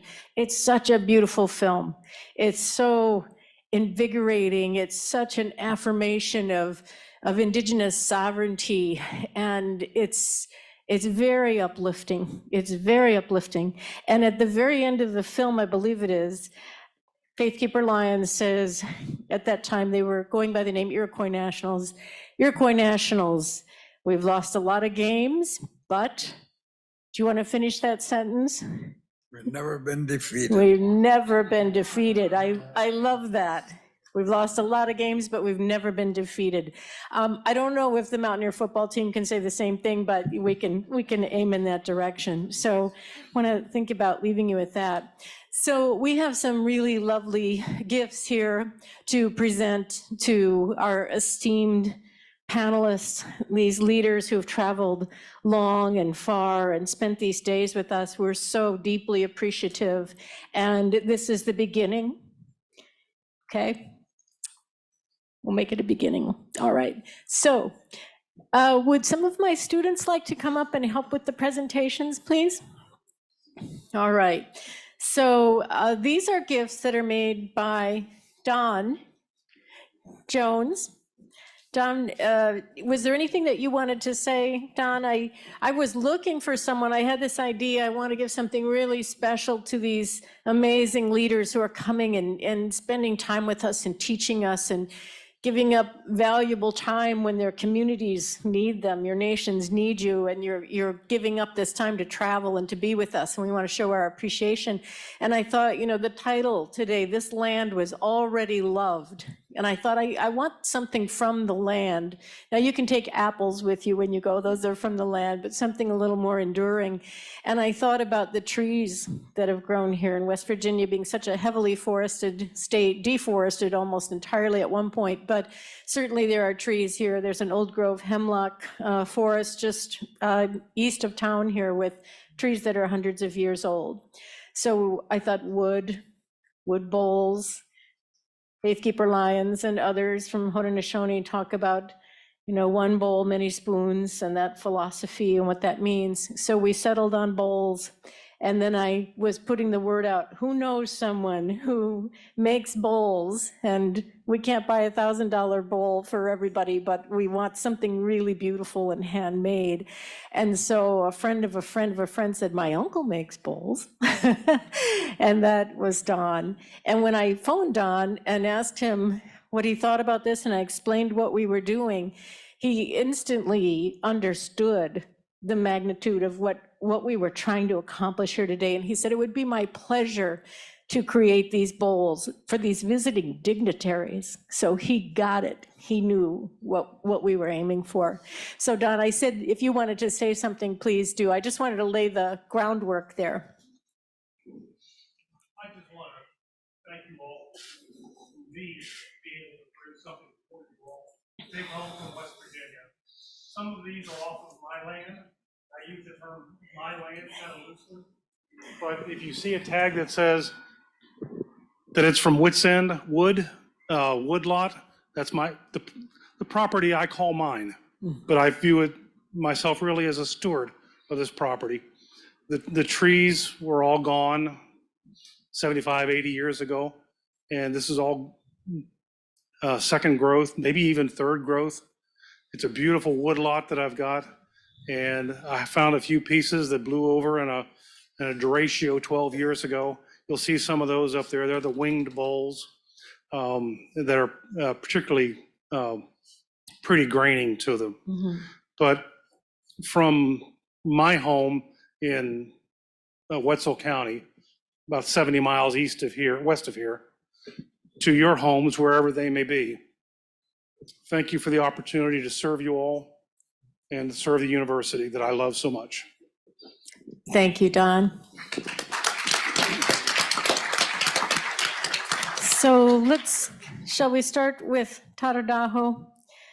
What a gift it's been to have you here. We do understand, Chief Barnes. I understand, and I know many other people do. When I got confirmation after my phone conversation with Taradaho, first of all, I'm on the phone with the Taradaho. I was like, oh, if I don't screw up somehow.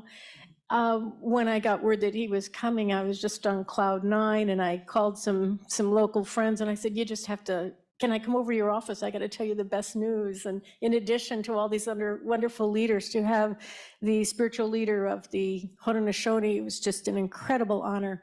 So would you like to come forward first, please?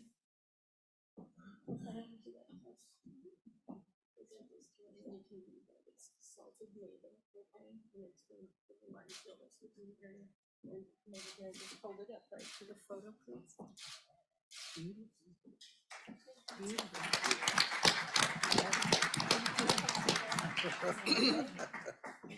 Holy smokes. Beauty. Yeah. Make a good one, huh? And what kind of wood is that? Cherry burl. Okay. Okay, so when I met President Dotson the other night in person for the first time, we'd had some phone calls. I thought, you know, this woman likes her bling. I know which bowl needs to go to her. And this is a cherry burl, is it called? Cherry burl with some crushed turquoise inlay.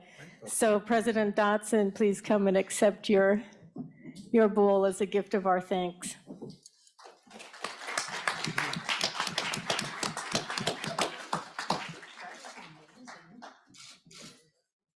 Boy, that's a good piece of work there. Beautiful piece of wood. It has. We still have places to go. That's beautiful. Chief Barnes, we present yours to you. And that type of wood, can you read the tag in that one? Okay, so Bradford pear, thank you very much. Okay.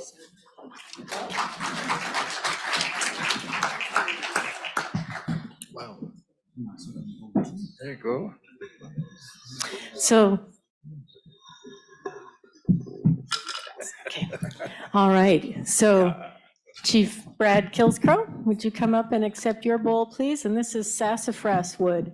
And all of this wood comes from West Virginia. So this tree grew in the soil of the land where your ancestors walked. Thank you. Thank you so much.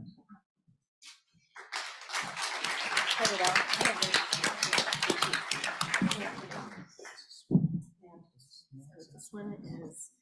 This one is, okay. Go with this one next. So Chief Glenna, Chief Wallace, Chief Glenna, okay. And this one is beautiful polished maple.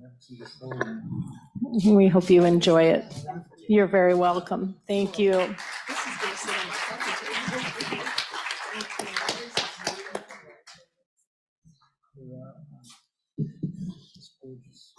Rex, could you come on stage, please? Come on up. I want to present this to both you and your father.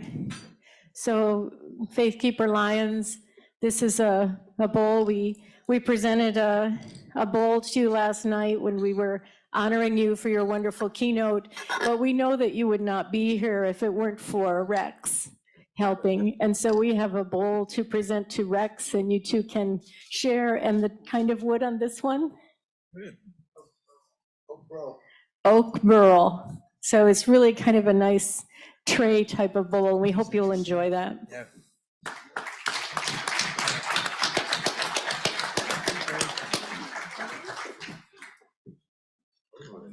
And then we have some other wonderful folks that I'd like to come up on stage. So John, would you come up, please? And Bo, would you come forward, please? You two have done a wonderful job of providing us with music that has helped set the tone at our events and bring us together.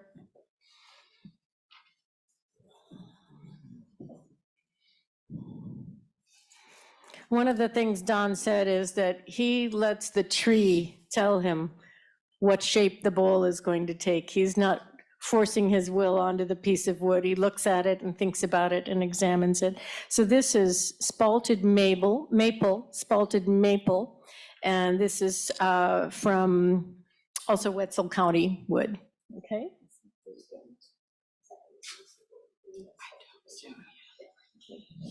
And then we also have one, we'll just present these one at a time here from each side. And Bo, we also have a spalted maple. I keep saying Mabel, that sounds like some kind of mystery novel, spalted maple. Spalted maple for John and for Bo. And Kayleen, would you come forward? We have a gift for you as well. This is a good dancer. So this is a handmade gift of another kind, and this is a gift that Kaylee made with you in mind. And this is a lovely crocheted bag that maybe could go with your outfit at some point. And this is a book called Brave-Hearted Woman, because when you're 18 years old and a woman in this big bad world, you have to think about how you're going to keep your brave heart. And this is a book that was written by our co-founder, edited by our co-founder, Carolyn Ryer. So Kayleen, thank you for your beautiful dance today and for being with us.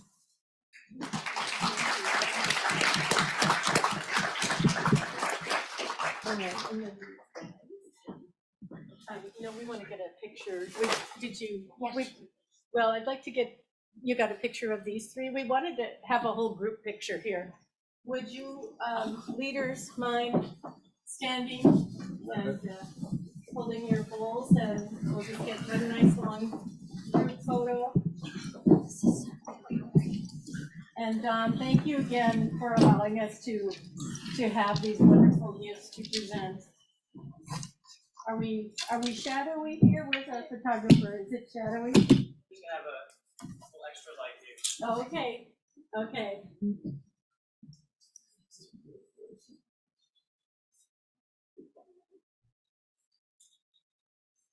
I'm gonna take one real quick just to see what it looks like.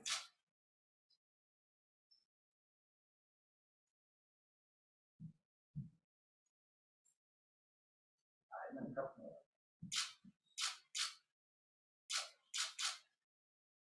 One with Bonnie with the. Yeah. Move over, Bonnie. Thank you. Move over, Bonnie. I've heard that before. Yeah.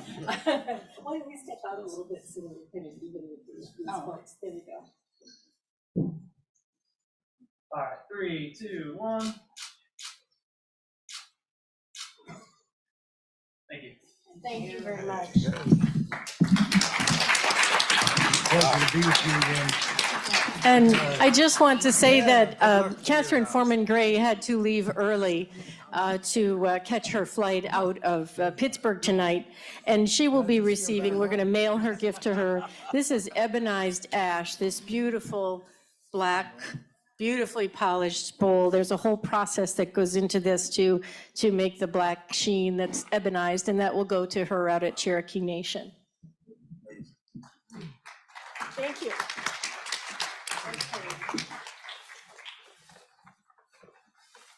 And then, of course, I have some gifts for my staff.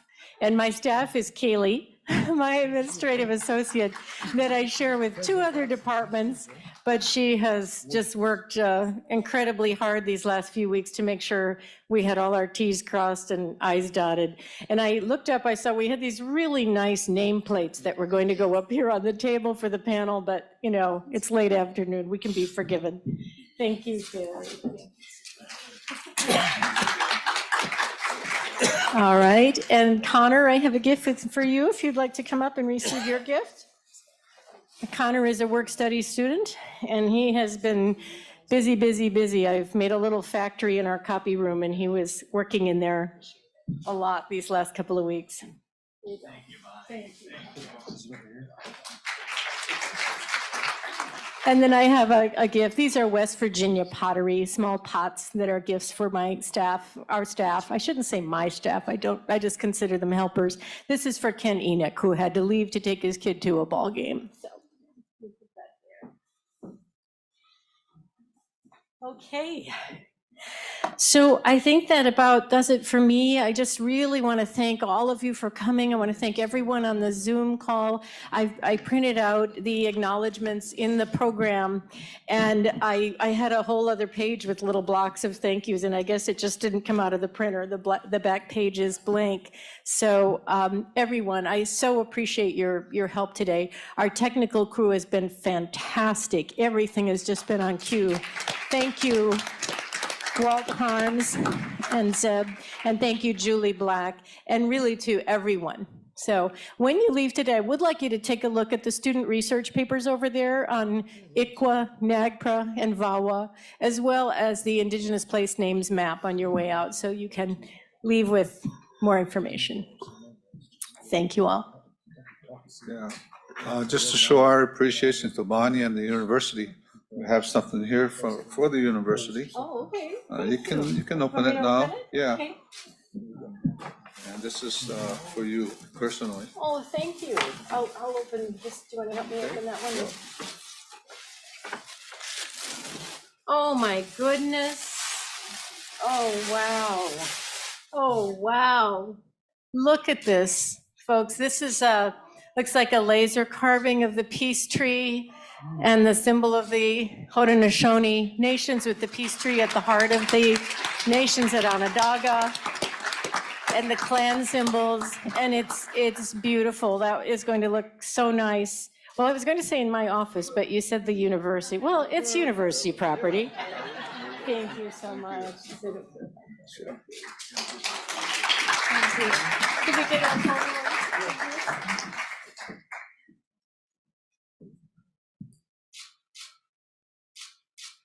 Thank you so much. That's beautiful. Very beautiful. All right, and then you said this one? Okay. Oh, wow. Thank you very much. I appreciate this. Oh, my goodness. This could be. Oh, my goodness. Some beaded corn earrings. How gorgeous, from Tuscarora Woodworks. Thank you. Thank you so much. This, the artist who owns Tuscarora Woodworks was featured in our Indigenous Appalachia Artists exhibit all of last year, along with, I believe, 14 other Indigenous artists from Appalachia. So thank you so much. Those are beautiful, and I will enjoy wearing those. And being from a place like Iowa with corn everywhere, corn has a different kind of symbolism for me. But thank you so much. Really appreciate it. Thank you.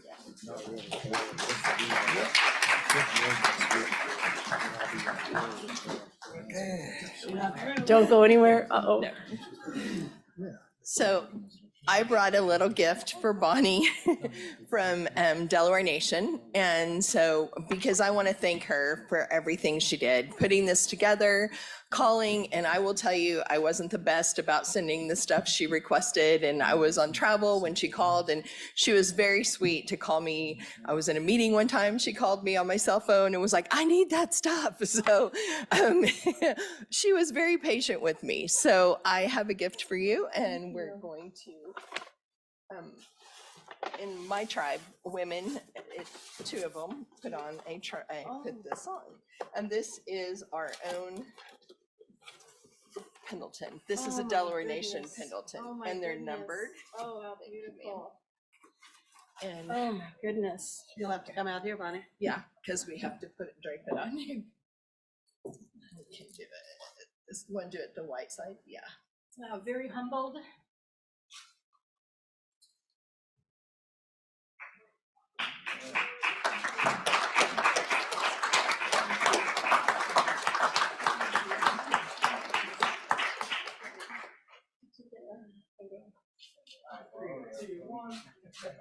Oh, thank you. This is so beautiful. I woke up shivering this morning. This is a good time. Thank you. Thank you. Thank you. It's beautiful. And this is your Delaware design. Yes. This is our old. Yes. This is the turtle we had previously. Yes. Yeah. We can do it this way. It doesn't look as good. Well, it does. It's blue. And these are our colors. They're blue, yellow, and red. Oh, how nice. Thank you. Yeah, I'm going to be well cared for through winter. I received a beautiful Pendleton from our Native American Studies friends and others who attended the feast yesterday, the honoring feast. So thank you. This is beautiful, and I will treasure it always. Thank you so much. You are so welcome. You know, and the calling, it wasn't just you, Deborah. You know, I would just say, okay, it's 4 o'clock here, it's 3 o'clock there. I'm gonna give it a whirl. It's like spinning the wheel on The Price is Right. Maybe I'll catch someone available to talk, but it was all worth it. It's really been my pleasure to be able to organize and direct this. I'm really appreciative for the funding, but the moral support, the hands-on support, all of it has been just terrific and really uplifting. And I just feel that so many people want to do good. They want to do the right thing, and they do want to go forward in a positive, productive way that is respectful. So thank you all. Thank you. And thank you. I have another blanket for Faith Keeper Lions. Our tribe hasn't always been peaceful. And so between our two tribes, and you spoke of peace, and I want to present you with a blanket as peace between our two tribes.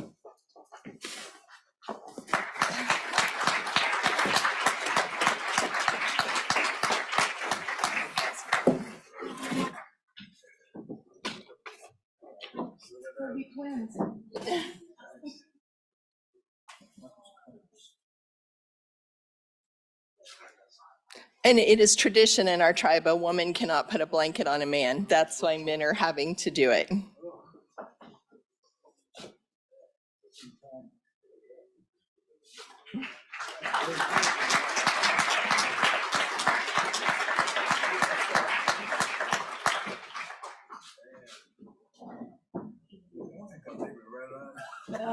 You could have used that this morning when it was freezing in here. Guys. I also have a blanket for Tadadaho Sid. I have one for you as well. I really want peace.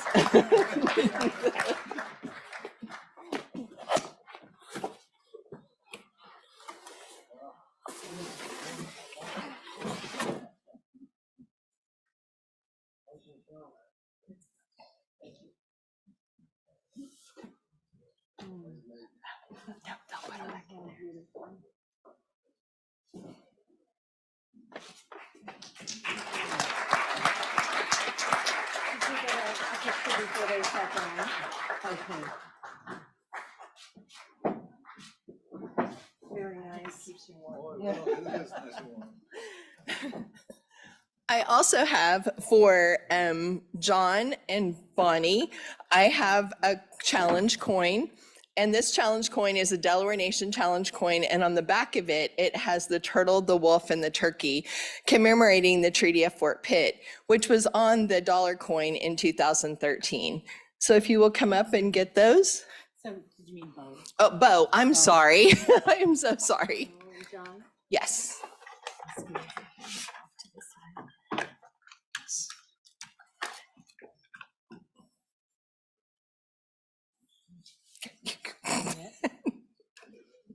He's like, huh?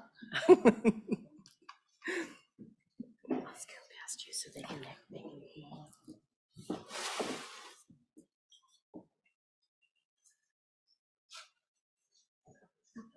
Sorry, Bo. That's all right, sweetie. Thank you. Thank you so much. You are so welcome.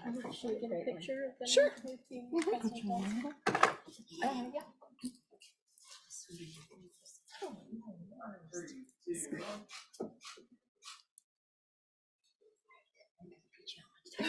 Lots of work to do.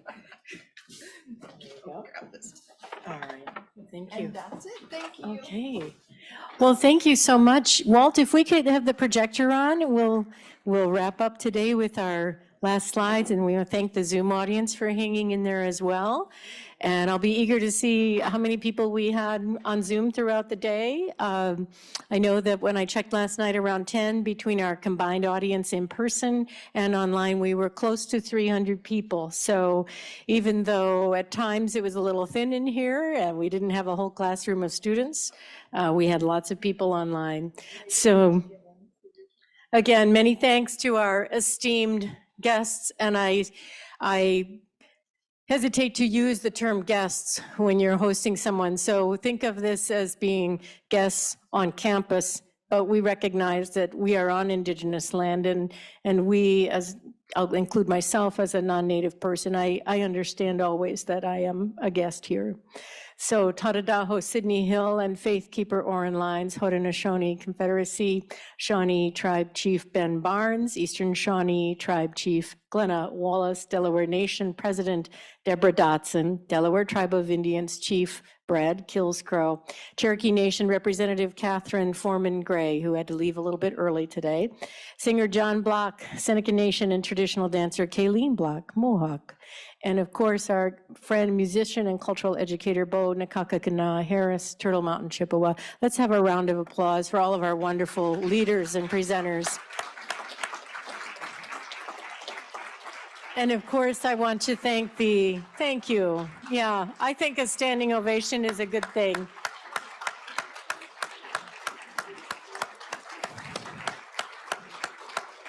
It's such a historic, really historic occasion. And many thanks to the generous funding partners, starting with the West Virginia Humanities Council, because the grant I wrote while I had COVID and was in and out of fever somehow magically worked. They said yes, they funded it, and they enthusiastically funded it. So our Humanities Council is also very interested in helping to enhance education and understandings. This project is presented with financial assistance from the West Virginia Humanities Council, a state affiliate of the National Endowment for the Humanities. Any views, findings, conclusions, or recommendations do not necessarily represent those of the West Virginia Humanities Council or the National Endowment for the Humanities. And our institutional funding partners, the Eberly College of Arts and Sciences, my home college, WVU Extension, I can't thank these folks enough, Dennis Scott, Kim Suter, and Tony Michael. They were also doing double duty as chauffeurs all week, so I really appreciate them. WVU Honors College, the WVU Humanities Center, WVU Libraries, WVU Program for Leadership Studies, which really contributed to make our feast possible yesterday. WVU Teaching and Learning Commons, and they're the folks who keep all of this programming running from a technical standpoint. And thank you to our public and private funding partners throughout West Virginia, Grave Creek Mound Archaeological Complex, where some of our leaders will be visiting tomorrow and touring, Monongalia Friends Meeting, the Quakers, Morgantown's Community Coalition for Social Justice, the West Virginia Department of Arts, Culture, and History, West Virginia Conference of the United Methodist Church Committee on Native American Ministries, and they have been continuing their commitment for over 10 years now, not to us personally, but the work that they're doing to advance respect and understanding. And the WVU Organization for Native American Interests, that's our student org, and they contributed the funding to purchase the bowls. Did I miss one? There we go. And then individual contributors, and these are folks also that really wanted to ensure, despite some important budget cuts happening throughout the institution, that we continued to plan and continued to go forward to host this week's events. Michael Amato, our graduate from the class of 2019, who's now an attorney for an Indian law firm in Oklahoma. Carol Hamblin and Donald Spencer. Thank you, Don. Don and Carol also established a Human Rights Film Fund, and we'll be talking about that and getting the word out once we've chosen the film and the speakers for spring. Dr. Elisa Clay High, Dr. Rodney Hughes, Kyla Lucas, Dr. Dan McNeil and Dr. Cheryl McNeil, Susan Truxell Sauter, Catherine Tall, and Dr. James Siekmeyer and Kimberly Suter. Most of these people are in the room, so thank you very, very much. And then, of course, as I said when I presented the gifts, Kaylee Vestal, Ken Enoch, Connor Bumgarner, and then Walt Harms is our lead technician back here today who's kept everything running, all the bells and whistles. So go ahead, Walt, if you want. And we're going to close out with a favorite. Let me put it that way. Let's see if you can name that tune.